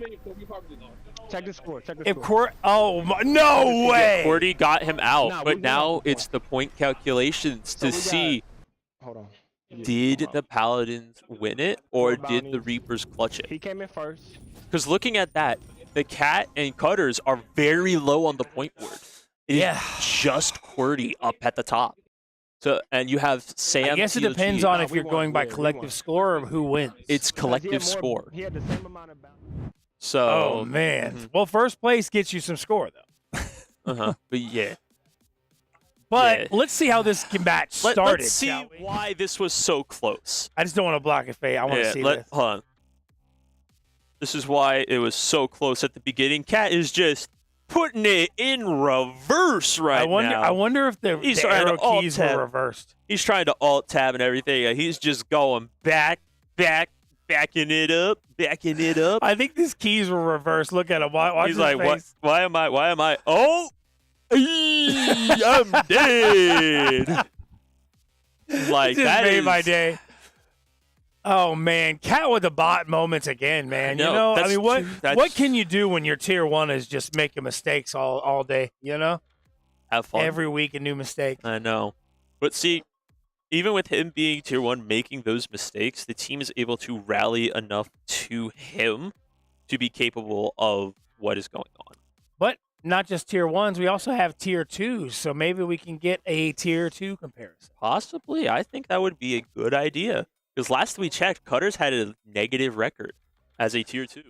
Yep. Let's see this. Here what we are. got Cutters here. is Cutters still negative. But so is TLG now. Woo! And it looks like the Reapers won. clutched it up. QWERTY clutches with, oh man, what they basically won 2v3. Oh my gosh. They won by 2 points. Man, all I know is Cat saved by QWERTY again. They won by 2 points. You know, I mean, I'm just gonna say it. You know, I mean, like, where would the Cat be without QWERTY there to carry him all season? You know. He also has Cutters. He also has Cutters, and Ricky and Rez. Now let's get those tier 1s. Yes, tier 1s. 4-4 coming out from LA and 6-2 coming out from the Cat.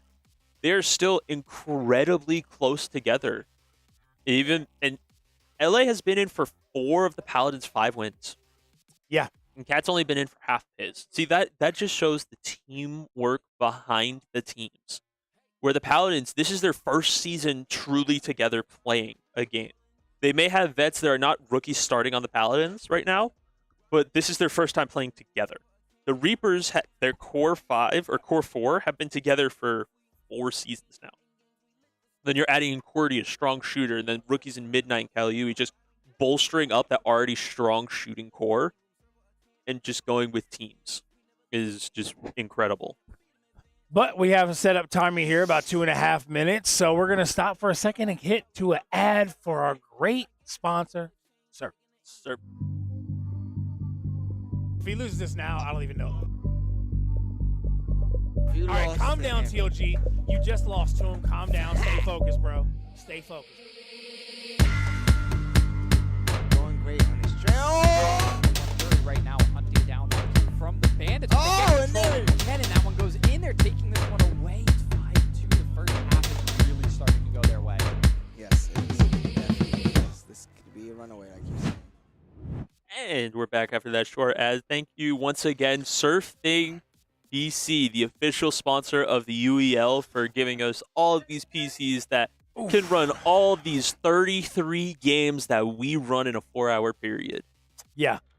Pretty impressive tech. I mean, like, they've really been like kind of a godsend for us because we had PCs before and, you know, they were great and they ran the games well, but then once SurfThing came along, it just definitely upped our game in the quality aspect of these games and the performance. And so it's been helping a lot. And now we got Valerant coming up here and looks like we have Cat, Rez, Ricky, Midnight, and Callie. No QWERTY, which is weird. And Rez going in, and now we have... And the Paladins are playing it. Paladins are playing it. We got LA, TLG, Strix, Raijin. NHL, look, another yawn. NHL with essentially full lineups in. Because I believe It's too cold in this building, that's why. It's not that bad. But we also have Mad Genius going in. I believe Mad will be on TK's account, an All Who Oppose. Such a good name, I cannot lie. Okay, let's see what we got here. So we got a KO, we got a Sova. Looks like maybe Raijin on a duelist, Strix on the Viper. Viper. Strix is, so we're guaranteed to have Viper, Yoru. KO, Yoru, and Sova from the Paladins. LA Has looking not decided yet. LA's looking at possibly playing Breach, which is a really strong and annoying initiation champion. But I'm interested. And we're playing Icebox. So he did do Breach. He did Icebox do Breach versus a Neon, Sage, Gecko, Reyna, and Clove. So Okay. the Paladins losing a timeout due to the display names going in. So if you don't have your name as your name, you have to notify the game master of who is who. If not, you get a penalty. Yep. But here we are going in on Icebox, generally one of the more hated maps of Valerant because it's a terrible map. So the Paladins are attacking here first, and it's going to start off round one, which is the pistol round. We are spectating Imperial Raijin, who is running the Yoru. Let's see, he did go base weapon. He decided to get the items instead. Get more utility instead of a better gun. We have Strix going in, buying a Ghost. LA also buying all util, I believe. I saw the Sova buy all util, which will be mad. Rez, I think, will be the one to watch in this game. I think Rez or Ricky will be the ones to watch in this game. Then Let's see. We got I do not like Raijin's crosshair placement. It's incredibly low. Yeah. Then here we are having Cat already taking out Raijin, and we have Rez rotating from A side. Nobody's going to look over the middle, which is interesting. Well, you have Cat over the middle right now. You have Cat looking over the middle right now. Rez taking a really smart peek. It looks like we did get a rotated A. Yep, Cat. We got a Viper wall. Yep. Good blind coming out from the Reyna, but doesn't catch anybody though. Doesn't get the stun either. He does get shot though. So the breach goes down. LA pushed up without his team, unfortunately. Yep. Ooh, another one by Rez. Rez is just absolutely going crazy right now, getting a 2K, looking up. Ooh, now he knows where he is, and he's going to pop out. Looking for that last one, and he's just looking Ooh, lost. TLG was looking at the wall. Rez the with the corner. 3K.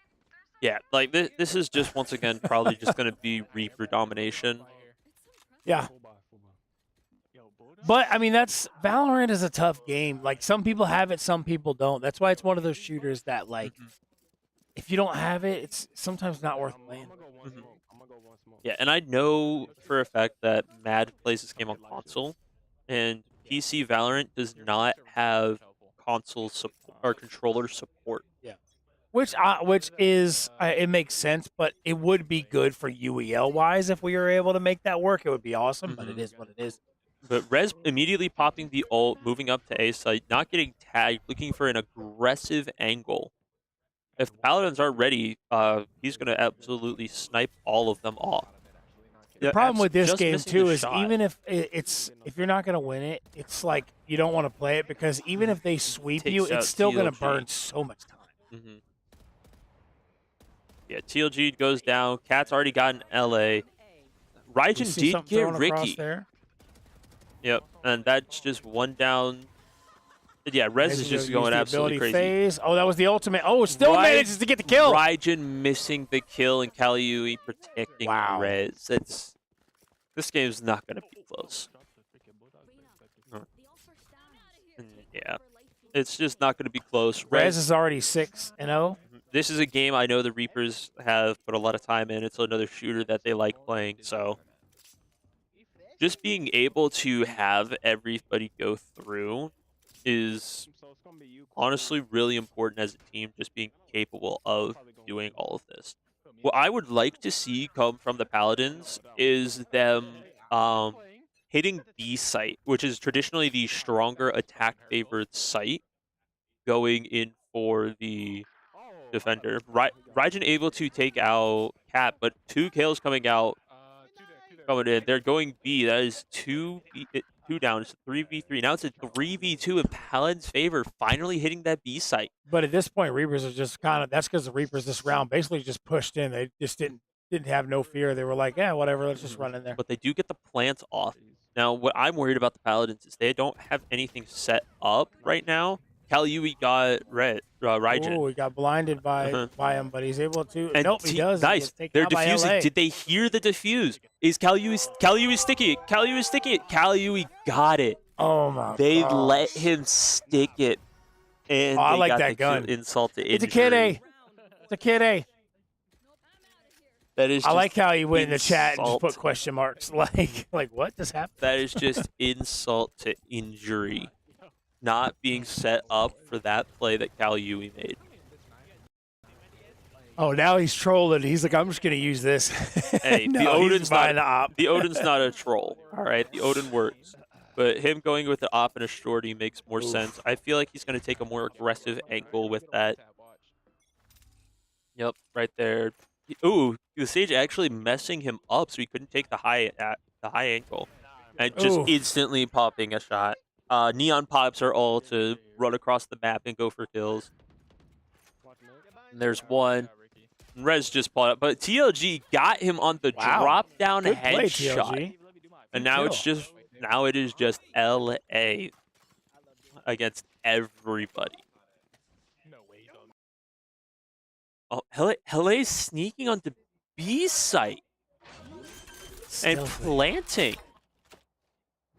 He does have his on abilities. B, Ooh. dies to the op shot though. That's just unfortunate overall.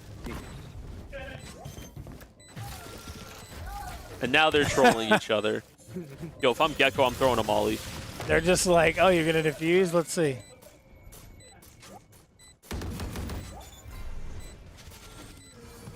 Yeah, the Reapers are just having fun right now. The Reapers are not playing around. Yep, they're doing what they do best, and that is just dominating and having a good time. And now they're on match point with the Paladins swapping over to defense for the last round. Yeah, this also once again brings in the question: do you play shooters again? Like, against the Reapers, I know it's hard, but do you just play shooters in general? I feel like they knew the game was too far out of reach at this point, so they're just like, hey, let's just play and see if we can what we can take. Going against a championship team, there's no. I don't want to. How's the best way to say it? I don't want to say no shame, but in a way, it's no shame losing to a multiple time champion. You know what I mean? It's one of those where you're playing them. This is when the first time you play them. I believe it's the only time they play them this season. Ooh, got the squish. Good job on LA being able to stall up a Neon push as best he could. Being able to rotate, picking off Ricky right out the gate. Being able to knock out the wingman, having the spike. This is a much better defensive round coming out, but they're just all dropping like flies. Rez is just able to pick them all off from the back. 2 on 3, killed by Rez. Yep. Rez 3 on 1, and it's Mad versus 3, and that's it. That's the game. Man, that's tough. Yeah. Now we got some NHL. You're gonna probably have Cutters, Cat, Cordy, maybe. But then again, taking out Cat and Cordy from the rotation might not be a good call for the Reapers. I mean, obviously they're up by I think eight games. I think it's a good call for this point. But what I would say is I would put your rookies in, get them more familiar with the games because the game's almost out of reach. It's an hour left, and they're just at this point, maybe I don't know. Unless they care about like KD, or like win loss. Well, Cutters is negative right now, or he's even now, I think. But. Yeah. So I don't know. We'll see. Yeah. Most shooters are all gone now. Only Rainbow remains out. Rainbow and Halo. Rainbow and Halo are the only two shooters left, and I wouldn't mind seeing both of those. Yeah. Definitely Rainbow. I think Paladins would be like, oh, we want bragging rights. Let's play Rainbow. The Paladins. I know a lot of the Paladins actually do play Siege and enjoy the game, so I think that's one shooter that they actually do want to see. I also see them, play the games and have a lot of funny and weird things that have happened. Yeah, but going to this NHL game, I'm trying to figure out, because I know they're going to put in TK and reset. It'll probably end up being Mad and either Raijin or LA. Yeah, or Sam. But then on the Reapers, you're going to have Cutters. I'm assuming you're going to have Midnight, Kalyui, but that could be wrong. They do put in QWERTY.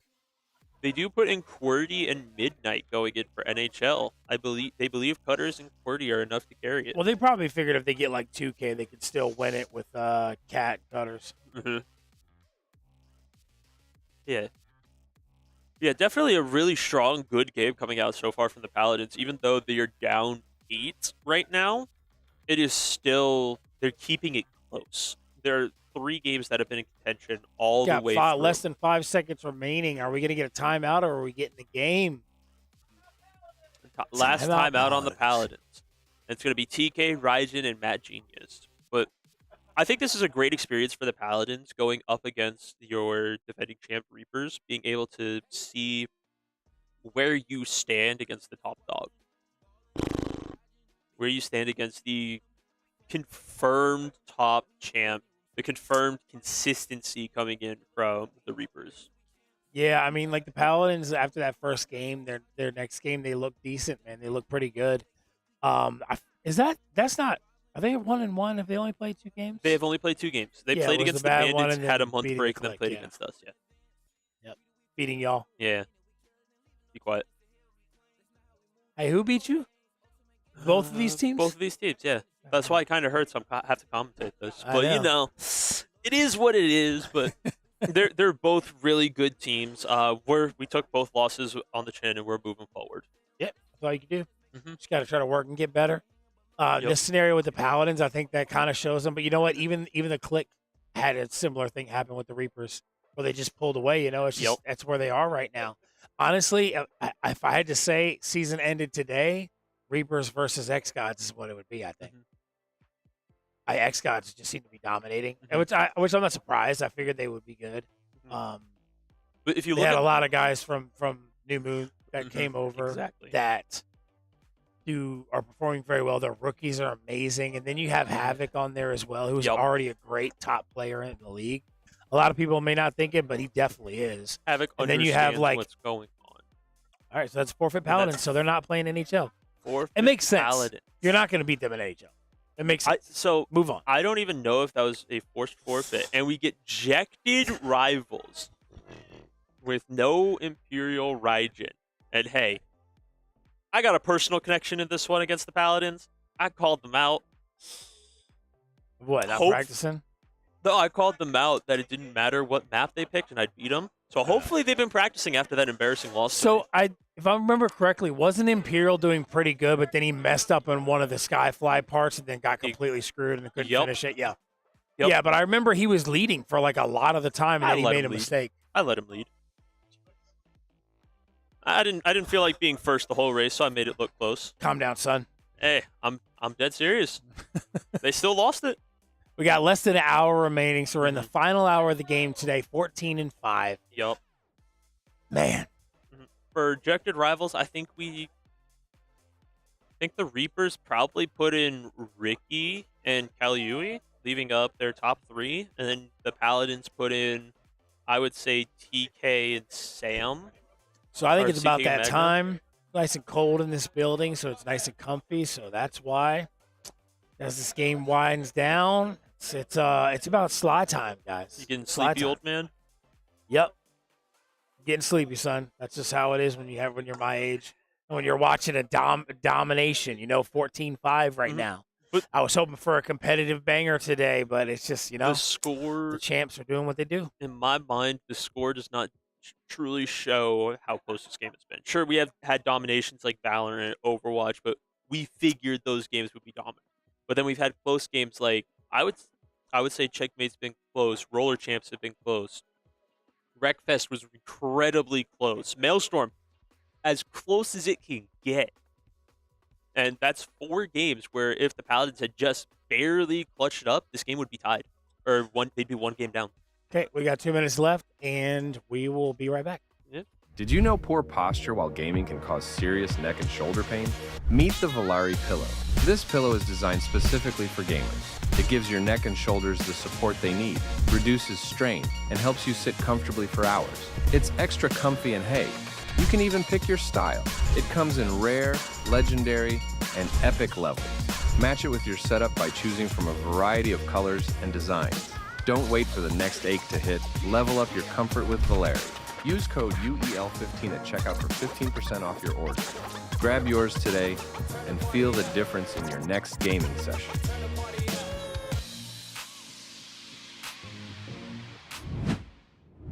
And we're back. Valari. All right, we're still minute 40 out from the Checkmate rivals. It does look like they put TK and Magna in, and then they put in Rez with Kali. I figured Rez would go in because I believe last time he won that he was in this game. I actually thought Rez and Kali, so that was a good choice. It looks like we might be getting into it right now. Let's get it on. Hey, I just want to see what map they pick. Because seems like it's been the same one over and over. The grand finale. I hope it's not. This game has so many good maps, and it's the grand finale. How original! Oh. And it sounds like a timeout Reapers, and we go into Blaze Blue. Ricky's gonna be like, "Oh yeah, I get to go in and play and TK because is I'm not out. in this game." And So now TK I'm gonna will just be go out dominate. for Blaze Blue, but TLG and LA Strix are all available. So, yep, Ricky's gonna go in. Who do you think's gonna play him? TLG probably. I mean, TLG had a dominant performance week 1. It'll probably be TLG. But going back to Ejected Rivals, if the map is indeed the grand finale, a lot of teams have been playing that map. It is. They might not be playing Ejected. They might not be, but if they do play Ejected Rivals, then because it was a timeout on the Reapers, not a forfeit on the Reapers. But if they do play Ejected Rivals on the grand finale, I'm very interested to see how people perform the flying portion, because that is the map, in my opinion. Yeah. If you are able to fly and do the flying portion, you win that map. If you cannot, you lose. Okay, all right. We got 2 minutes remaining in this timeout. We do. But yeah, what do you expect to see coming out of the Reapers in Ejected Rivals if we do indeed play it? No Imperial being in, got TK and Magna. I think it's going to be a pretty. I think Rez is getting first place, Kali is getting third place. Okay, who do you think on the Paladins is getting second? TK. Okay, do you think it's going to be a close race between Rez and TK, or is it going to be a gap? No, it's going to be a gap. What makes you think that there's going to be a gap between first and second in this map? Because I mean, the Reapers, Rez looks really good at the game. I don't remember Rez playing this game. I'm pretty sure he played. If possible, can we get a fact check on if Rez has ever played Ejected Rivals? I don't think we can, but we'll find out. We'll see. We'll Voices find ahead. out. Yeah. I think he's going to win. Ejected Rivals is one of those simple games, but with a lot of minute Tekken details. Let's get it on! And here we go. Grand finale. Looks like I'm seeing the default cars coming out on all of them, except for Sam. But here we go. TK taking an early lead with Rez actually in the back. Now Rez is in second. Flying over, about to summon the cars in. Yup. And TK still in a really strong position right now.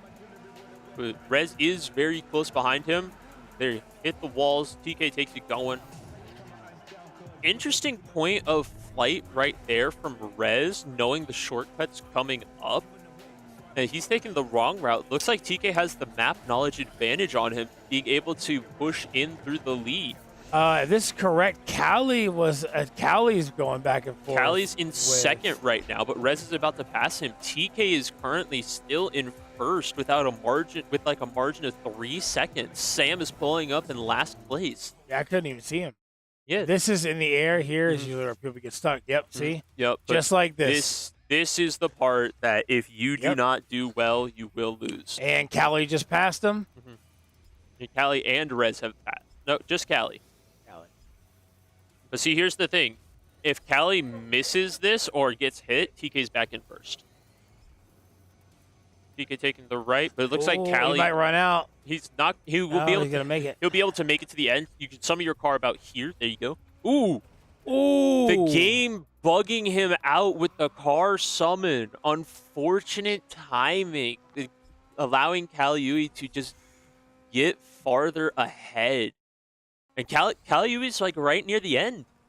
Cal Yui is on the last portion. He's made it through the winding canyons and is almost at the end of the map. Yeah. It looks like Cal Yui is actually playing, understands what's happening in this game. But Rez is actually pulling up the revert right at the end, so he's getting carried by one of the rookies here. But see, that was close. Here's the thing.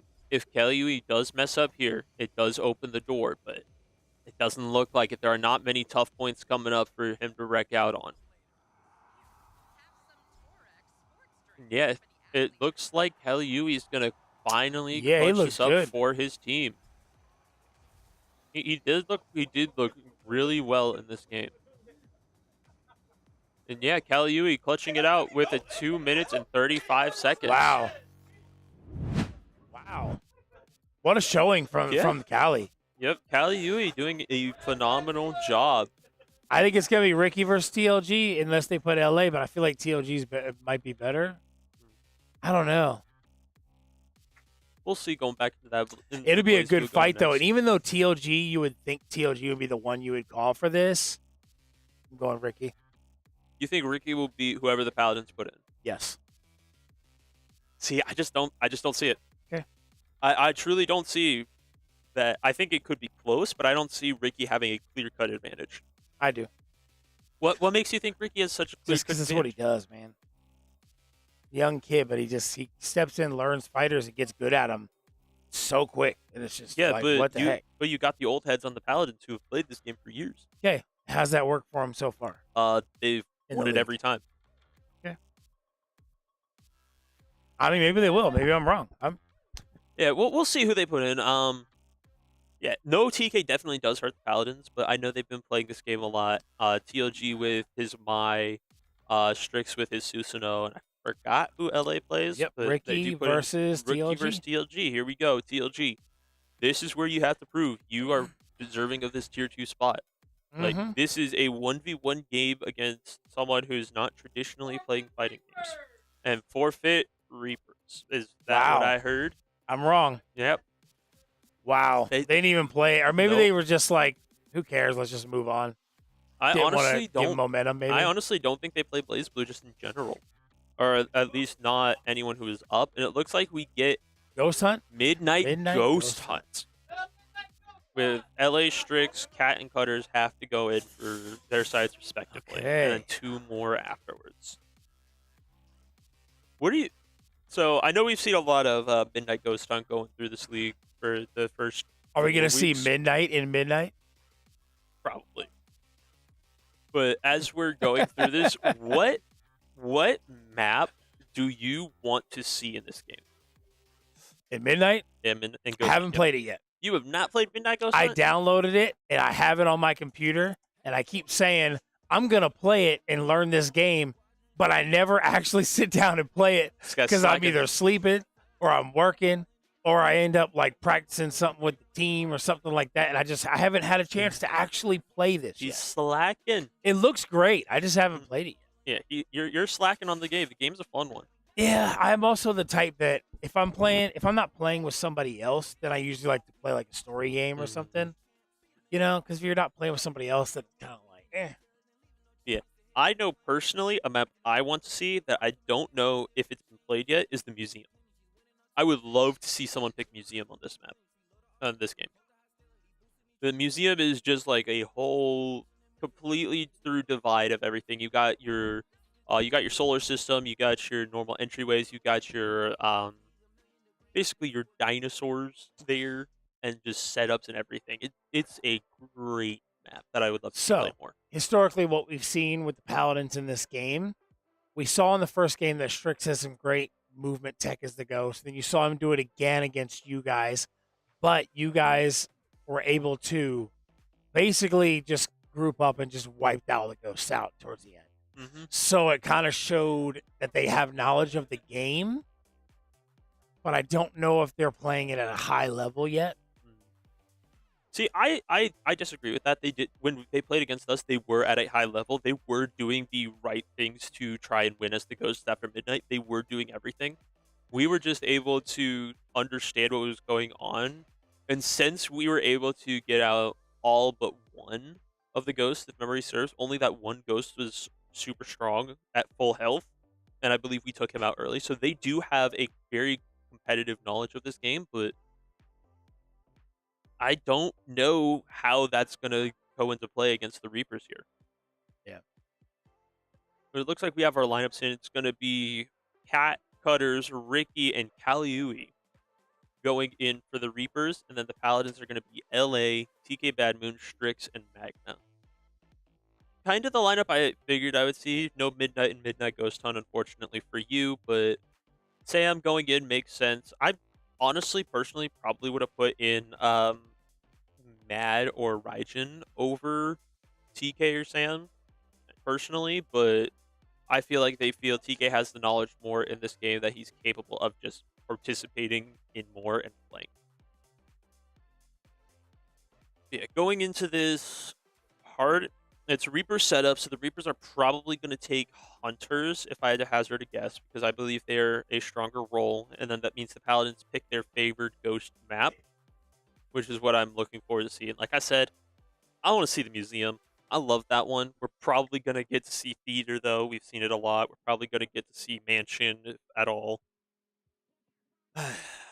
The map pool on this game is so good. It's so much detail in there, and I just want to see all of it.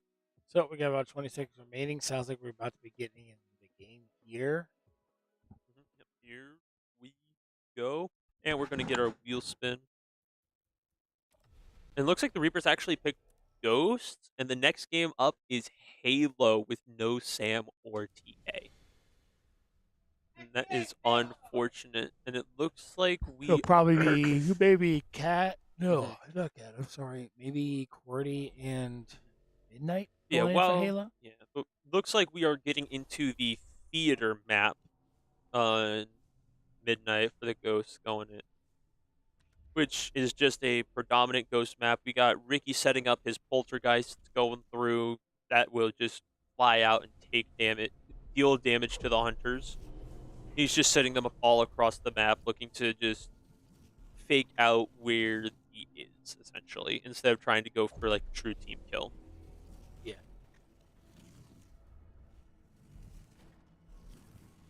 Now, we got Ricky setting up in the second level right here. He's used all of his poltergeists. He's...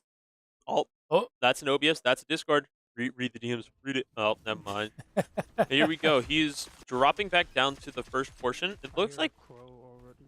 It sounds like they might have found somebody. We got Sam going on with the... what's its face? I don't remember. But basically, it detects like the goo, essentially, that allows you to get like a general area if a ghost hasn't moved around enough. We got Sam just looking out. He's taking some damage from the poltergeist and just being able to try and find his way through. Sounds like he's in the theater. Now we're hearing call-outs going for Checkmate. Sounds like he might be in the theater or something. And Sam is just interacting, grabbing, and shooting things just to see if it's them. I don't think his team has found anybody. Doesn't appear like it. No. I think I just saw something drop from the top. Sam is just staying in this one area. I would like to see him move out and move into separate areas. Looks like we got Cat on the second level, and the Hunters are really close to him, but yeah, they're struggling to find any of the ghosts though right now. Like the ghosts have done a good job of hiding. Oh, Kaliui did just launch himself up to the second level, and the Hunters are just running right by him. Now, one thing I would like to see from the Paladins is just start going section by section, map by map, being able to section everything off and then go. Okay.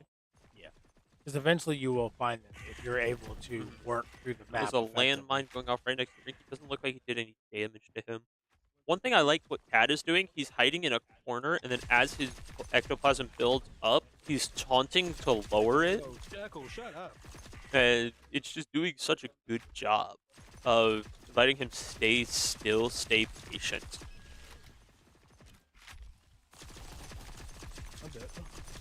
Yeah, it looks like they're getting some action in on shooting fighterz right now. fighterz is incredibly low health right now, but they're slowing him down just enough to possibly break the item and kill looks like fighterz. that's one down. On you, I'm coming in. Hopefully someone has a vacuum to pick it up, or else he can be revived. So they do need to be careful on that. He's following that radar, trying to find the next Sam ghost. is just looking for people. Oh, he saw the launch up. They're trying. Looks like they're trying to res him. Yep. And the fighterz is slowing him down. They're dropping down, looking. I believe that's Cat who they're going for right now. And they're slowly but surely boxing Cat in and taking him down. But now here's another thing. Okay, never mind. Strix has vacuumed both of them, so it is just fighterz, not fighterz, Kaliui and Ricky up. Now it looks like they might be going to set up and heal up. That way they are full health for when midnight Going hits. to the resupply. And like, see, this is something I do appreciate. They are able to. They both went back, and in the case of getting up health, becoming tankier, becoming more efficient with what they need to do and become, and get set up for the assault coming from the ghosts. All right, 15 seconds to midnight.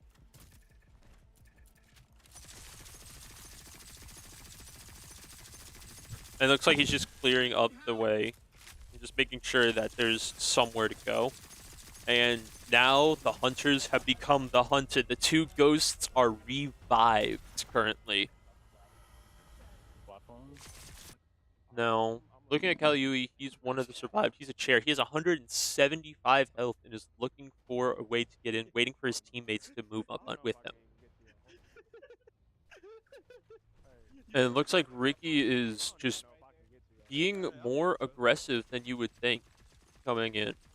But the Paladins are playing this very well. They're just playing it quiet, and they're just going in, which is incredibly nice. And it looks like the Reapers are going up top to launch themselves in. But it also looks like Cat is lost in the back, not able to move up with his team. So it looks like it's going to be, hearing the call, said, all right, go in. It's going to be 3 of them going in on the Paladins. And he hit one. It. One of the Paladins are almost dead because of the full charged hit. Strix is knocked out. Strix is now knocked out, but the Paladins have 2 of them down.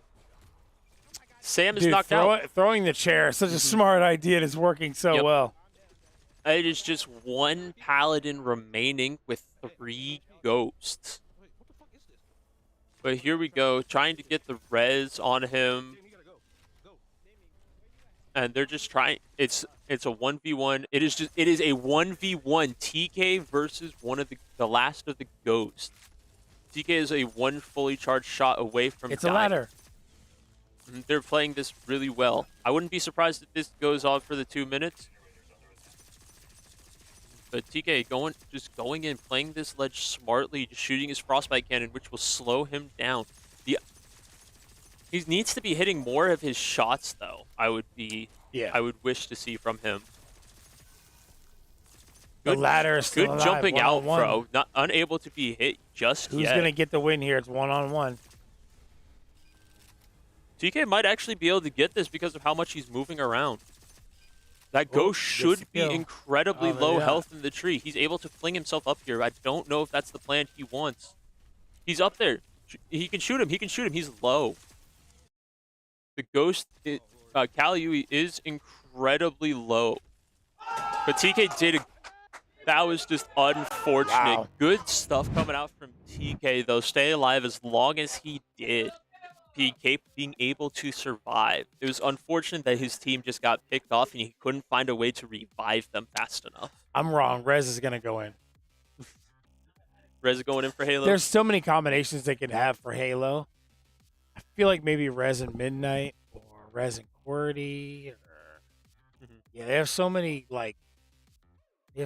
options that they can send in. And then on Paladin side, I know TOG will want to go in for Halo, but I don't think they're going to be able to win it. So it might be like Imperial and Mad. I could see it. I could definitely see Imperial and Matt going in, but going back to Midnight Ghost Hunt, good job on the Reapers for being able to hide as long as they did. They were very spread out on that map, very capable spots, and they clearly practiced the game. But at one point, it was what, three on one? At one point, it was 3-on-1, and TK was able to get it down to that last 1v1. But Kaliui was just had the health advantage and was able to just consistently keep hitting TK, taking him until he was out. But regardless, great stuff from both teams, being hunters and the hunted. And so I'm looking forward to seeing how the meta shapes up in the league, of how people will play this game the longer we play it. Yeah. Halo, I wonder who's going to get, I wonder what map choice we're going to get. But we do have another replay. Let's get. It's going to be of Rez in Valerant getting, when he popped his ult going through, Rez just showing clear domination of how he knows this game inside and out. He's just able to push up, see the outlines, just keep on going. With the Reyna ult. Gets hit by the flash, but still picks up the kill on the Yoru to pick up a 3K, and the rest of the team covering him. Incredible stuff with the teamwork coming out from both of these teams, but the Reapers have just exponentially kind of just diffed them in a lot of the team aspects of everything. The skill is close, but the teamwork is off. And it looks like we are having Rez and Midnight going for the Reapers, and TLG and Imperial Raijin going in for the Paladins. TLG and Imperial have been playing this together for a while, since last season. So they do have some chemistry together, and TLG loves Halo, so I think it makes sense. Yep. So it's not out of the possibility that they could win it, but it's going to be a tough matchup against Rez and Midnight. I think map choice and power weapons are going to play a big part in this. Paladins got set up, which means they got to choose map, so that could be good. Yeah. But if they just decide to choose the same old map that we've been seeing everybody play over and over, these same 2-3 maps, then I don't know if they're going to be able to take advantage of it. Yeah. I feel like they need to do something a little different, pick a different map, something a little different from what everybody else plays. I do feel like it hurts the Paladins not having their true Halo player in TK, who he's been able to play this game to a higher level and just garner respect from people in the league playing this game by himself and just being able to be a force in Halo. So it is kind of unfortunate we don't get to see that today, but going into this, I believe Raijin has always had a very strong performance in Halo. He may not be up to par of the rest of the league, but it's still been a very strong performance, and then he already has the chemistry with TLG, so I think that's what the lineup goes for. Predictions have dropped 100% on Paladins. On the Paladins to win Halo. Interesting. Yeah, they just, I guess they think the Reapers suck at Halo. I don't think it's necessarily that they suck at Halo. That is what people think, but I believe it's probably just who's in. Is that the Alvida? It's the Aquarius. MK1? No, it's please? Dead by Daylight. And I believe it's a Reapers setup. Oh, Timeout Paladins. Paladins. I'm going to be... Apparently it was set up on the wrong mode. Arena Slayer? Apparently.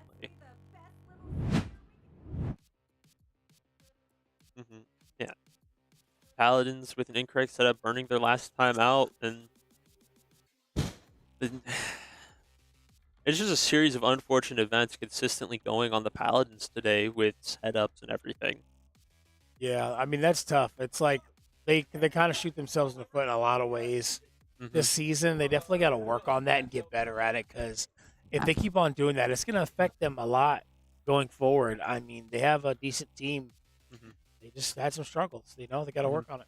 But once again, I do also feel that this is their first true time together. They've had 3 people on a team for last season in LA, TK, and Strix. And then TLG and Raijin have been on a team. Magna and Mad have been on a team. But also some blunders on the Reaper side, like this Maelstrom clip, once again going through, just being capable and just making it incredibly hard for his team to win. And it honestly begs the question, why are we still putting Cat in this game? Why are we still putting Cat in Silver games? I think he's still not locked in, as he consistently dies. But yeah, so. Oh man, man, Cat is the worst. Apparently so. But I mean, Jesus, he's QWERTY's carrying him every game. Yeah. But this is another clip from and now Maelstrom right here. This is the clip right at the end where. Oh, is this the guy who carries Cat? Where QWERTY was able to just consistently whittle down Sam, forcing him into the Maelstrom, letting his team win by 2 points. Yeah, this is the kid that's been carrying Cat all season. Mm-hmm. Yeah, that kid. Yep. And that was just unfortunate play coming out from Sam in that clip, but good stuff to QWERTY on being calm, collected, even with his armor down. I'm surprised. All right, so now, okay, and we now got we're some Street going Fighter to right here. Street Fighter. We got some moves by TK with that little slithery low move. Yep, TK going in with the Aki. Some of the best Aki play I've ever seen. Hey, that's my boy right there. But yeah, he's doing an incredible job going in. fighterz did keep it close, but I think a lot of people thought fighterz was a shoo-in to win this. But TK was able to just keep on going and punish counter for the kill. Ooh, and then a jumping. Very, very reminiscent of Fang from Street Fighter V with the poison and the butterflyiness. Nails of death. But it was good stuff coming out from TK, being able to finish up, clutching in through a fighter, and just staying together. Good challenges coming out. He did look a little stiff in a lot of fighting games today, but this was not one of them. And that was good to see. Yeah, as we're going into this next game, it's a technical timeout from Halo, so you're stuck with us a little bit longer. But we got fighterz taking out TLG pretty early on. I don't think TLG. It was honestly interesting to see TLG picking the Ryu over his traditional DJ. Yeah, he should have chose DJ. I think he was trying. I think he thought maybe it would be smarter against the matchup that they had today, but it actually just was worse. He should have went DJ. So DJ Kimberly is a very interesting one. I play DJ as well. It's one of those matchups where Kimberly has a lot. I remember you guys had the mirror matchup last week. I didn't play him. Him carried me. Him on the modern Kimberly carried me through. Oh, and here we are going back to the another Wreckfest. Great clip. Once again, a very, very close match between these two teams that one thing shaped everything. I'll tell you what, we've been getting some epic moments every week from positive and negative, mostly negative. But we've been getting so many epic moments, which is going to give so much for us to hear about on Inside the Wheel or Technical Timeout, like on these shows. It's going to be there's going to be a lot of interesting moments to talk about. Absolutely. And then while we're in this tech timeout, can we please get a comparison of the tier 1 players for this game with about 30 minutes remaining left in the game? We're going to have Cat finally pulling out at 9-2 with LA at 4-7. LA going winless in shooters. Yep, I think they're all going winless in shooters currently. One thing I want to point out is most of the games that Cat has been in, LA has matched him. Yeah. And I believe LA was against Cat in all 3 shooters and all 3 strategy games. But now let's go and see those tier 2. Yeah, the tier 2s, which fighterz finally getting above 500. Finally there, and then TLG just 2 games below 500. And once again, winless. They've been fully winless in shooters and have a very bad record in strategy. One of them I was expecting to see, but the strategy aspect of it, I was not fighterz expecting. with 3 strategy wins, 2 sports wins, 0 fighter wins, 0 shooter wins. fighterz hasn't had to go in for a shooter, and I think that stands to the testament of the team. Yeah, that's what I'm saying. Like, even though he's one of their best shooters, like, they're all so good that they're like, kind of don't need them for those. We can have them stay out for other games. Yup. But yeah, like that's the get buck enemy. But yeah, incredibly strong showing coming out from both teams. Cutter's finally getting above 50% in this game, and it's really funny to think if he loses one more game, the team's winning in spite of him. And now the tech timeout is over. Are we getting to this game, or are we getting another timeout? I hope we're getting into the game soon. Hopefully that the game will show up and maybe we get to see it get played, maybe not, and we just skip on to Dead by Daylight. Very possible. If we do skip on to Dead by Daylight, that would probably be beneficial for the Paladins. I don't know. I think they wanted to play. We'll see. But We'll they could see. be getting the forfeit. But Looks like another technical timeout going in on the clock for Halo. I'll be back.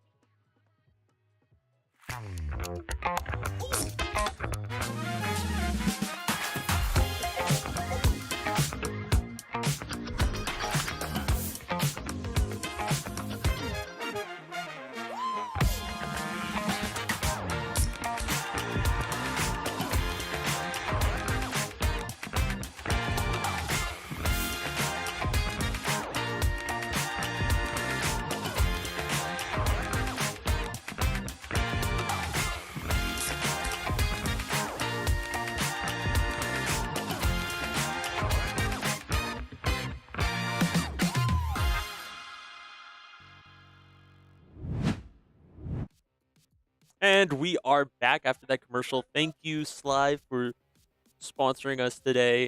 And you don't need the Grand Crush. We don't need that. But it looks like we should hopefully. Because I crushed it. Because I liked it. And I enjoyed it. Man. And I needed the boost. So I crushed it.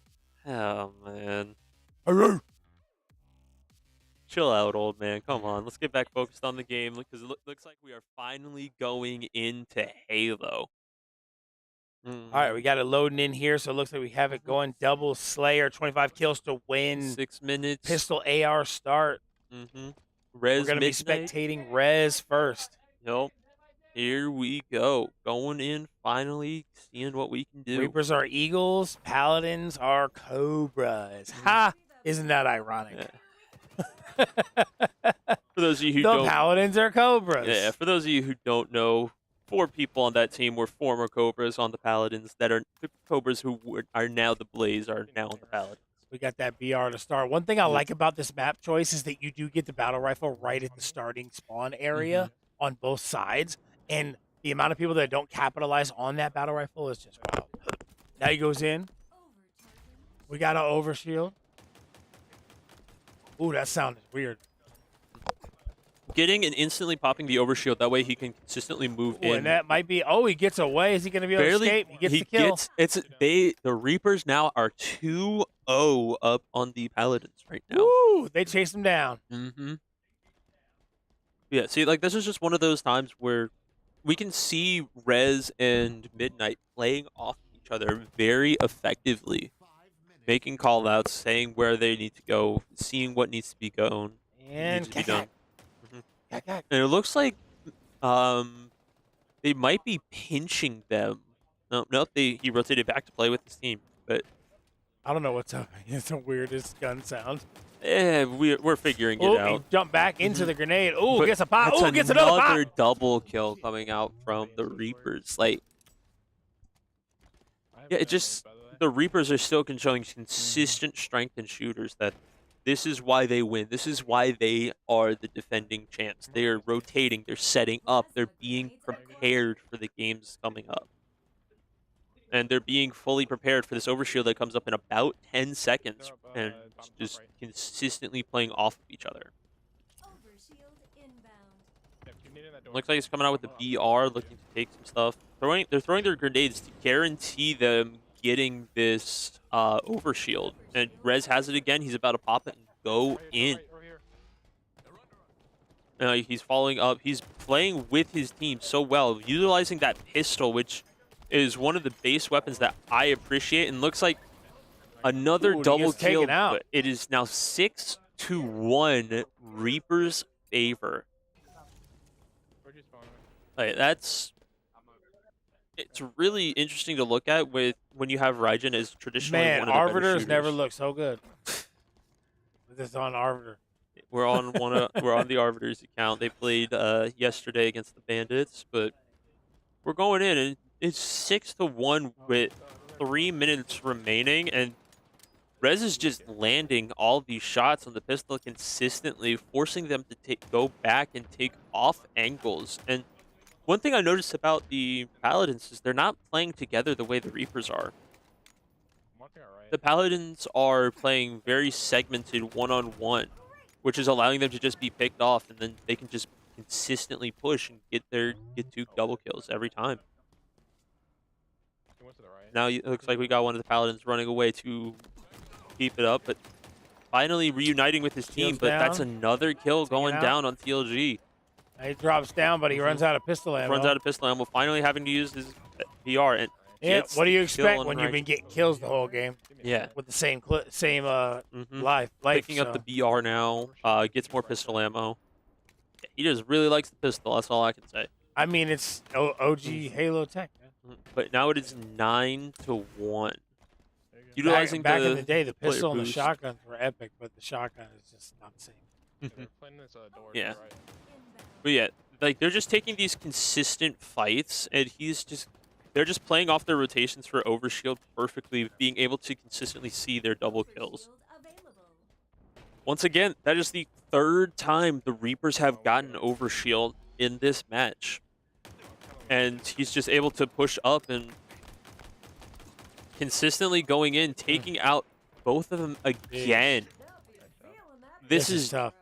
This is just a slaughter today. And I think this is what most of us expected, except for those in predictions. But we were just able to consistently see the strength of the Reapers' teamwork being capable. Now, sure, aim also helps, but the Paladins have been playing separated where the Reapers have been playing together, and that's important, especially in a team shooter like Halo. You're not seeing many callouts, but you're seeing enough segmented callouts, and that's just another double skill going. Now it's 13-2.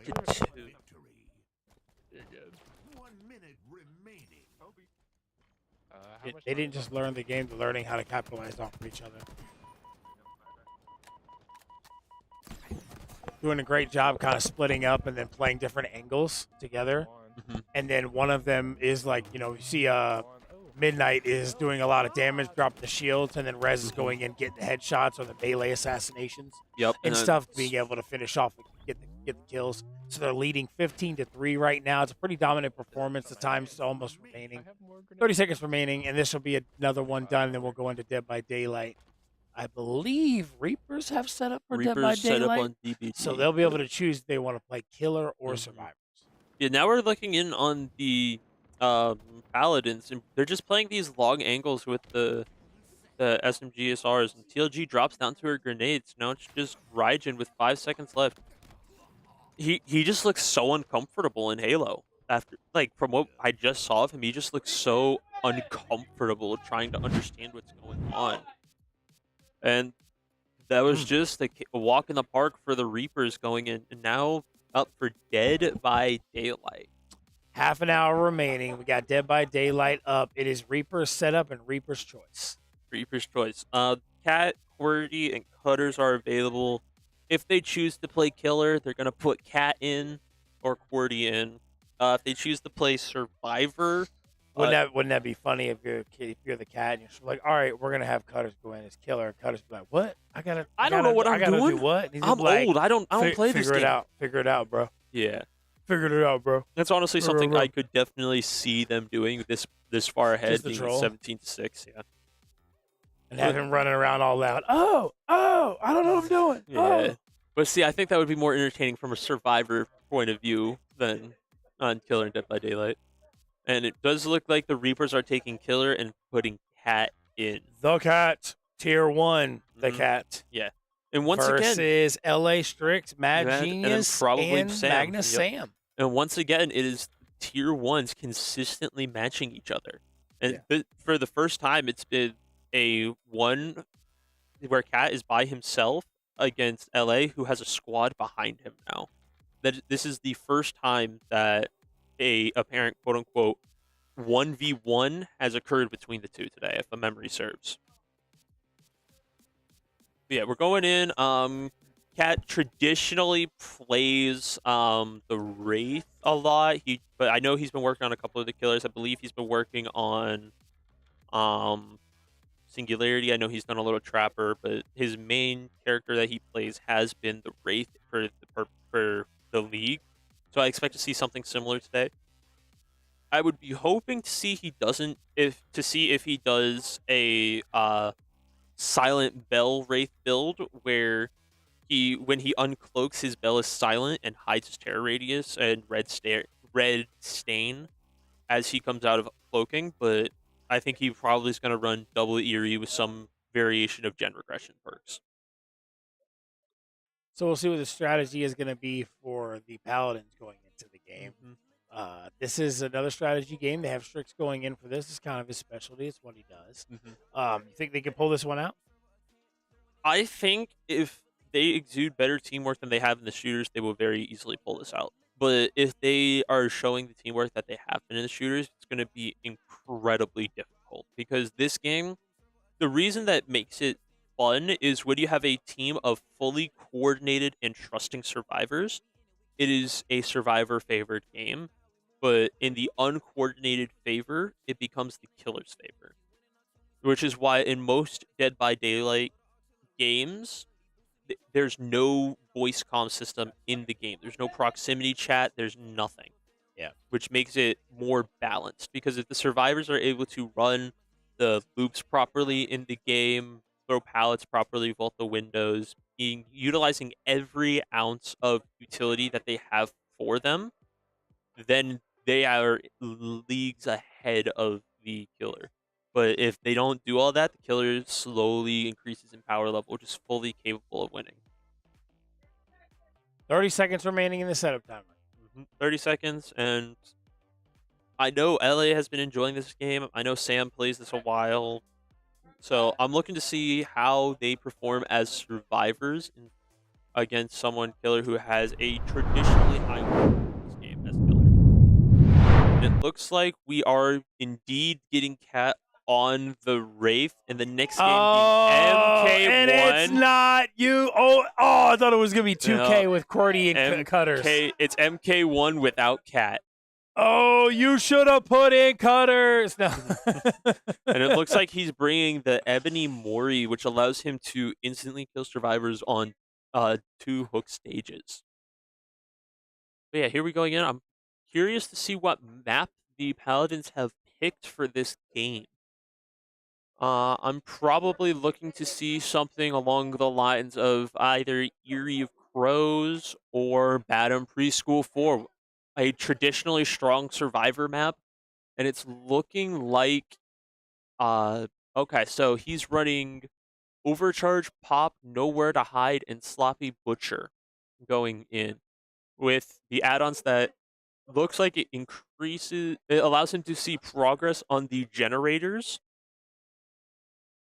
And I believe that is the add-on that allows him to kick and break things faster while cloaked.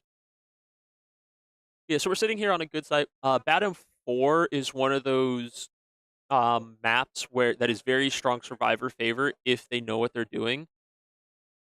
That's going to probably be a hit going in on Strix, but that gen is almost done.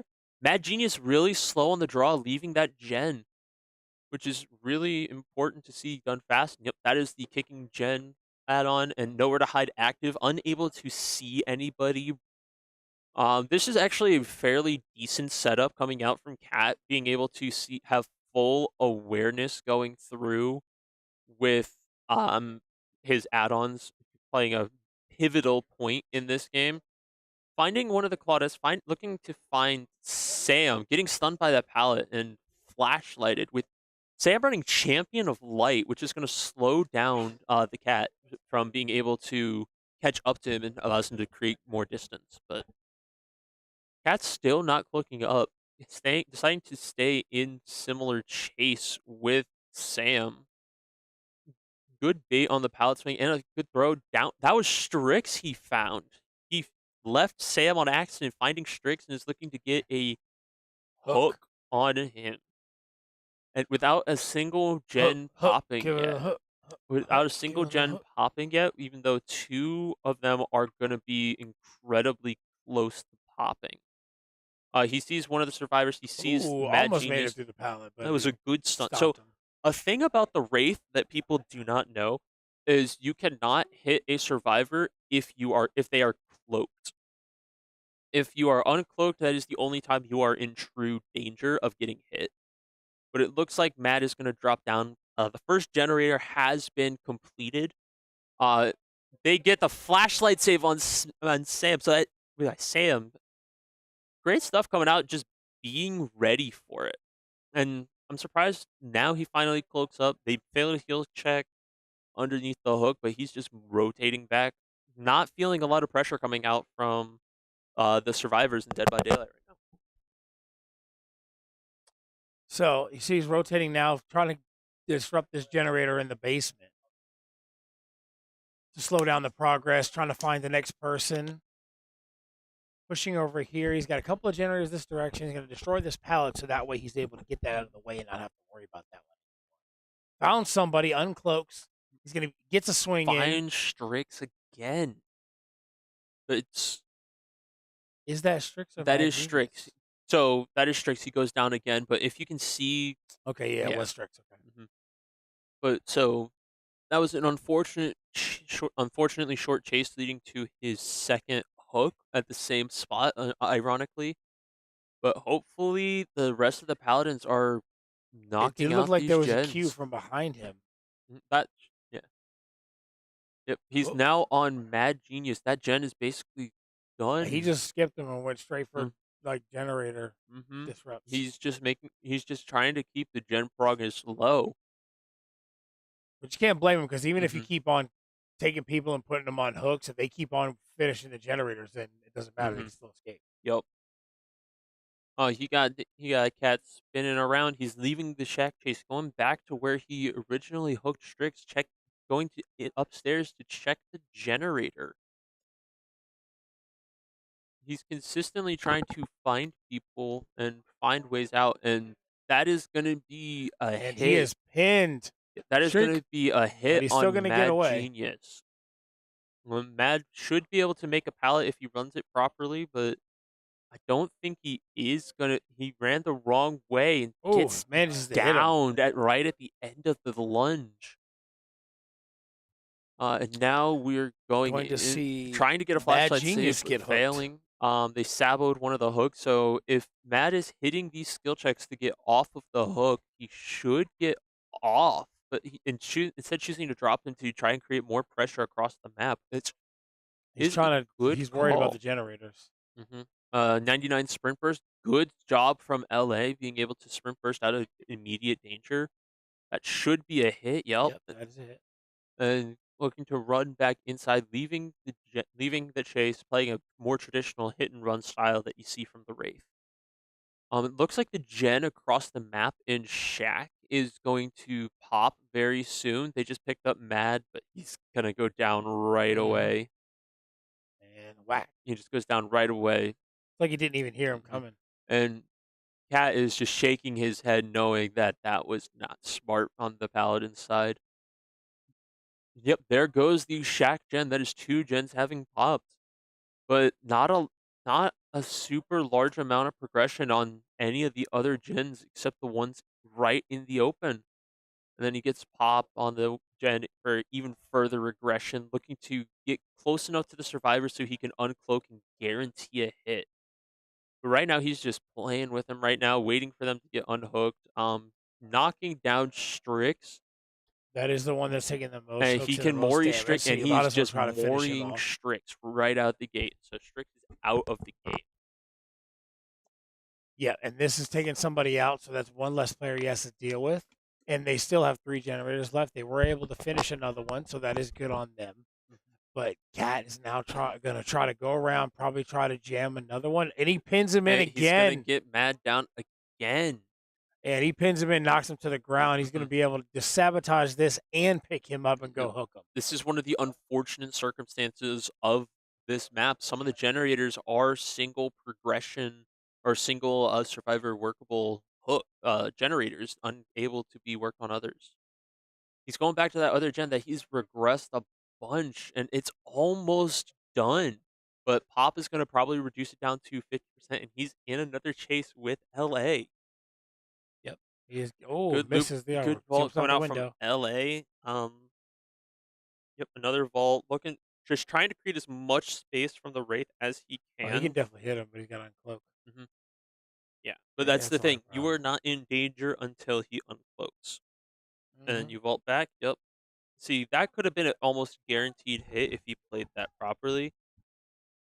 But LA just barely goes out, and Sam gets Magna gets the save on Mad, and LA, this should be his first hook.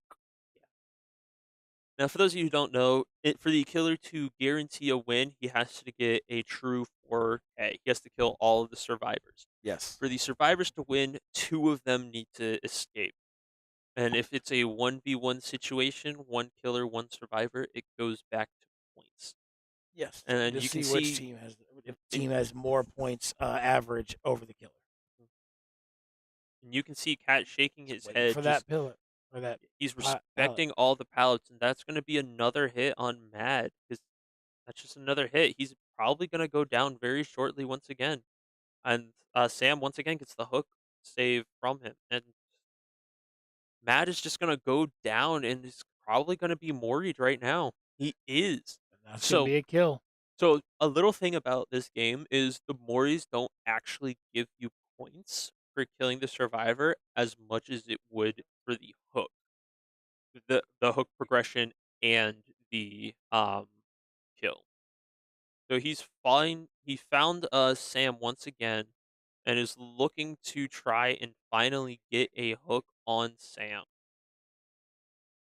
Good job playing to both of their strengths, trying to get away and escape while getting a hit. Good feint coming in. That was a bad, unfortunate slow vault coming out from Sam. He's running a chemical trap build. He's basically just trying to blind and slow the killer as much as possible.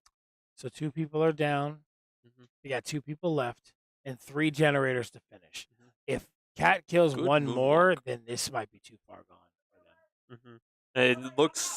It looks like he's slugging for the 4K. He's slugging Sam, so he lays Cat's on the ground. yelling, LA, where are you? I'm not hooking him. Where are you? And he's yelling, LA. Yep. Up, and he found him. Across the map. This looks like it's going to be a Reaper's W. Good sprint burst coming out from LA to create more distance coming, but it's going to be a really hard chase for LA to run through and manage to save Sam if he can. He is on his heels. It looks like he might be able to. He's made it across the map. He might be able to get a save on Sam, but it's going to be close. Yep, he was able to get Sam, but Sam immediately gets dropped again.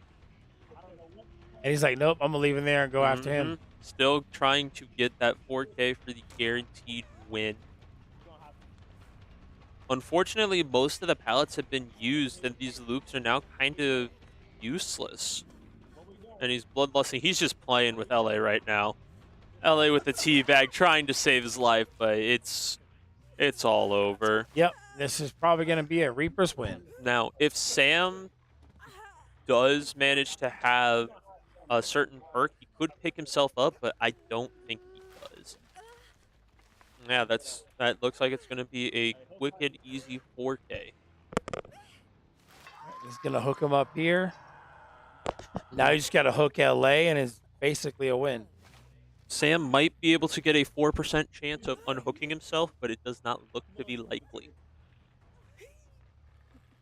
Yep, and that is Sam going down, and that is the game. Ooh. Reapers win another one. Yep. And now we got MK, Cutters, and QWERTY versus probably TLG and LA, maybe? Either TLG and LA, but Or more Mad than likely going to Genius? be TLG and TK. Or TK and Mad. I've seen Mad Genius do pretty well. Being that they don't have Cat and it's basically all rested on QWERTY, I don't know if the Paladins are going to full send it. I think the Paladins will because they know this is a game they should win and can win, so Yeah. they're going to want to try. And it just makes the decision a lot easier with Cat I out. bet you QWERTY's over there like, oh, so we're going to forfeit this, right? Or, like, I don't have to play it. Maybe. Who knows? He doesn't like playing fighterz. Yeah. Even the ones he's good at, he just doesn't like playing them. I mean, he's on all right at MK. matches, so. He's all right at MK. No one. He was better. He was better last year. I think he kind of like stepped away from playing it for a while. Good stuff coming out from Cat in that Dead by Daylight game, though, being able to find a way to get all the survivors, utilize his build, and kill her properly to secure the win for his team. And then that was honestly a pretty good showing coming out from the Paladins as survivors with that setup on that map that Cat had. So being capable to even keep it somewhat close is actually pretty good. I heard a button check. I think Cutters is starting it off. We It got a looks- Baraka versus Baraka, so that's Cutters versus TLG. Cutters versus TLG, and the next game is DBZ Z with no TLG or TK. or TK. It's going to be incredibly difficult for So them. it's going to be LA versus Ricky, Rez, and the Cat. And both with the Baraka Cyrax going in. Somebody play. Yeah, you also got the new characters that dropped in MK2. I don't think anyone over here is going to be playing them. Yeah, I'm maybe sorry. not. Yeah, here we go. Just slowly moving forward. TLG is going to be player 1 going up against Cutters on the player 2 side. And we're just seeing going to be basic cookie cutter strings coming out from Baraka. Cutters going to be pressing a lot of buttons. Good grab coming out from Cutters, though. Good down 2. Good interrupt on the assist. Good block on the overhead punish. And TLG consistently dropping this combo, though, which is you really cannot see coming in from someone who's supposed to be your fighter in this game. Yeah, but he gets the combo that time, and then you have a breaker at some point by Cutters. Oh, Yeah. he tried. I feel like Cutters doesn't play. He just chose exactly the same thing TLG chose. Probably. That's what I think he did. That would make sense. That honestly would make a whole lot of sense if he would. I feel like he was just trolling and just like, oh, I'm using the same thing as you. Yep. Anything you can Then do, I can see what better. you do. Good stuff, TLG. Getting his corner combo going in. Choosing not to continue it with Cyrax, unfortunately for him. Good grab coming out from Cutters. TLG is just shaking his head like, I should break that. Watch out for the nuclear explosion from Cyrax. Good throw coming in He's from got TLG. the fights the throat. It blows himself up. Oh, is it hitting? The fatal It is blow going did hit. to hit. But so Cutters doesn't know the more you mash during this fatal blow, the more damage it does, and vice versa if you mash on defense. Ooh, unfortunate. Ooh, nice counter there. Okay, Cutters. It looks like Cutters might. Oh, did he press? He got did. hit. He's dead. He got hit with the anti-air fatal blow. He pressed. Well, you can't block in the air, so he got hit. So Nice. He's now gonna you're hit the going to face have out. QWERTY stepping up. Yeah, he disconnects his controller, not allowing him to get the fatal blow. Now we got QWERTY going in, probably going to be on the Liu Kang Serena. That is what you would expect. That was what he played very well with last season, unless he's picked up something new, but I don't think so. I think he's basically just sticking with what he's comfortable with. Question is, can he get through TLG? Which I believe he probably could. Liu Kang. There's Liu Kang Kung Lao this time. Change his instead of assist. Interesting. Serena. Interesting. He changed his assist. That's something different. You see the cat sitting down next to him coaching. Yep. And he's checking his buttons, making sure they're all correct before he gets in. Here we go. TLG still has 2 rounds up on QWERTY, so it's a full game. Unfortunate back forward 4, I believe. And there goes the combo, but see, QWERTY has a different assist, so he's not going to have the same combos he used last season. Well, the combo will be the same. The damage will be different because of the assist call. Good assist call coming out, protecting it with Kung Lao.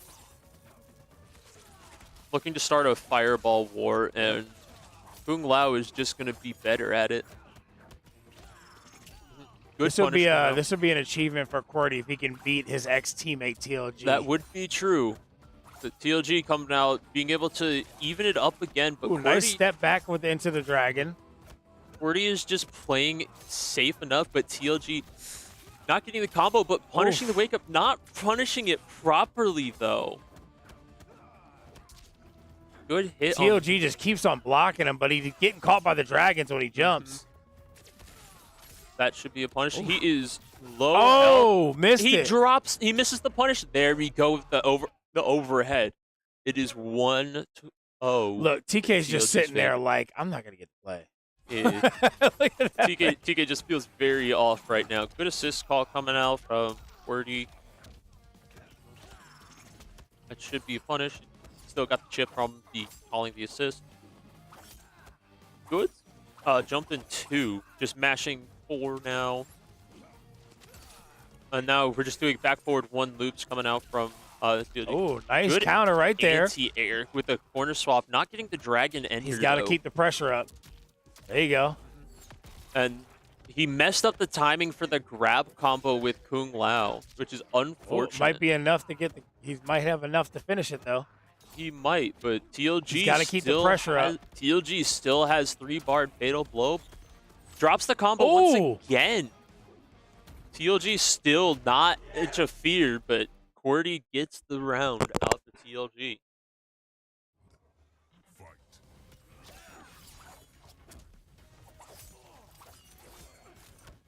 TLG trying to find his opening in this solid defensive style that QWERTY is showing. It looks to me like QWERTY still has his combo stuff in the game, but it looks like he's probably not playing it consistently because he's still dropping and messing up a couple of the inputs. Like he knows what he's doing, but he's just missing a couple of inputs because he probably just hasn't played it recently. Yeah. Like I feel like that's the same for TLG. He just hasn't had to play it. They've been focused on so many other games on the wheel. Like QWERTY just keeps catching TLG pressing in these situations. And also, QWERTY's at the points where you see like he's dropping a couple of his combos that he could be doing a lot more damage, or he's just a second off, you know? Yeah.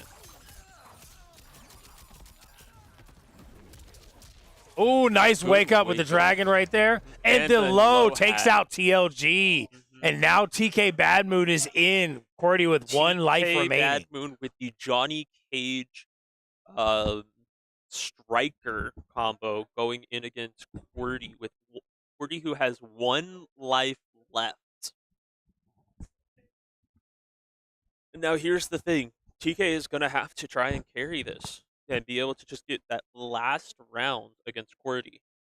He's played against Johnny Cage many times, I believe.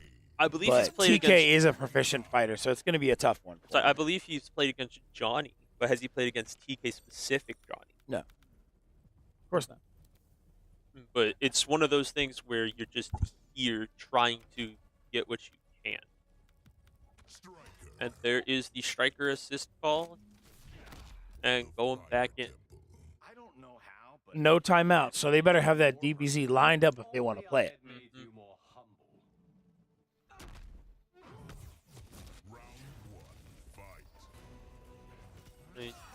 Here we go. We already see low hat. Good striker call. Good start by QWERTY. Good grab coming out. Gets okay. the grab combo. QWERTY getting comfortable Just now, making moves. Good leg kick. See, I think he was a little bit. I think because he's played TLG before, he was a little in his head, you know, thinking I can't. Because I know for a fact he was like, "Oh, I can't beat TLG in Mortal Kombat." And I kept telling him, "I'm like, yeah, you could." And so I think he was kind of psyching himself out. Yeah, now he's going against somebody who doesn't know in this game, and he's playing so much more efficient. That's the first round going in. I think it really was. He was in his head about facing TLG.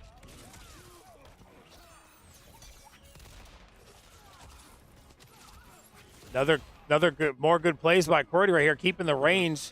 TK gets a couple hits in though. TK not really be able to find his opening currently, but a lot of lows. Lots of lows into low pressure. Oh, nice assist right there. Going to extend the combo. Can he finish it out? Unable to not break. TK's already low, and if he can just play that range, he can force him into playing his game. Yep, there and it that's is. a win by Qwerty. Qwerty beats TOG and TK in Mortal Kombat. And look, he don't even care. He don't even care. He's just like, whatever, go to the next game. Oh, man. 19-6. Oh, Reapers man. Up. I'm sorry. That's my nephew right there. And now we're going into DBZ, no TLG or TK. Going up against more than likely going to be Ricky, Rez, and Cutters. I'm so hyped for him because I know how good he is at that game. And he's kind of always been kind of like, I'm not that good. I can't beat TLG. I can't beat this person. And I'm like, yes, you can. Like, you just have to play confident. And look what he just did. Yeah, and the Reapers winning 4 straight games to close this out. And now we're getting a look on the Tier 2 matchups. Cutters at 7-5, TLG at 4-7. So Cutters has played no shooters today. Correct. That's wild. You know, he's just like, just sitting. I don't have to play. What is this? Yep. Honestly, I wouldn't be surprised if I see a forfeit coming out of the Paladins just saying, hey, we don't want to play this. But nah. Oh, if TLG can't play. If TLG was in, he'd be like, no, we're playing this. But it's LA, LA Strix and Mad, probably? Yeah, I think they'll play it. Going back to the Tier like the 2s over here, it's just showing that the difference, the strength in the fighters from TLG, even though he's lost 2, one of them being MK, is still one of the team's strongest. Yeah, it shows the value. Half of their wins. And then you got Cutters on the other hand, winning winning those sports games, usually what he does, which is one of his bigger categories. TLG But those has strategy wins for Cutters, I think, are pretty. I think that's pretty more impressive. Yeah. And here we go, going to DBZ. It's going to be Ricky, Rez, and Midnight going in. All right, so it looks like we got the Reapers on the left, and we get the Paladins on the right. And the last wheel goes to Die by the Blade. No 2K today. I know Qwerty's upset. No Rainbow Six. And we're just going to see auto combos coming out from Mad. Mad's pretty good at the game. Like, he's no slouch. Because you cannot press during that. He's still dropping a lot of his combos, though, which is unfortunate. And that's an overhead for the hit. Midnight goes down. Now we're going in, having Rez in on the Lab Coat 21. See if he can do any more damage. Good full screen command grab coming in. I still wish they would do a movie or add her to the series. That would be so awesome. Yeah, there is, once again, and he caught him pressing. Just finish the auto combo, Matt. You are good. Finally, Android 21 gets her hit into one of her basic B&B sequences that he drops. Good level 1 parry. And that is Mad down. But Mad did his job getting a character and a half going through. Now it's going to be LA on the Goku Black. I almost feel like, do you pull Rez out right now and let him recover some health? That's what they should have done right from the start. But now he possibly could be losing Rez because he didn't do that. He should have switched out right when this fight started. And he had 2 opportunities and still hasn't done it. Well, I think they're just letting him run all the way through and trying to build as much meter for I don't know. Ricky. He could have recovered some health. But now it's going to be Ricky on the Z versus Strix and LA. Good hit combo, not getting the full confirm off of it, though. This is some good projectile gaming, I would say. Good 2H coming out from LA. Okay, and the time is down official. This is the last game of the night. Good spark coming out from Will Ricky. it be 20-6 or will it be 19-7? Good double overhead coming through. Good block on the EX Express. is Ricky should be able to kill him here with a level 3. And he finished and him off he in the will combo. Kill him. He Now will. it's going to be Strix with meter, almost 5 bars of meter and sparking versus a half health Broly with 3. Can Strix finish The progress it off? that Ricky has had since the last couple seasons ago to now in fighterz is just amazing. Ricky gets the first hit in. The next hit in. It might be Ricky it. not breaking it. Yep, it's done. Strix not. And there it is. Yep. And Ricky gets it. Clutches 20-6. Is our final Reaper's score victory today. 20-6. 20-6. Well, it was certainly a game, and we should be getting to these post-game interviews to you shortly. So, good showing right there by the Reapers and Paladins. We're going to collect these guys, wrangle them up here, and then we're going to get some post-game interviews, so we'll be right back. Absolutely.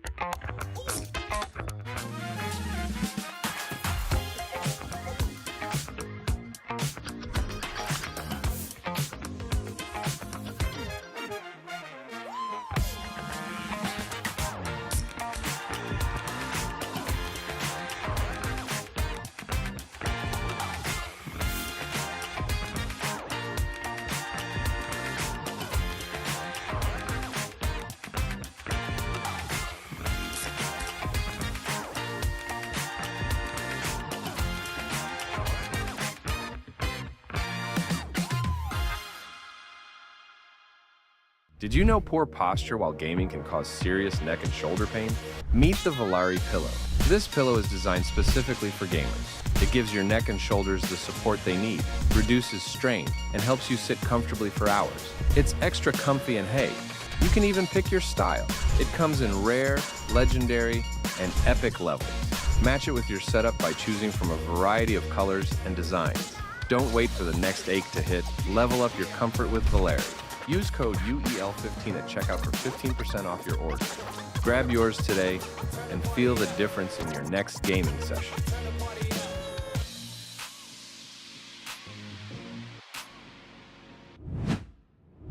Hello, everybody, and welcome to the post-game interview of the Paladins today. We got the GM Rafiki proteges and the Tier 6 of Magna coming in. How are y'all doing?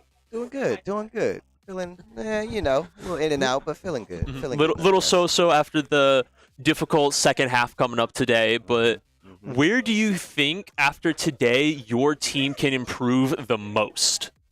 I mean, you want to answer this? Go ahead, you go first. I mean, in my opinion, honestly, there's a lot of places we can improve. I'm not going to lie. A lot of games are a lot closer than they should have been against the Reapers. I think we lock in on those spots that we know we have that strength in. Our strength in fighterz, our strength in strategy, and overall just our strength going forwards with what we know and enjoy.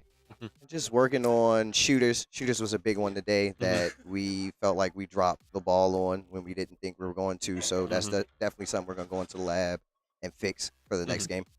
And going back to that shooters point, you guys did not win a single shooter today. Nope.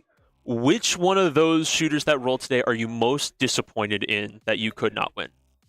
I mean, logically speaking, I'm most upset at finals. That was a lineup we had that was our most optimal. And I think overall, we definitely could have sent that or had a little more strategy that worked more optimally there. And I think that just comes with more coverage of the game. I would probably say one I'm a little upset with Halo as a big Halo fan and player. And then we put in, they had, you know, past previous experiences. We just got to learn to control power weapons a little bit more. So definitely back to the drawing board for the next game. Okay. And then not many. Also, real quick, what happened in Maelstrom?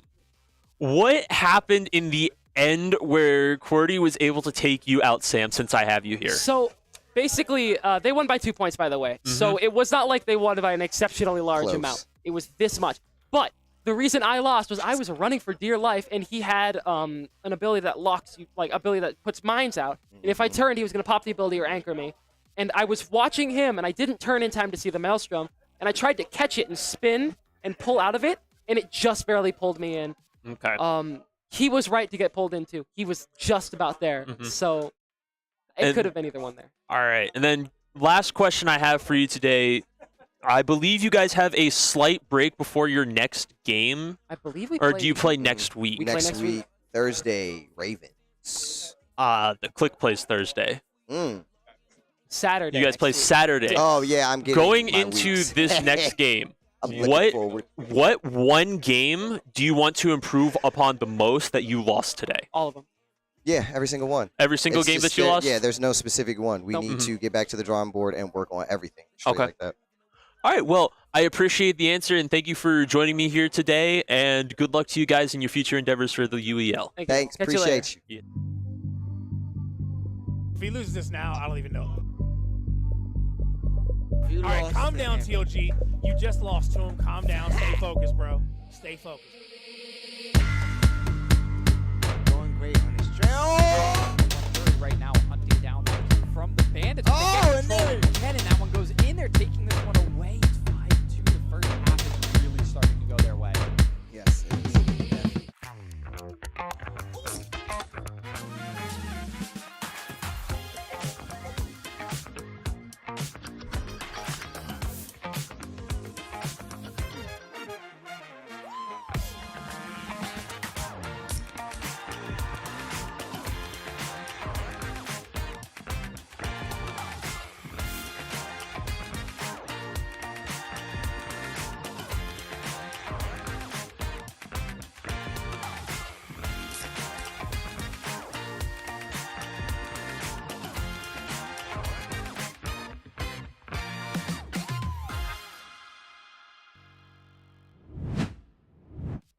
Welcome back. We are here with the winners.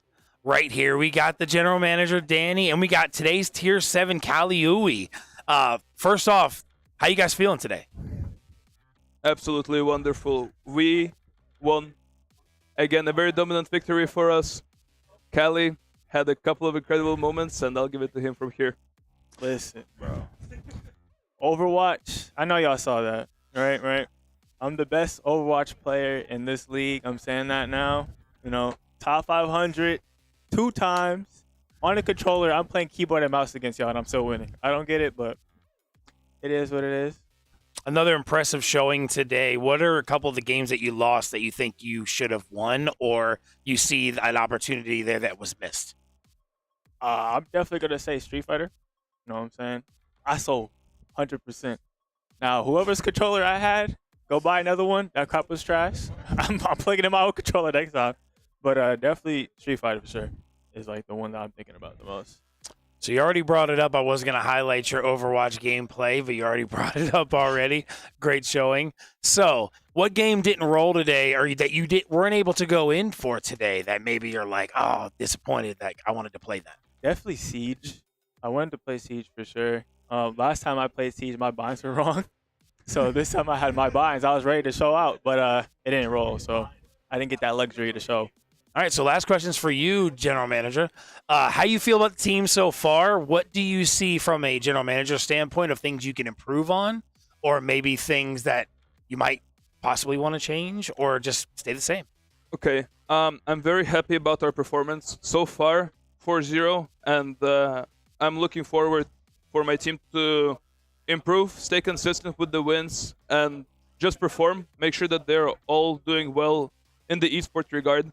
But on the other hand, as a general manager, I want to expand the North Carolina Reapers, and I want to do more YouTube for these guys. I want them to be more bigger on Twitch, and overall social media management is our priority right now. So this is what we're going to be focusing on for the next 2 to 3 weeks.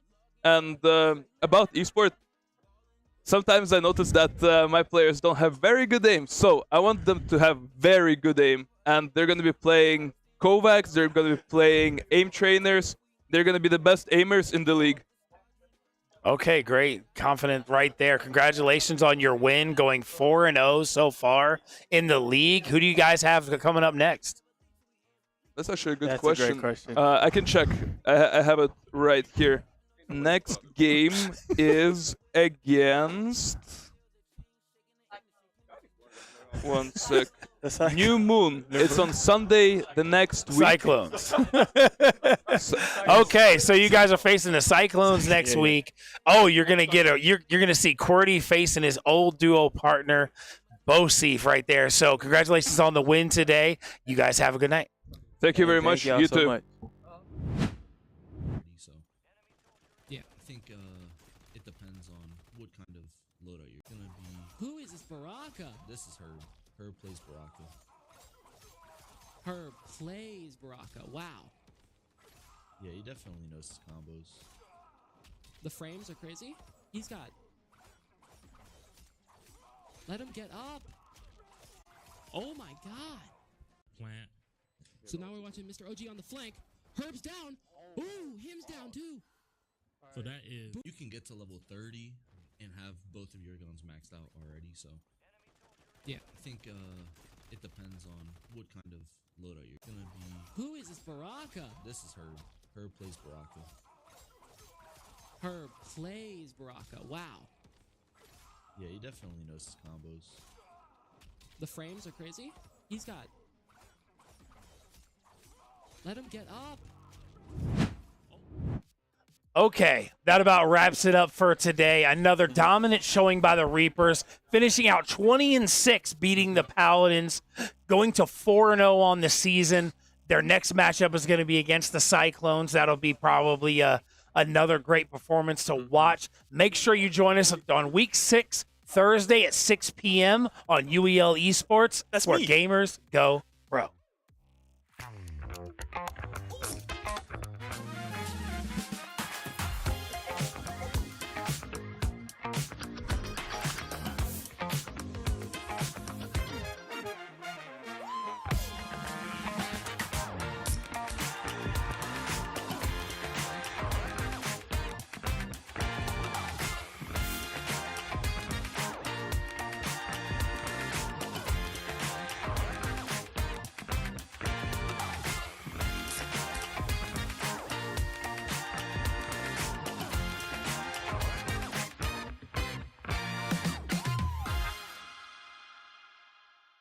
Did you know poor posture while gaming can cause serious neck and shoulder pain? Meet the Valerant pillow. This pillow is designed specifically for gamers. It gives your neck and shoulders the support they need, reduces strain, and helps you sit comfortably for hours. It's extra comfy and hey, you can even pick your style. It comes in rare, legendary, and epic levels. Match it with your setup by choosing from a variety of colors and designs. Don't wait for the next ache to hit. Level up your comfort with Valerant. Use code UEL15 at checkout for 15% off your order. Grab yours today and feel the difference in your next gaming session.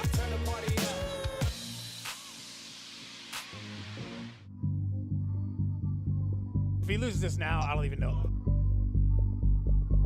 All right, calm down, TOG. You just lost to him. Calm down. Stay focused, bro. Stay focused.